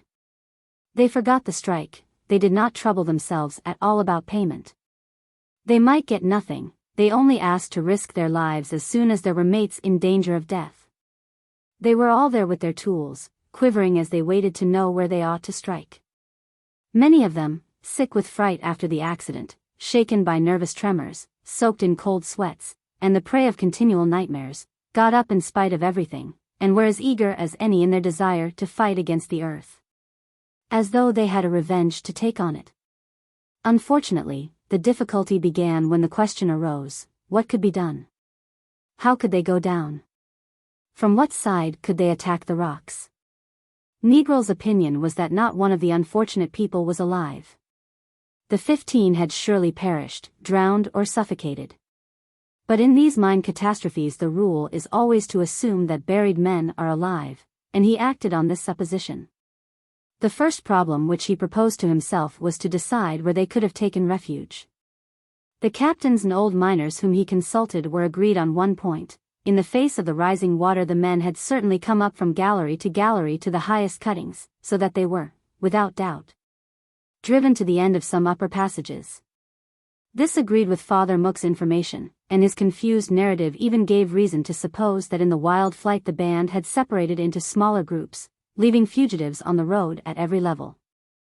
But the captains were not unanimous when the discussion of possible attempts at rescue arose. As the passages nearest to the surface were 150 meters down, there could be no question of sinking a shaft. Requillart remained the one means of access, the only point by which they could approach. The worst was that the old pit, now also inundated, no longer communicated with the Voreux. And above the level of the water only a few ends of galleries belonging to the first level were left free. The pumping process would require years, and the best plan would be to visit these galleries and ascertain if any of them approached the submerged passages at the end of which the distressed miners were suspected to be. Before logically arriving at this point, much discussion had been necessary to dispose of a crowd of impracticable plans. Negral now began to stir up the dust of the archives. He discovered the old plans of the two pits, studied them, and decided on the points at which their investigations ought to be carried on. Gradually this hunt excited him. He was, in his turn, seized by a fever of devotion, in spite of his ironical indifference to men and things. The first difficulty was in going down at Requillart. It was necessary to clear out the rubbish from the mouth of the shaft, to cut down the mountain ash, and raise the sloes and the hawthorns. They had also to repair the ladders. Then they began to feel around. The engineer, having gone down with 10 workmen, made them strike the iron of their tools against certain parts of the seam which he pointed out to them. And in deep silence they each placed an ear to the coal, listening for any distant blows to reply. But they went in vain through every practicable gallery, no echo returned to them. Their embarrassment increased. At what spot should they cut into the bed? Towards whom should they go, since no one appeared to be there? They persisted in seeking, however, notwithstanding the exhaustion produced by their growing anxiety. On the first day, Maheude came in the morning to Requillart. She sat down on a beam in front of the shaft, and did not stir from it till evening. When a man came up, she rose and questioned him with her eyes. Nothing? No, nothing. And she sat down again, and waited still, without a word, with hard, fixed face. Jeanlin also, seeing that his den was invaded, prowled around with the frightened air of a beast of prey whose burrow will betray his booty. He thought of the little soldier lying beneath the rocks, fearing lest they should trouble his sound sleep, but that side of the mine was beneath the water, and, besides, their investigations were directed more to the left, in the west gallery. At first, Philomene had also come, accompanying Zachary, who was one of the gang. Then she became wearied at catching cold, without need or result, and went back to the settlement, dragging through her days, a limp, indifferent woman, occupied from morning to night in coughing. Zachary, on the contrary, lived for nothing else. He would have devoured the soil to get back his sister.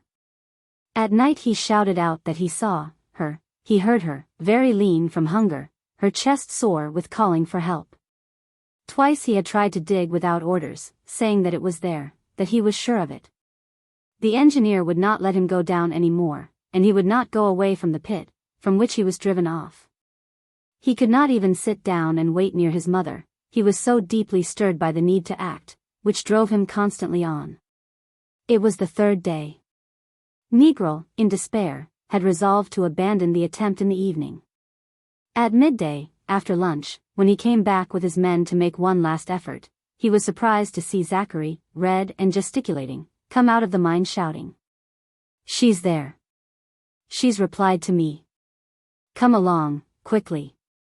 He had slid down the ladders, in spite of the watchman, and was declaring that he had heard hammering over there, in the first passage of the Guillaume seam. "But we have already been twice in that direction," Negril observed, skeptically. "Anyhow, we'll go and see." Mahud had risen, and had to be prevented from going down. She waited, standing at the edge of the shaft, gazing down into the darkness of the hole.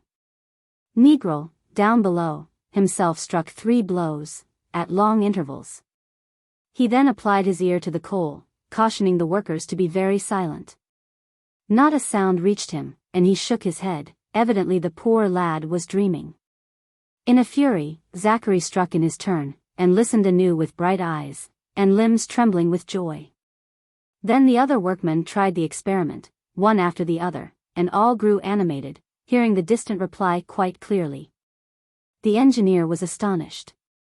He again applied his ear, and was at last able to catch a sound of aerial softness, a rhythmical roll scarcely to be distinguished, the well-known cadence beaten by the miners when they are fighting against the coal in the midst of danger. The coal transmits the sound with crystalline limpidity for a very great distance. A captain who was there estimated at the thickness of the block which separated them from their mates could not be less than 50 meters. But it seemed as if they could already stretch out a hand to them, and general gladness broke out. Negril decided to begin at once the work of approach. When Zachary, up above, saw Mahud again, they embraced each other. "It won't do to get excited," Piron, who had come for a visit of inquisitiveness, was cruel enough to say. "If Catherine isn't there, it would be such a grief afterwards." That was true, Catherine might be somewhere else. "Just leave me alone, will you?" "Damn it," cried Zachary in a rage. "She's there, I know it." Mahud sat down again in silence, with motionless face, continuing to wait. As soon as the story was spread at Monceau, a new crowd arrived. Nothing was to be seen, but they remained there all the same, and had to be kept at a distance. Down below, the work went on day and night. For fear of meeting an obstacle, the engineer had had 3 descending galleries opened in the seam, converging to the point where the enclosed miners were supposed to be. Only one pikeman could hew at the coal on the narrow face of the tube. He was relieved every 2 hours, and the coal piled in baskets was passed up, from hand to hand, by a chain of men, increased as the hole was hollowed out. The work at first proceeded very quickly, they did 6 meters a day. Zachary had secured a place among the workers chosen for the hewing. It was a post of honor which was disputed over, and he became furious when they wished to relieve him after his regulation 2 hours of labor. He robbed his mates of their turn, and refused to let go the pick. His gallery was soon in advance of the others. He fought against the coal so fiercely that his breath could be heard coming from the tube like the roar of a forge within his breast. When he came out, black and muddy, dizzy with fatigue, he fell to the ground and had to be wrapped up in a covering. Then, still tottering, he plunged back again, and the struggle began anew, the low, deep blows, the stifled groans, the victorious fury of massacre. The worst was that the coal now became hard. He twice broke his tool, and was exasperated that he could not get on so fast. He suffered also from the heat, which increased with every meter of advance, and was unbearable at the end of this narrow hole where the air could not circulate. A hand ventilator worked well, but aeration was so inadequate that on 3 occasions it was necessary to take out fainting hewers who were being asphyxiated. Negro lived below with his men. His meals were sent down to him, and he sometimes slept for a couple of hours on a truss of straw, rolled in a cloak. The one thing that kept them up was the supplication of the wretches beyond, the call which was sounded ever more distinctly to hasten on the rescue. It now rang very clearly with a musical sonority, as though struck on the plates of a harmonica. It led them on. They advanced to this crystalline sound as men advance to the sound of cannon in battle. Every time that a pikeman was relieved, Negro went down and struck, then applied his ear. And every time, so far, the reply had come, rapid and urgent. He had no doubt remaining, they were advancing in the right direction, but with what fatal slowness. They would never arrive soon enough. On the first 2 days they had indeed hewn through 13 meters, but on the 3rd day they fell to 5, and then on the 4th to 3. The coal was becoming closer and harder, to such an extent that they now with difficulty struck through 2 meters. On the 9th day, after superhuman efforts, they had advanced 32 meters, and calculated that some 20 must still be left before them. For the prisoners it was the beginning of the 12th day. 12 times over had they passed 24 hours without bread, without fire, in that icy darkness.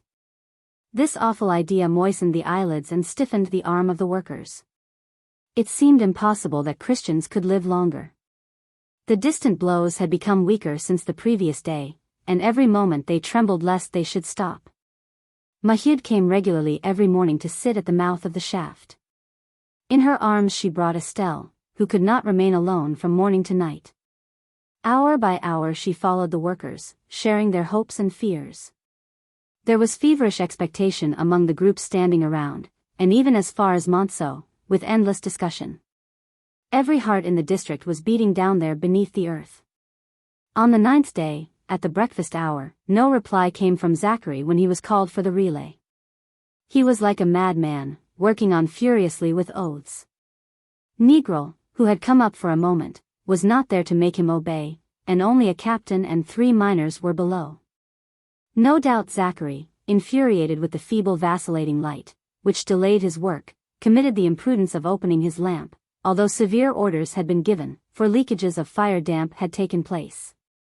And the gas remained in enormous masses in these narrow, unventilated passages. Suddenly, a roar of thunder was heard, and a spout of fire darted out of the tube as from the mouth of a cannon charged with grapeshot. Everything flamed up and the air caught fire like powder, from one end of the galleries to the other. This torrent of flame carried away the captain and 3 workers, ascended the pit, and leapt up to the daylight in an eruption which split the rocks and the ruins around. The inquisitive fled, and Mahud arose, pressing the frightened Estelle to her breast. When Negro and the men came back they were seized by a terrible rage. They struck their heels on the earth as on a stepmother who was killing her children at random in the imbecile whims of her cruelty. They were devoting themselves, they were coming to the help of their mates, and still they must lose some of their men. After 3 long hours of effort and danger they reached the galleries once more, and the melancholy ascent of the victims took place. Neither the captain nor the workers were dead, but they were covered by awful wounds which gave out an odor of grilled flesh. They had drunk of fire, the burns had got into their throats, and they constantly moaned and prayed to be finished off. One of the 3 miners was the man who had smashed the pump at Gaston Marie with a final blow of the shovel during the strike. The 2 others still had scars on their hands, and grazed, torn fingers from the energy with which they had thrown bricks at the soldiers. The pale and shuddering crowd took off their hats when they were carried by. Mahud stood waiting. Zachary's body at last appeared. The clothes were burnt, the body was nothing but black charcoal, calcined and unrecognizable. The head had been smashed by the explosion and no longer existed. And when these awful remains were placed on a stretcher, Mahud followed them mechanically, her burning eyelids without a tear. With Estelle drowsily lying in her arms, she went along, a tragic figure, her hair lashed by the wind. At the settlement Philomene seemed stupid, her eyes were turned into fountains and she was quickly relieved. But the mother had already returned with the same step to Requillart. She had accompanied her son, she was returning to wait for her daughter. 3 more days passed by. The rescue work had been resumed amid incredible difficulties. The galleries of approach had fortunately not fallen after the fire-damp explosion. But the air was so heavy and so vitiated that more ventilators had to be installed. Every 20 minutes the pikemen relieved one another. They were advancing, scarcely 2 meters separated them from their mates. But now they worked feeling cold at their hearts, striking hard only out of vengeance, for the noises had ceased, and the low, clear cadence of the call no longer sounded. It was the 12th day of their labors, the 15th since the catastrophe. And since the morning there had been a death-like silence. The new accident increased the curiosity at Monceau, and the inhabitants organized excursions with such spirit that the Grégoires decided to follow the fashion. They arranged a party, and it was agreed that they should go to the Voreux in their carriage, while Madame Hennebeau took Lucy and Jean there in hers. Deneulin would show them over his yards and then they would return by Requillart, where Negril would tell them the exact state of things in the galleries, and if there was still hope. Finally, they would dine together in the evening. When the Grégoires and their daughter Cécile arrived at the ruined mine, toward 3 o'clock, they found Madame Hennebeau already there, in a sea-blue dress, protecting herself under her parasol from the pale February sun. The warmth of spring was in the clear sky. Hennebeau was there with Deneulin, and she was listening, with listless ear, to the account which the latter gave her of the efforts which had been made to dam up the canal. Jean, who always carried a sketch-book with her, began to draw, carried away by the horror of the subject, while Lucy, seated beside her on the remains of a wagon, was crying out with pleasure, and finding it awfully jolly. The incomplete dam allowed numerous leaks, and frothy streams fell in a cascade down the enormous hole of the engulfed mine. The crater was being emptied, however, and the water, drunk by the earth, was sinking, and revealing the fearful ruin at the bottom. Beneath the tender azure of this beautiful day there lay a sewer, the ruins of a town drowned and melted in mud. And people come out of their way to see that, exclaimed M. Grégoire, disillusioned. Cécile, rosy with health and glad to breathe so pure an air, was cheerfully joking, while Madame Hennebeau made a little grimace of repugnance as she murmured, "The fact is, this is not pretty at all." The 2 engineers laughed. They tried to interest the visitors, taking them round and explaining to them the working of the pumps and the manipulation of the stamper which drove in the piles. But the ladies became anxious. They shuddered when they knew that the pumps would have to work for 6 or 7 years before the shaft was reconstructed and all the water exhausted from the mine. No, they would rather think of something else. This destruction was only good to give bad dreams. "Let us go," said Madame Hennebeau, turning towards her carriage. Lucy and Jean protested. "What? So soon? And the drawing which was not finished?" They wanted to remain. Their father would bring them to dinner in the evening. Hennebeau alone took his place with his wife in the carriage, for he wished to question Negril. "Very well. Go on before," said Grégoire. "We will follow you. We have a little visit of 5 minutes to make over there at the settlement. Go on, go on. We shall be at Requillart as soon as you." He got up behind Madame Grégoire and Cécile, and while the other carriage went along by the canal, theirs gently ascended the slope. Their excursion was to be completed by a visit of charity. Zachary's death had filled them with pity for this tragical Maheu family, about whom the whole country was talking. They had no pity for the father, that brigand, that slayer of soldiers, who had to be struck down like a wolf. But the mother touched them, that poor woman who had just lost her son after having lost her husband, and whose daughter was perhaps a corpse beneath the earth. To say nothing of an invalid grandfather, a child who was lame as the result of a landslip, and a little girl who died of starvation during the strike. So that, though this family had in part deserved its misfortunes by the detestable spirit it had shown, they had resolved to assert the breadth of their charity, their desire for forgetfulness and conciliation, by themselves bringing on alms. 2 parcels, carefully wrapped up, had been placed beneath the seat of the carriage. An old woman pointed out to the coachman Mahud's house, number 16 in the 2nd block. But when the Grégoires alighted with the parcels, they knocked in vain. At last they struck their fists against the door, still without reply. The house echoed mournfully, like a house emptied by grief, frozen and dark, long since abandoned. "There's no one there," said Cécile, disappointed. "What a nuisance. What shall we do with all this?" Suddenly the door of the next house opened, and the Levaque woman appeared. "Oh, sir. I beg pardon, ma'am. Excuse me, miss. It's the neighbor that you want?" "She's not there, she's at Requillart." With a flow of words she told them the story, repeating to them that people must help one another, and that she was keeping Lenore and Henri in her house to allow the mother to go and wait over there.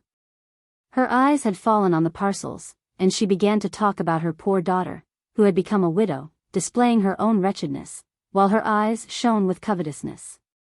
Then, in a hesitating way, she muttered, "I've got the key. If the lady and gentleman would really like, the grandfather is there." The Grégoires looked at her in stupefaction. What? The grandfather was there. But no one had replied. He was sleeping, then? And when the Levaque made up her mind to open the door, what they saw stopped them on the threshold.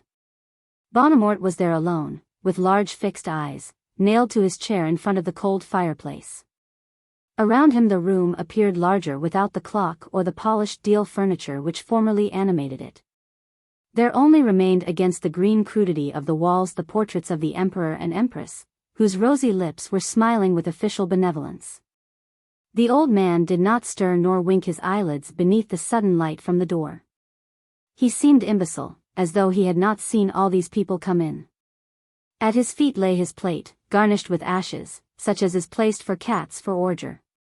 "Don't mind if he's not very polite," said the Levaque woman, obligingly.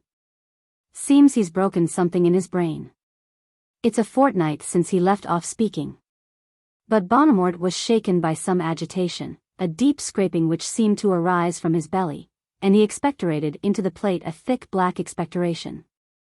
The ashes were soaked into a coaly mud, all the coal of the mine which he drew from his chest.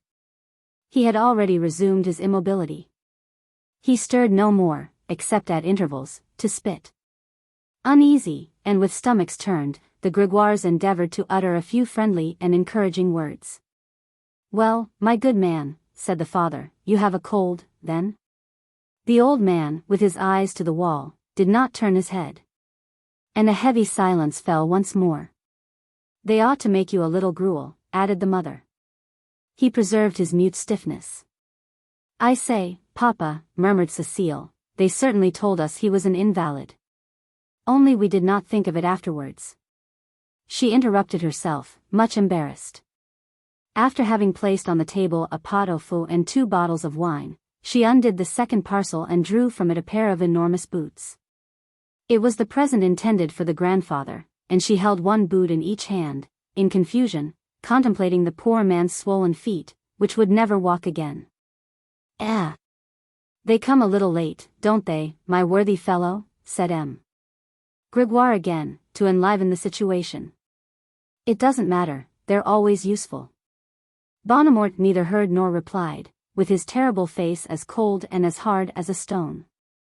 Then Cécile furtively placed the boots against the wall. But in spite of her precautions the nails clanked, and those enormous boots stood oppressively in the room. "He won't say thank you," said the Levaque woman, who had cast a look of deep envy on the boots. "Might as well give a pair of spectacles to a duck, asking your pardon." She went on. She was trying to draw the Grégoires into her own house, where she hoped to gain their pity. At last she thought of a pretext. She praised Henri and Lenore, who were so good, so gentle, and so intelligent, answering like angels the questions that they were asked. They would tell the lady and gentleman all that they wished to know. "Will you come for a moment, my child?" asked the father, glad to get away. "Yes, I'll follow you," she replied. Cécile remained alone with Bonnemort. What kept her there trembling and fascinated was the thought that she seemed to recognize this old man. Where then had she met this square livid face, tattooed with coal? Suddenly she remembered. She saw again a mob of shouting people who surrounded her, and she felt cold hands pressing her neck. It was he. She saw the man again.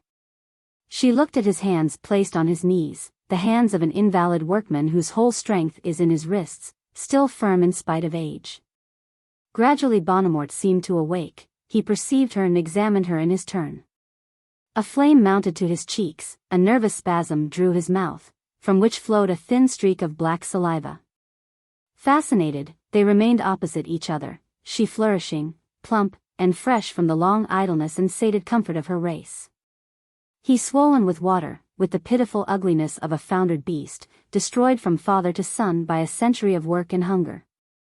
At the end of 10 minutes, when the Grégoires, surprised at not seeing Cécile, came back into the Mahieu's house, they uttered a terrible cry. Their daughter was lying on the ground, with livid face, strangled. At her neck fingers had left the red imprint of a giant's hand. Bonnemort, tottering on his dead legs, had fallen beside her without power to rise. His hands were still hooked, and he looked round with his imbecile air and large open eyes.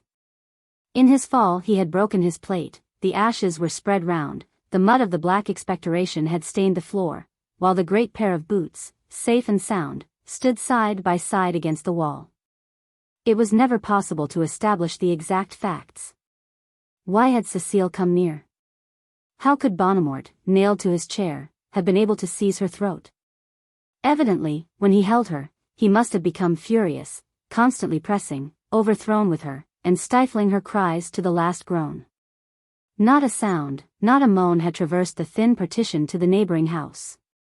It seemed to be an outbreak of sudden madness, a longing to murder before this white young neck.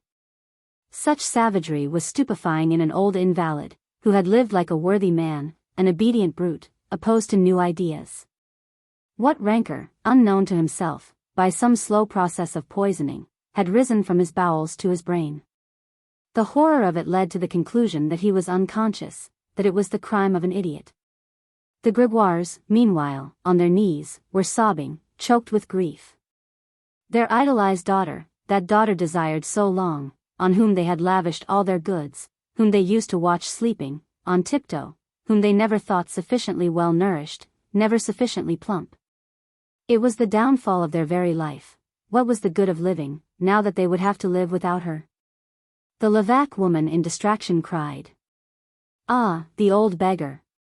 What's he done there? Who would have expected such a thing? And Mahieu, who won't come back till evening. Shall I go and fetch her?" The father and mother were crushed, and did not reply. It will be better. I'll go." But, before going, the Levaque woman looked at the boots.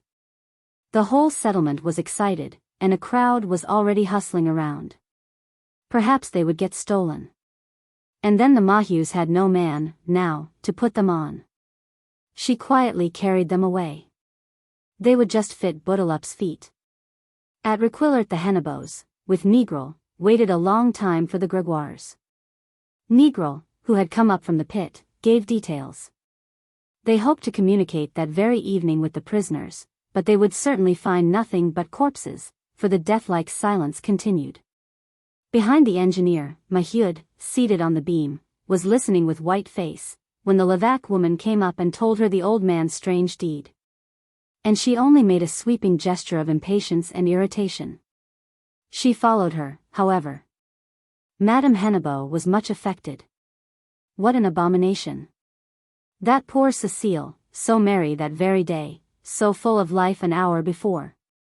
Hennebeau had to lead his wife for a moment into old Mook's hovel. With his awkward hands he unfastened her dress, troubled by the odor of musk which her open bodice exhaled. And as with streaming tears she clasped Nigrel, terrified at this death which cut short the marriage. The husband watched them lamenting together, and was delivered from one anxiety. This misfortune would arrange everything. He preferred to keep his nephew for fear of his coachman. Chapter 5. At the bottom of the shaft the abandoned wretches were yelling with terror. The water now came up to their hips. The noise of the torrent dazed them, the final falling in of the tubbing sounded like the last crack of doom. And their bewilderment was completed by the neighing of the horses shut up in the stable, the terrible, unforgettable death cry of an animal that is being slaughtered. Mook had let go buttily. The old horse was there, trembling, with its dilated eye fixed on this water which was constantly rising. The pit eye was rapidly filling. The greenish flood slowly enlarged under the red gleam of the 3 lamps which were still burning under the roof. And suddenly, when he felt this ice soaking his coat, he set out in a furious gallop, and was engulfed and lost at the end of one of the haulage galleries. Then there was a general rush, the men following the beast. "Nothing more to be done in this damned hole," shouted Mook. "We must try at Requillart." The idea that they might get out by the old neighboring pit if they arrived before the passage was cut off, now carried them away. The 20 hustled one another as they went in single file, holding their lamps in the air so that the water should not extinguish them. Fortunately, the gallery rose with an imperceptible slope, and they proceeded for 200 meters, struggling against the flood, which was not now gaining on them. Sleeping beliefs reawakened in these distracted souls. They invoked the earth, for it was the earth that was avenging herself, discharging the blood from the vein because they had cut one of her arteries. An old man stammered forgotten prayers, bending his thumbs backwards to appease the evil spirits of the mine. But at the first turning disagreement broke out. The groom proposed turning to the left, others declared that they could make a short cut by going to the right. A minute was lost. "Well, die there. What the devil does it matter to me?" Chavell brutally exclaimed. "I go this way." He turned to the right, and 2 mates followed him. The others continued to rush behind Father Mook, who had grown up at the bottom of Requillart. He himself hesitated, however, not knowing where to turn. They lost their heads. Even the old men could no longer recognize the passages, which lay like a tangled skein before them. At every bifurcation they were pulled up short by uncertainty, and yet they had to decide. Étienne was running last, delayed by Catherine, who was paralyzed by fatigue and fear. He would have gone to the right with Chavell, for he thought that the better road, but he had not, preferring to part from Chavell. The rush continued, however. Some of the mates had gone from their side, and only 7 were left behind old Mook. "Hang on to my neck and I will carry you," said Étienne to the young girl, seeing her grow weak. "No, let me be," she murmured. "I can't do more. I would rather die at once." They delayed and were left 50 meters behind. He was lifting her, in spite of her resistance, when the gallery was suddenly stopped up. An enormous block fell in and separated them from the others. The inundation was already soaking the soil, which was shifting on every side. They had to retrace their steps, then they no longer knew in what direction they were going. There was an end of all hope of escaping by Requillart. Their only remaining hope was to gain the upper workings, from which they might perhaps be delivered if the water sank. Étienne at last recognized the Guillaume seam. "Good," he exclaimed. "Now I know where we are. By God! We were in the right road. But we may go to the devil now. Here, let us go straight on, we will climb up the passage." The flood was beating against their breasts, and they walked very slowly. As long as they had light they did not despair, and they blew out one of the lamps to economize the oil, meaning to empty it into the other lamp. They had reached the chimney passage, when a noise behind made them turn. Was it some mates, then, who had also found the road barred and were returning? A roaring sound came from afar. They could not understand this tempest which approached them, spattering foam. And they cried out when they saw a gigantic whitish mass coming out of the shadow and trying to rejoin them between the narrow timbering in which it was being crushed. It was Buttolly. On leaving the pit eye he had wildly galloped along the dark galleries. He seemed to know his road in this subterranean town which he had inhabited for 11 years, and his eyes saw clearly in the depths of the eternal night in which he had lived. He galloped on and on, bending his head, drawing up his feet, passing through these narrow tubes in the earth, filled by his great body. Road succeeded to road, and the forked turnings were passed without any hesitation. Where was he going? Over there, perhaps, towards that vision of his youth, to the mill where he had been born on the bank of the Scarpe, to the confused recollection of the sun burning in the air like a great lamp. He desired to live, his beast's memory awoke. The longing to breathe once more the air of the plains drove him straight onwards to the discovery of that hole, the exit beneath the warm sun into light. Rebellion carried away his ancient resignation. This pit was murdering him after having blinded him. The water which pursued him was lashing him on the flanks and biting him on the crupper. But as he went deeper in, the galleries became narrower, the roofs lower, and the walls protruded. He galloped on in spite of everything, grazing himself, leaving shreds of his limbs on the timber. From every side the mines seemed to be pressing onto him to take him and to stifle him. Then Étienne and Catherine, as he came near them, perceived that he was strangling between the rocks.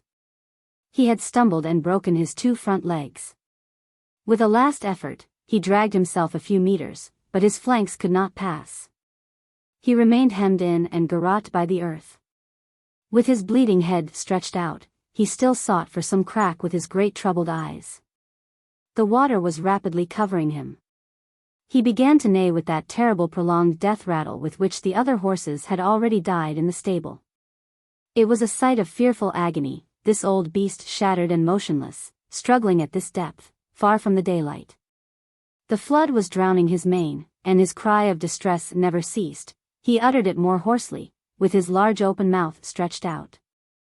There was a last rumble, the hollow sound of a cask which is being filled, then deep silence fell. "Oh, my God!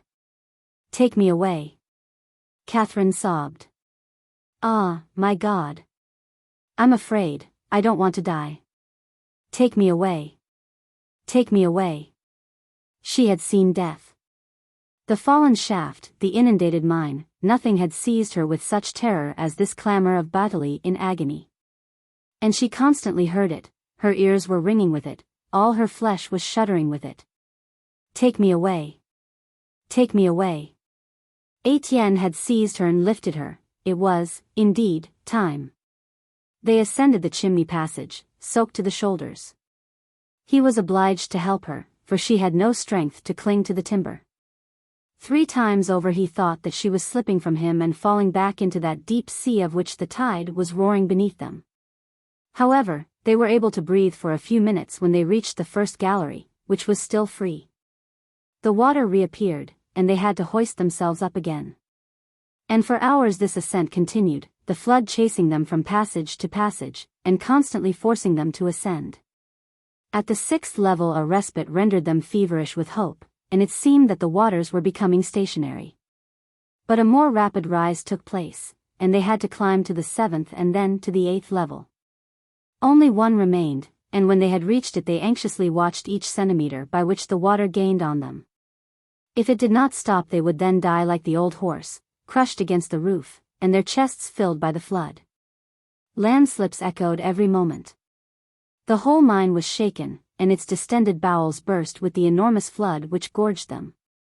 At the end of the galleries the air, driven back, pressed together and crushed, exploded terribly amid split rocks and overthrown soil. It was a terrifying uproar of interior cataclysms, a remnant of the ancient battle when deluges overthrew the earth, burying the mountains beneath the plains. And Catherine, shaken and dazed by this continuous downfall, joined her hands, stammering the same words without cessation. "I don't want to die. I don't want to die." To reassure her, Étienne declared that the water was not now moving. Their flight had lasted for fully 6 hours, and they would soon be rescued. He said 6 hours without knowing, for they had lost all count of time. In reality, a whole day had already passed in their climb up through the Guillaume seam. Drenched and shivering, they settled themselves down. She undressed herself without shame and wrung out her clothes, then she put on again the jacket and breeches, and let them finish drying on her. As her feet were bare, he made her take his own sabots. They could wait patiently now. They had lowered the wick of the lamp, leaving only the feeble gleam of a nightlight. But their stomachs were torn by cramp, and they both realized that they were dying of hunger. Up till now they had not felt that they were living. The catastrophe had occurred before breakfast, and now they found their bread and butter swollen by the water and changed into sop. She had to become angry before he would accept his share. As soon as she had eaten, she fell asleep from weariness, on the cold earth. He was devoured by insomnia, and watched over her with fixed eyes and forehead between his hands. How many hours passed by thus? He would have been unable to say. All that he knew was that before him, through the hole they had ascended, he had seen the flood reappear, black and moving, the beast whose back was ceaselessly swelling out to reach them. At first it was only a thin line, a supple serpent stretching itself out, then it enlarged into a crawling, crouching flank, and soon it reached them, and the sleeping girl's feet were touched by it. In his anxiety he yet hesitated to wake her. Was it not cruel to snatch her from this repose of unconscious ignorance, which was, perhaps, lulling her with a dream of the open air and of life beneath the sun? Besides, where could they fly? And he thought and remembered that the upbrow established at this part of the seam communicated end to end with that which served the upper level. That would be a way out. He let her sleep as long as possible, watching the flood gain on them, waiting for it to chase them away. At last he lifted her gently, and a great shudder passed over her. Ah, my God! It's true. It's beginning again, my God. She remembered, she cried out, again finding death so near. No. Calm yourself, he whispered. We can pass, upon my word. To reach the upbrow they had to walk doubled up, again wetted to the shoulders. And the climbing began anew, now more dangerous, through this hole entirely of timber, 100 meters long. At first they wished to pull the cable so as to fix one of the carts at the bottom, for if the other should come down during their ascent, they would be crushed. But nothing moved, some obstacle interfered with the mechanism. They ventured in, not daring to make use of the cable which was in their way, and tearing their nails against the smooth framework. He came behind, supporting her by his head when she slipped with torn hands. Suddenly they came across the splinters of a beam which barred the way. A portion of the soil had fallen down and prevented them from going any higher. Fortunately a door opened here and they passed into a passage. They were stupefied to see the flicker of a lamp in front of them. A man cried wildly to them.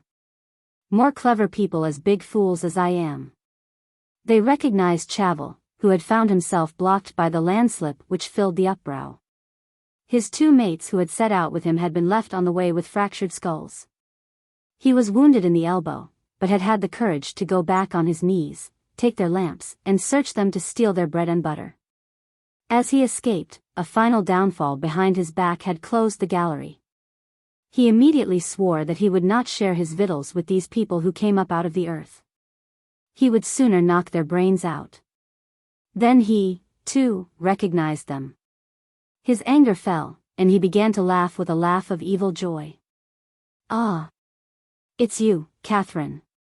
You've broken your nose, and you want to join your man again. Well, well.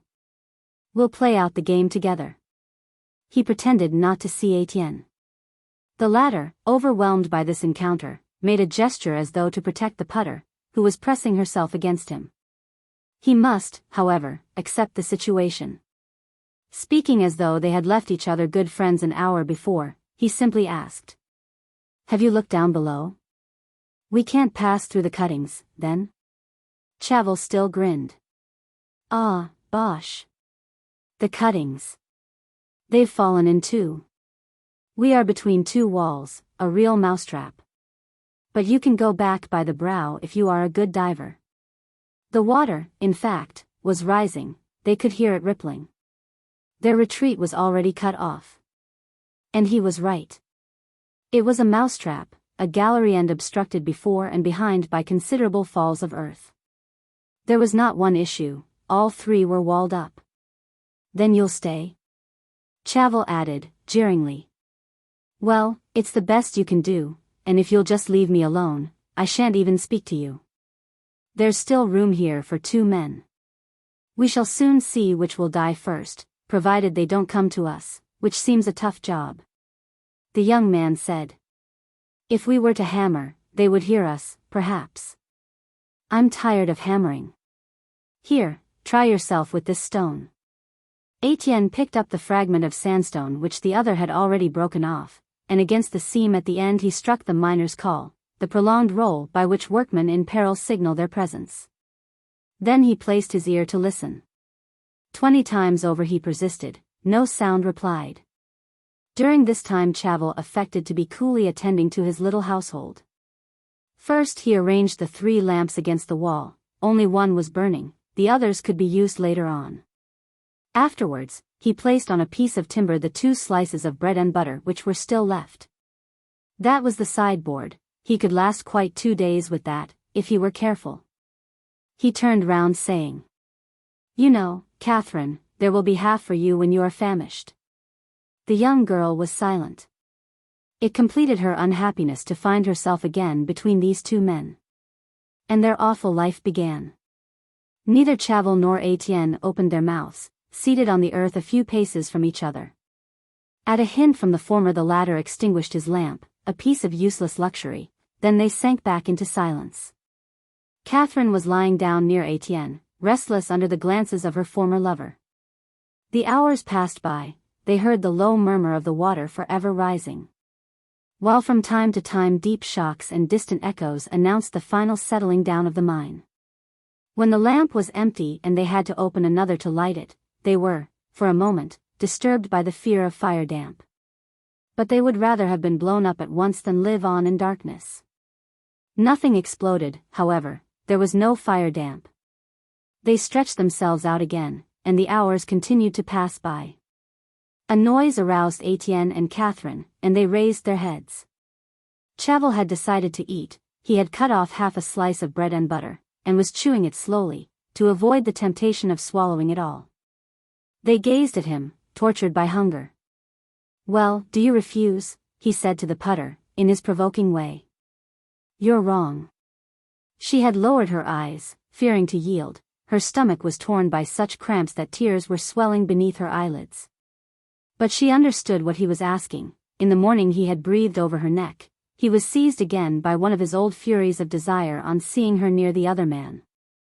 The glances with which he called her had a flame in them which she knew well, the flame of his crises of jealousy when he would fall on her with his fists, accusing her of committing abominations with her mother's lodger. And she was not willing. She trembled lest, by returning to him, she should throw these 2 men onto each other in this narrow cave, where they were all in agony together. Good God! Why could they not end together in comradeship? Étienne would have died of inanition rather than beg a mouthful of bread from Chavel. The silence became heavy, an eternity seemed to be prolonging itself with the slowness of monotonous minutes which passed by one, without hope. They had now been shut up together for a day. The second lamp was growing pale, and they lighted the third. Chavel started on his second slice of bread and butter, and growled. Come then, stupid. Catherine shivered. Étienne had turned away in order to leave her free. Then, as she did not stir, he said to her in a low voice. Go, my child. The tears which she was stifling then rushed forth. She wept for a long time, without even strength to rise, no longer knowing if she was hungry, suffering with pain which she felt all over her body. He was standing up, going backward and forwards, vainly beating the miner's call, enraged at this remainder of life which he was obliged to live here tied to a rival whom he detested. Not even enough space to die away from each other. As soon as he had gone 10 paces he must come back and knock up against this man. And she, this sorrowful girl whom they were disputing over even in the earth. She would belong to the one who lived longest. That man would steal her from him should he go first. There was no end to it, the hours followed the hours, the revolting promiscuity became worse, with the poison of their breaths and the ordure of their necessities satisfied in common. Twice he rushed against the rocks as though to open them with his fists. Another day was done, and Chavel had seated himself near Catherine, sharing with her his last half-slice. She was chewing the mouthfuls painfully. He made her pay for each with a caress, in his jealous obstinacy and not willing to die until he had had her again in the other man's presence. She abandoned herself in exhaustion. But when he tried to take her, she complained. "Oh, leave me. You're breaking my bones." Étienne, with a shudder, had placed his forehead against the timber so as not to see. He came back with a wild leap. "Leave her, by God." "Does it concern you?" said Chavel. "She's my woman, I suppose she belongs to me." And he took her again and pressed her, out of bravado, crushing his red mustache against her mouth, and continuing. "Will you leave us alone, eh? Will you be good enough to look over there if we are at it?" But Étienne, with white lips, shouted. "If you don't let her go, I'll do for you." The other quickly stood up, for he had understood by the hiss of the voice that his mate was in earnest. Death seemed to them too slow. It was necessary that one of them should immediately yield his place. It was the old battle beginning over again, down in the earth where they would soon sleep side by side. And they had so little room that they could not swing their fists without grazing them. "Look out," growled Chavel. "This time I'll have you." From that moment Étienne became mad. His eyes seemed drowned in red vapor, his chest was congested by the flow of blood. The need to kill seized him irresistibly, a physical need, like the irritation of mucus which causes a violent spasm of coughing.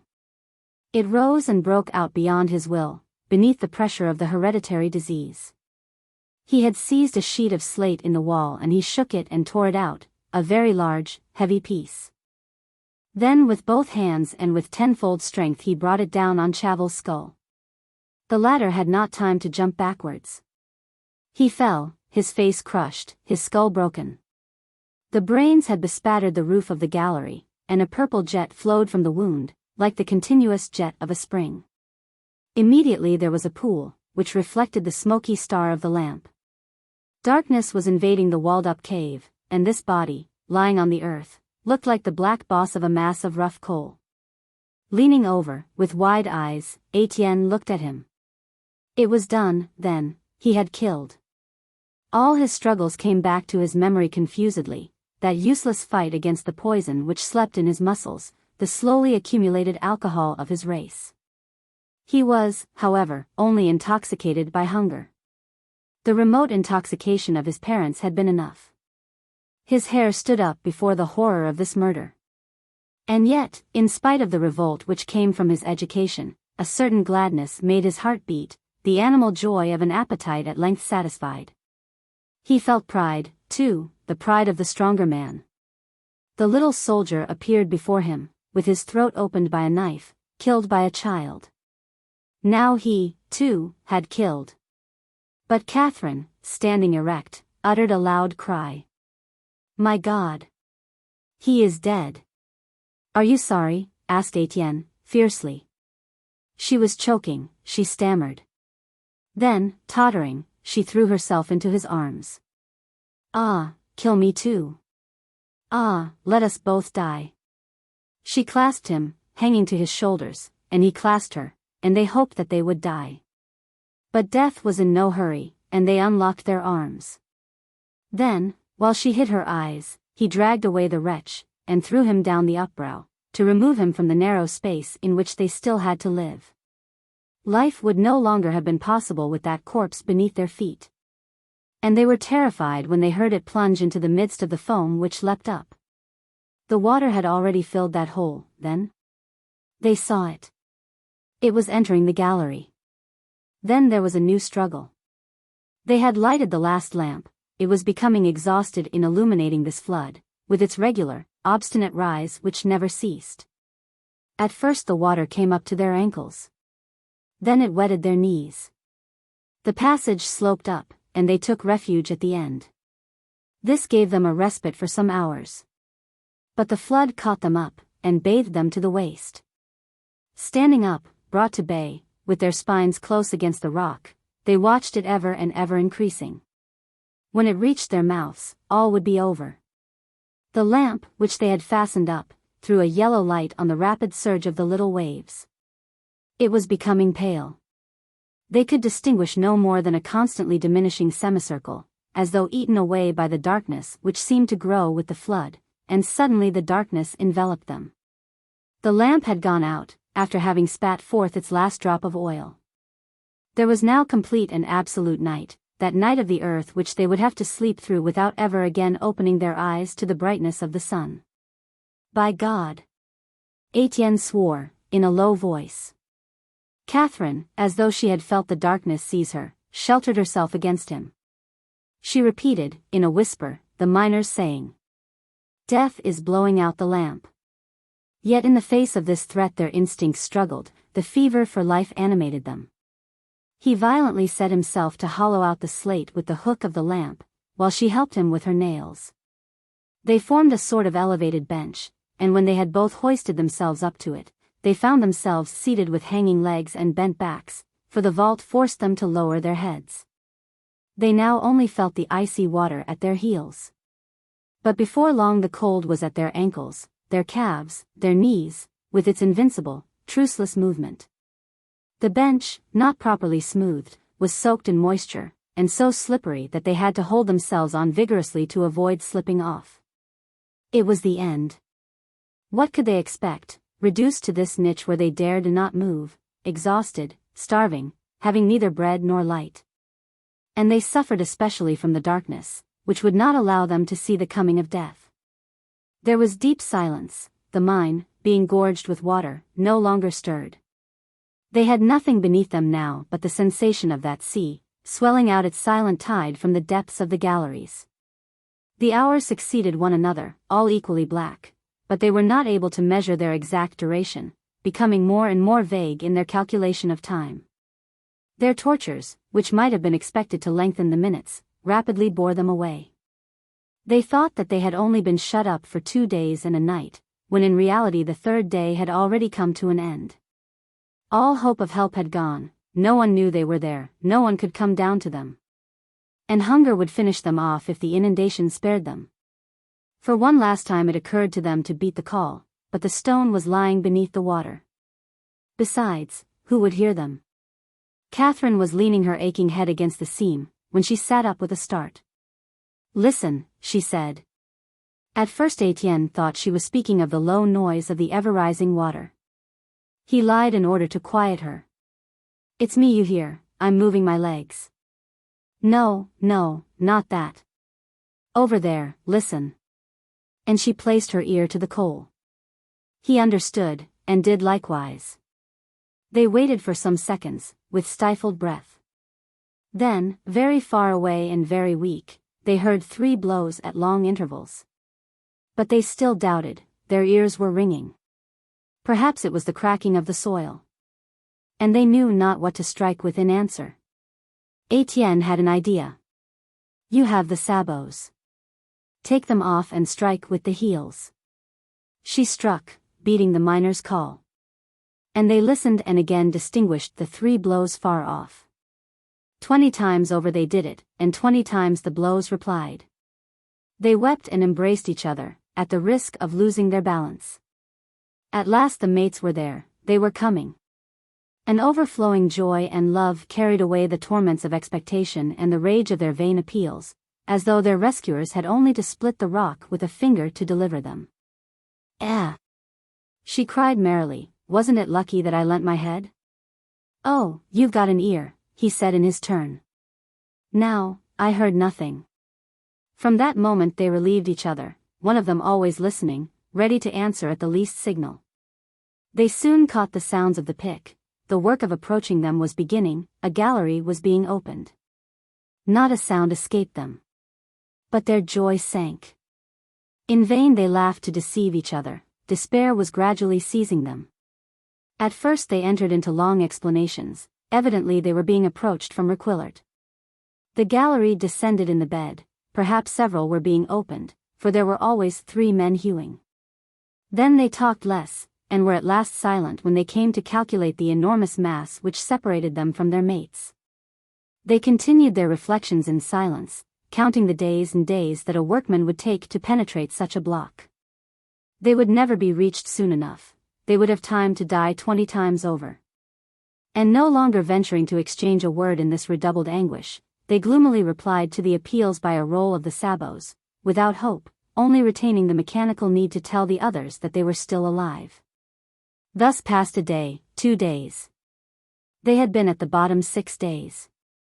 The water had stopped at their knees, neither rising nor falling, and their legs seemed to be melting away in this icy bath. They could certainly keep them out for an hour or so, but their position then became so uncomfortable that they were twisted by horrible cramps, and were obliged to let their feet fall in again. Every 10 minutes they hoisted themselves back by a jerk on the slippery rock. The fractures of the coal struck into their spines, and they felt at the back of their necks a fixed intense pain, through having to keep constantly bent in order to avoid striking their heads. And their suffocation increased. The air, driven back by the water, was compressed into a sort of bell in which they were shut up. Their voices were muffled, and seemed to come from afar.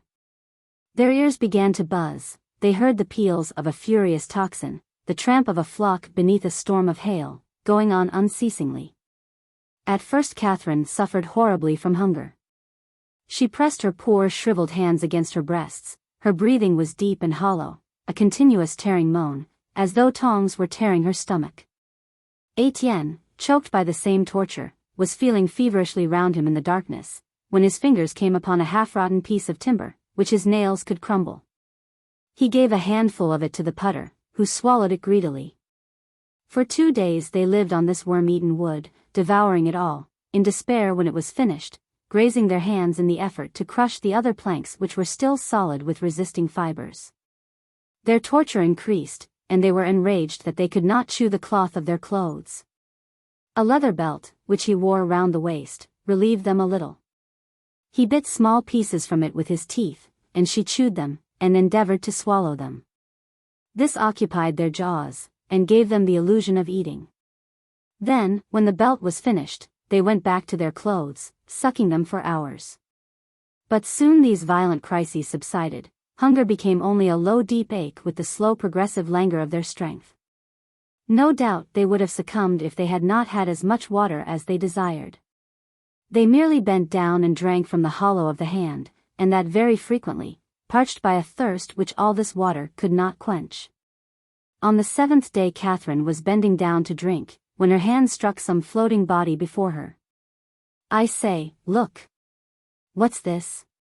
Étienne felt in the darkness. "I can't make out, it seems like the cover of a ventilation door." She drank, but as she was drawing up a second mouthful the body came back, striking her hand. And she uttered a terrible cry. "My God! It's he!" "Whom do you mean?" "Him. You know well enough." I felt his mustache. It was Chavel's corpse, risen from the upbrow and pushed onto them by the flow. Étienne stretched out his arm. He, too, felt the mustache and the crushed nose, and shuddered with disgust and fear. Seized by horrible nausea, Catherine had spat out the water which was still in her mouth. It seemed to her that she had been drinking blood, and that all the deep water before her was now that man's blood. "Wait," stammered Étienne. "I'll push him off." He kicked the corpse, which moved off.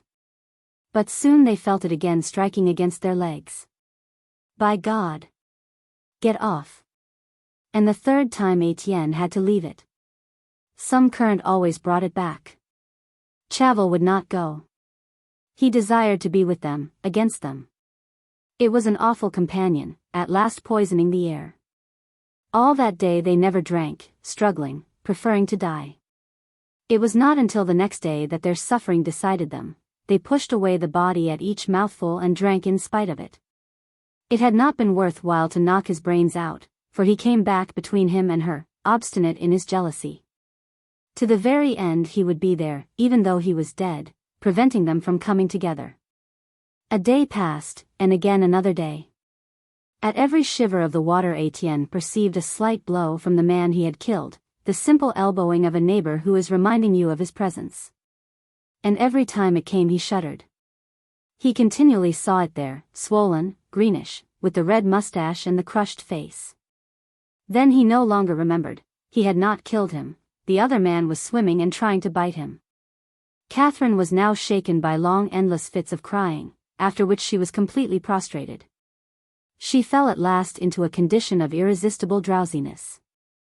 He would arouse her, but she stammered a few words and at once fell asleep again without even raising her eyelids, and fearing lest she should be drowned, he put his arm round her waist. It was he now who replied to the mates.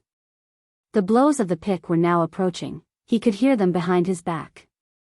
But his strength, too, was diminishing, he had lost all courage to strike. They were known to be there, why weary oneself more? It no longer interested him whether they came or not. In the stupefaction of waiting he would forget for hours at a time what he was waiting for. One relief comforted them a little, the water sank, and Chavel's body moved off. For 9 days the work of their deliverance had been going on, and they were for the first time taking a few steps in the gallery when a fearful commotion threw them to the ground. They felt for each other and remained in each other's arms like mad people, not understanding, thinking the catastrophe was beginning over again. Nothing more stirred, the sound of the picks had ceased. In the corner where they were seated holding each other, side by side, a low laugh came from Catherine. It must be good outside. Come, let's go out of here. Étienne at first struggled against this madness. But the contagion was shaking his stronger head, and he lost the exact sensation of reality. All their senses seemed to go astray, especially Catherine's. She was shaken by fever, tormented now by the need to talk and move. The ringing in her ears had become the murmur of flowing water, the song of birds. She smelled the strong odor of crushed grass, and could see clearly great yellow patches floating before her eyes, so large that she thought she was out of doors, near the canal, in the meadows on a fine summer day. How warm it is. Take me, then, let us keep together. Oh, always, always. He pressed her, and she rubbed herself against him for a long time, continuing to chatter like a happy girl. How silly we have been to wait so long. I would have liked you at once, and you did not understand, you sulked. Then, do you remember, at our house at night, when we could not sleep, with our faces out listening to each other's breathing, with such a longing to come together? He was won by her gaiety, and joked over the recollection of their silent tenderness. You struck me once. Yes, yes, blows on both cheeks. It was because I loved you, she murmured. You see, I prevented myself from thinking of you. I said to myself that it was quite done with, and all the time I knew that one day or another we should get together. It only wanted an opportunity, some lucky chance. Wasn't it so? A shudder froze him. He tried to shake off this dream. Then he repeated slowly. Nothing is ever done with, a little happiness is enough to make everything begin again. Then you'll keep me, and it will be all right this time? And she slipped down fainting. She was so weak that her low voice died out. In terror he kept her against his heart. Are you in pain? She sat up surprised. No, not at all. Why? But this question aroused her from her dream. She gazed at the darkness with distraction, wringing her hands in another fit of sobbing. My God, how black it is. It was no longer the meadows, the odor of the grass, the song of larks, the great yellow sun. It was the fallen, inundated mine, the stinking gloom, the melancholy dripping of this cellar where they had been groaning for so many days. Her perverted senses now increased the horror of it, her childish superstitions came back to her. She saw the black man, the old dead miner who returns to the pit to twist naughty girls' necks. Listen. Did you hear? No, nothing, I heard nothing. Yes, the man, you know. Look. He is there. The earth has let all the blood out of the vein to revenge itself for being cut into, and he is there, you can see him, look. Blacker than night. Oh, I'm so afraid, I'm so afraid. She became silent, shivering. Then in a very low voice she whispered. No, it's always the other one. What other one? Him who is with us, who is not alive. The image of Chavel haunted her, she talked of him confusedly, she described the dog's life she led with him, the only day when he had been kind to her at Jeanbart, the other days of follies and blows. When he would kill her with caresses after having covered her with kicks. I tell you that he's coming, that he will still keep us from being together. His jealousy is coming on him again. Oh, push him off. Oh, keep me close. With a sudden impulse she hung on to him, seeking his mouth and pressing her own passionately to it. The darkness lighted up, she saw the sun again, and she laughed a quiet laugh of love. He shuddered to feel her thus against his flesh, half naked beneath the tattered jacket and trousers, and he seized her with a reawakening of his virility. It was at length their wedding night, at the bottom of this tomb, on this bed of mud, the longing not to die before they had had their happiness, the obstinate longing to live and make life one last time. They loved each other in despair of everything, in death. After that there was nothing more. Étienne was seated on the ground, always in the same corner, and Catherine was lying motionless on his knees. Hours and hours passed by. For a long time he thought she was sleeping, then he touched her, she was very cold, she was dead. He did not move, however, for fear of arousing her. The idea that he was the first who had possessed her as a woman, and that she might be pregnant, filled him with tenderness. Other ideas, the desire to go away with her, joy at what they would both do later on, came to him at moments, but so vaguely that it seemed only as though his forehead had been touched by a breath of sleep. He grew weaker, he only had strength to make a little gesture, a slow movement of the hand, to assure himself that she was certainly there, like a sleeping child in her frozen stiffness. Everything was being annihilated. The night itself had disappeared, and he was nowhere, out of space, out of time. Something was certainly striking beside his head, violent blows were approaching him, but he had been too lazy to reply, benumbed by immense fatigue. And now he knew nothing, he only dreamed that she was walking before him, and that he heard the slight clank of her sabots. 2 days passed, she had not stirred, he touched her with his mechanical gesture, reassured to find her so quiet. Étienne felt a shock. Voices were sounding, rocks were rolling to his feet.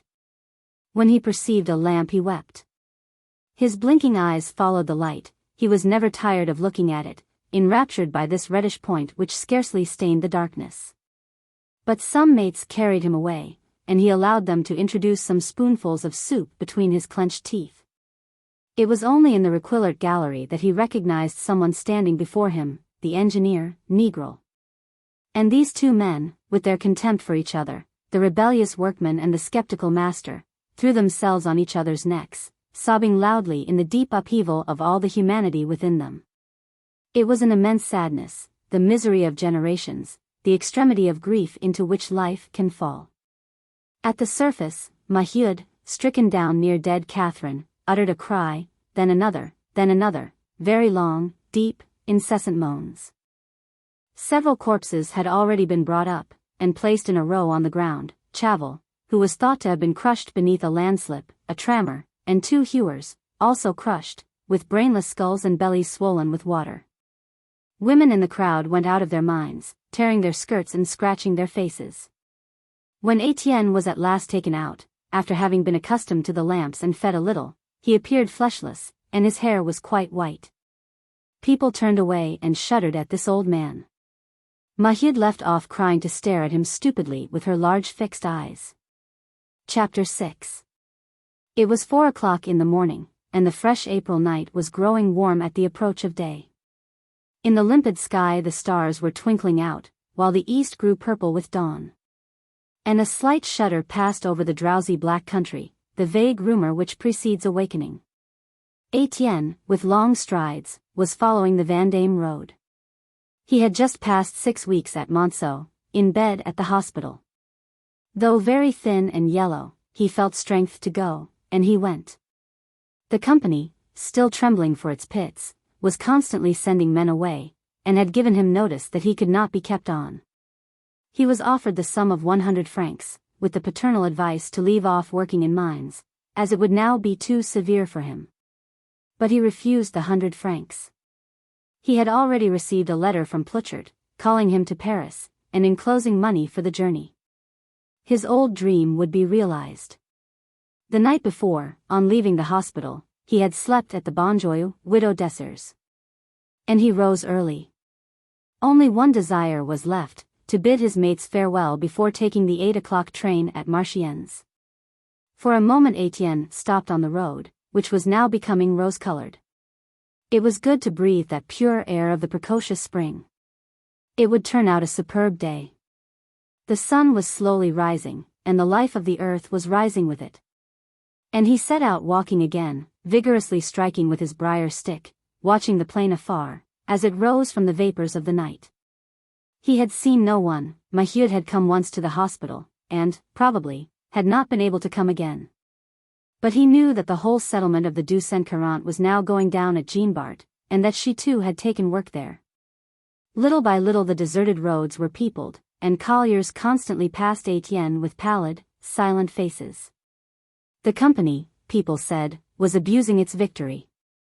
After 2.5 months of strike, when they had returned to the pits, conquered by hunger, they had been obliged to accept the timbering tariff, that disguised decrease in wages. Now the more hateful because stained with the blood of their mates. They were being robbed of an hour's work, they were being made false to their oath never to submit, and this imposed perjury stuck in their throats like gall. Work was beginning again everywhere, at Mirou, at Madeleine, at Crèvecoeur, at the Victoire. Everywhere, in the morning haze, along the roads lost in darkness, the flock was tramping on, rows of men trotting with faces bent towards the earth, like cattle led to the slaughterhouse. They shivered beneath their thin garments, folding their arms, rolling their hips, expanding their backs with the humps formed by the brick between the shirt and the jacket. And in this wholesale return to work, in these mute shadows, all black, without a laugh, without a look aside, one felt the teeth clenched with rage, the heart swollen with hatred, a simple resignation to the necessity of the belly. The nearer Étienne approached the pit the more their number increased. They nearly all walked alone. Those who came in groups were in single file, already exhausted, tired of one another and of themselves. He noticed one who was very old, with eyes that shone like hot coals beneath his livid forehead. Another, a young man, was panting with the restrained fury of a storm. Many had their sabots in their hands. One could scarcely hear the soft sound of their coarse woolen stockings on the ground. It was an endless rustling, a general downfall, the forced march of a beaten army, moving on with lowered heads, sullenly absorbed in the desire to renew the struggle and achieve revenge. When Étienne arrived, Jean Bart was emerging from the shade. The lanterns, hooked onto the platform, were still burning in the growing dawn. Above the obscure buildings a trail of steam arose like a white plume delicately tinted with carmine. He passed up the sifting staircase to go to the receiving room. The descent was beginning, and the men were coming from the shed. For a moment he stood by, motionless amid the noise and movement. The rolling of the trams shook the metal floor, the drums were turning, unrolling the cables in the midst of cries from the trumpet, the ringing of bells, blows of the mallet on the signal block. He found the monster again swallowing his daily ration of human flesh, the cages rising and plunging, engulfing their burden of men, without ceasing, with the facile gulp of a voracious giant. Since his accident he had a nervous horror of the mine. The cages, as they sank down, tore his bowels. He had to turn away his head, the pit exasperated him. But in the vast and still somber hall, feebly lighted up by the exhausted lanterns, he could perceive no friendly face. The miners, who were waiting there with bare feet and their lamps in their hands, looked at him with large restless eyes, and then lowered their faces, drawing back with an air of shame. No doubt they knew him and no longer had any spite against him. They seemed, on the contrary, to fear him, blushing at the thought that he would reproach them with cowardice. This attitude made his heart swell. He forgot that these wretches had stoned him. He again began to dream of changing them into heroes, of directing a whole people, this force of nature which was devouring itself. A cage was embarking its men, and the batch disappeared. As others arrived he saw at last one of his lieutenants in the strike, a worthy fellow who had sworn to die. "You too," he murmured, with aching heart. The other turned pale and his lips trembled. Then, with a movement of excuse. "What would you have?" "I've got a wife." Now in the new crowd coming from the shed he recognized them all. You too," you too. And all shrank back, stammering in choked voices. I have a mother. I have children. One must get bread. The cage did not reappear. They waited for it mournfully, with such sorrow at their defeat that they avoided meeting each other's eyes, obstinately gazing at the shaft. And Mahyud? Étienne asked. They made no reply. One made a sign that she was coming. Others raised their arms, trembling with pity. Ah, poor woman. What wretchedness. The silence continued, and when Étienne stretched out his hand to bid them farewell, they all pressed it vigorously, putting into that mute squeeze their rage at having yielded, their feverish hope of revenge. The cage was there. They got into it and sank, devoured by the gulf. Perron had appeared with his naked captain's lamp fixed into the leather of his cap. For the past week he had been chief of the gang at the pit eye, and the men moved away, for promotion had rendered him bossy. The sight of Étienne annoyed him. He came up, however, and was at last reassured when the young man announced his departure. They talked. His wife now kept the estaminet du progrès, thanks to the support of all those gentlemen, who had been so good to her. But he interrupted himself and turned furiously on to Father Muck, whom he accused of not sending up the dung heap from his stable at the regulation hour. The old man listened with bent shoulders. Then, before going down, suffering from this reprimand, he, too, gave his hand to Étienne, with the same long pressure as the others, warm with restrained anger and quivering with future rebellion. And this old hand which trembled in his, this old man who was forgiving him for the loss of his dead children, affected Étienne to such a degree that he watched him disappear without saying a word. Then Mahyud is not coming this morning? He asked Perron after a time. At first the latter pretended not to understand, for there was ill luck even in speaking of her. Then, as he moved away, under the pretext of giving an order, he said at last. Mahyud? There she is. In fact, Mahyud had reached the shed with her lamp in her hand, dressed in trousers and jacket, with her head confined in the cap. It was by a charitable exception that the company, pitying the fate of this unhappy woman, so cruelly afflicted, had allowed her to go down again at the age of 40. And as it seemed difficult to set her again at haulage work, she was employed to manipulate a small ventilator which had been installed in the north gallery, in those infernal regions beneath Tartaret, where there was no movement of air. For 10 hours, with aching back, she turned her wheel at the bottom of a burning tube, baked by 40 degrees of heat. She earned 30 sous. When Étienne saw her, a pitiful sight in her male garments, her breast and belly seeming to be swollen by the dampness of the cuttings, he stammered with surprise. Trying to find words to explain that he was going away and that he wished to say goodbye to her. She looked at him without listening, and said at last, speaking familiarly. It surprises you to see me. It's true enough that I threatened to wring the neck of the first of my children who went down again. And now that I'm going down I ought to wring my own, ought I not? Ah, well. I should have done it by now if it hadn't been for the old man and the little ones at the house. And she went on in her low, fatigued voice. She did not excuse herself, she simply narrated things, that they had been nearly starved, and that she had made up her mind to it, so that they might not be sent away from the settlement. How is the old man? Asked Étienne. He is always very gentle and very clean. But he is quite off his nut. He was not brought up for that affair, you know. There was talk of shutting him up with the madmen, but I was not willing. They would have done for him in his soup. His story has, all the same, been very bad for us, for he'll never get his pension. One of those gentlemen told me that it would be immoral to give him one. Is Jeanlin working? Yes, those gentlemen found something for him to do at the top. He gets 20 sous. Oh. I don't complain, the bosses have been very good, as they told me themselves. The brat's 20 sous and my 30, that makes 50. If there were not 6 of us we should get enough to eat. Estelle devours now, and the worst is that it will be 4 or 5 years before Lenore and Henri are old enough to come to the pit. Étienne could not restrain a movement of pain. They, too. Mahyud's pale cheeks turned red, and her eyes flamed. But her shoulders sank as if beneath the weight of destiny. What would you have? They after the others. They have all been done for now it's their turn. She was silent. Some landers, who were rolling trams, disturbed them. Through the large dusty windows the early sun was entering, drowning the lanterns in grey light, and the engine moved every 3 minutes, the cables unrolled, the cages continued to swallow down men. Come along, you loungers, look sharp, shouted Perron. Get in, we shall never have done with it today.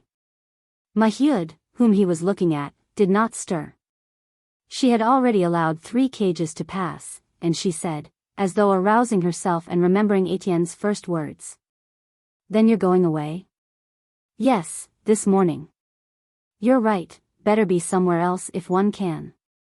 And I'm glad to have seen you, because you can know now, anyhow, that I've nothing on my mind against you. For a moment I could have killed you, after all that slaughter. But one thinks, doesn't one? One sees that when all's reckoned up it's nobody's fault.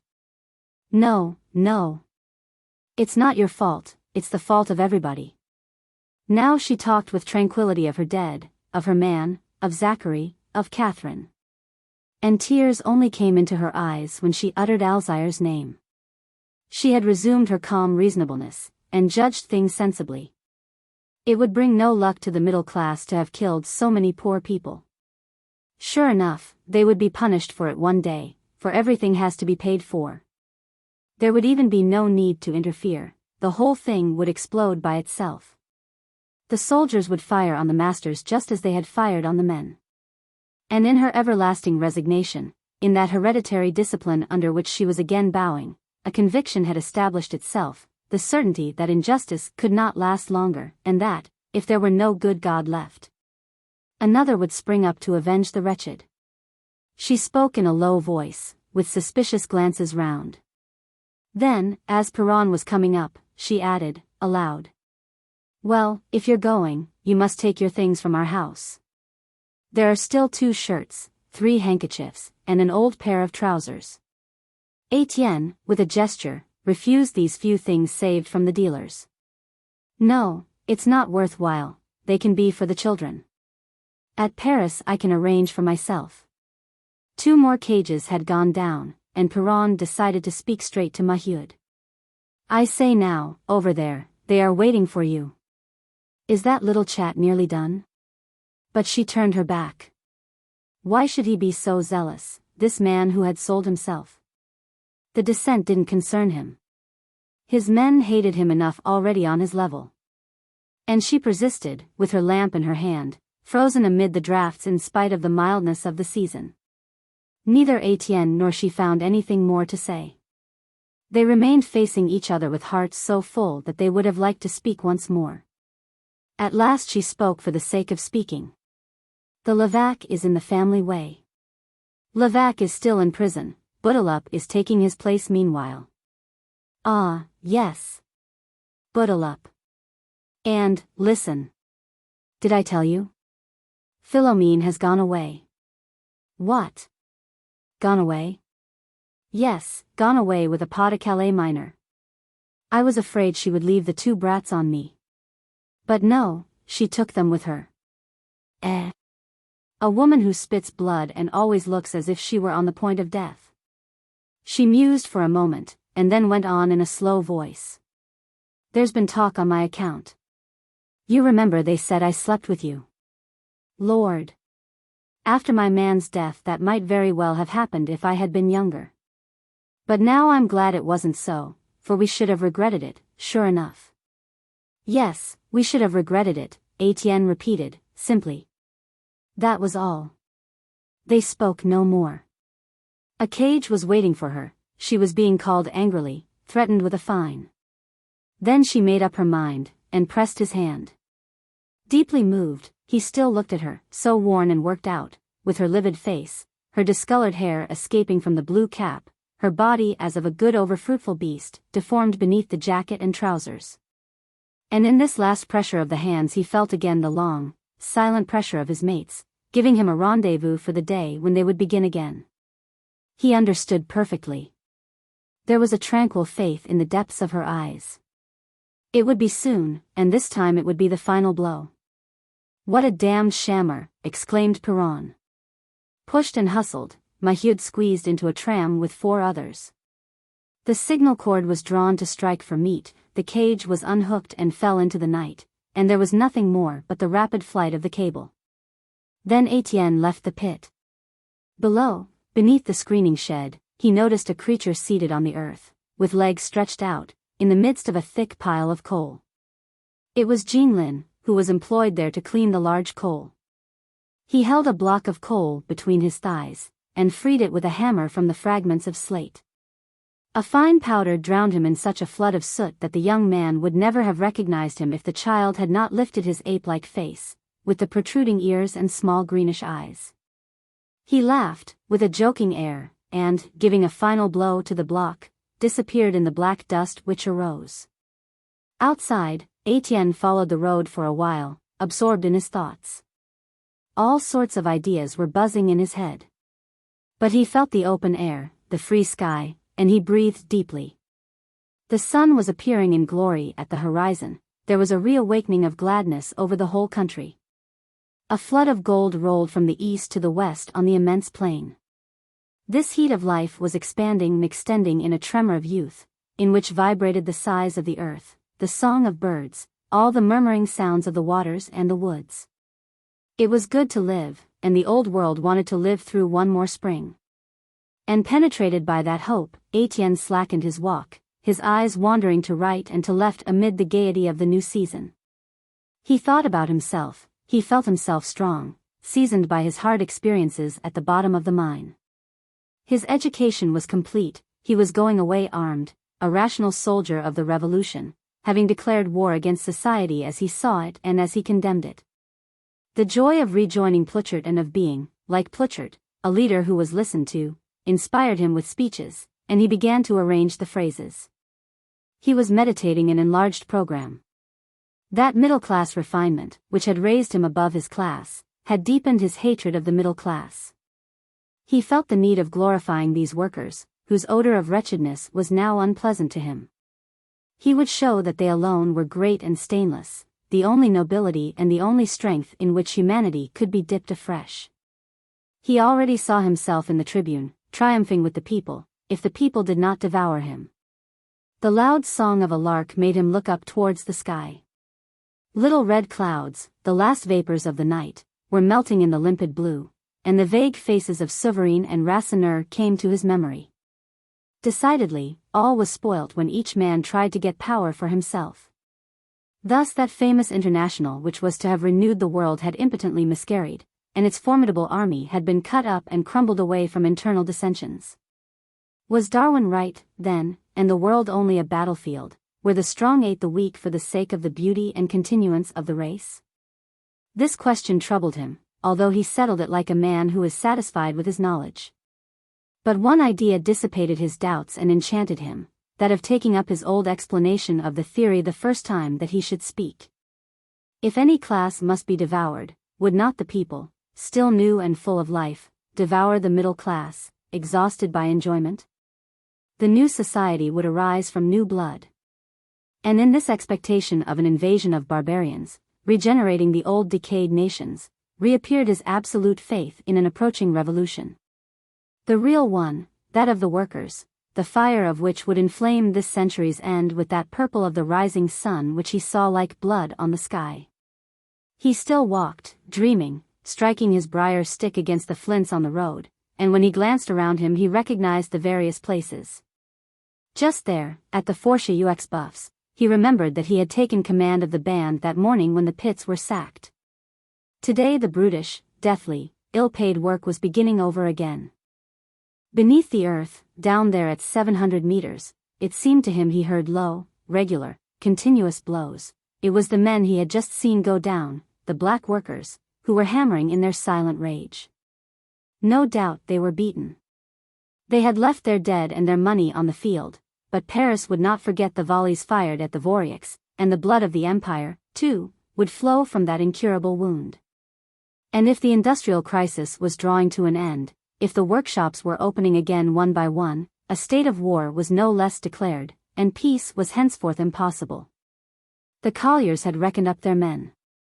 They had tried their strength, with their cry for justice arousing the workers all over France. Their defeat, therefore, reassured no one. The Monceau bourgeois, in their victory, felt the vague uneasiness that arises on the morrow of a strike, looking behind them to see if their end did not lie inevitably over there, in spite of all beyond that great silence. They understood that the revolution would be born again unceasingly, perhaps tomorrow, with a general strike, the common understanding of all workers having general funds, and so able to hold out for months, eating their own bread.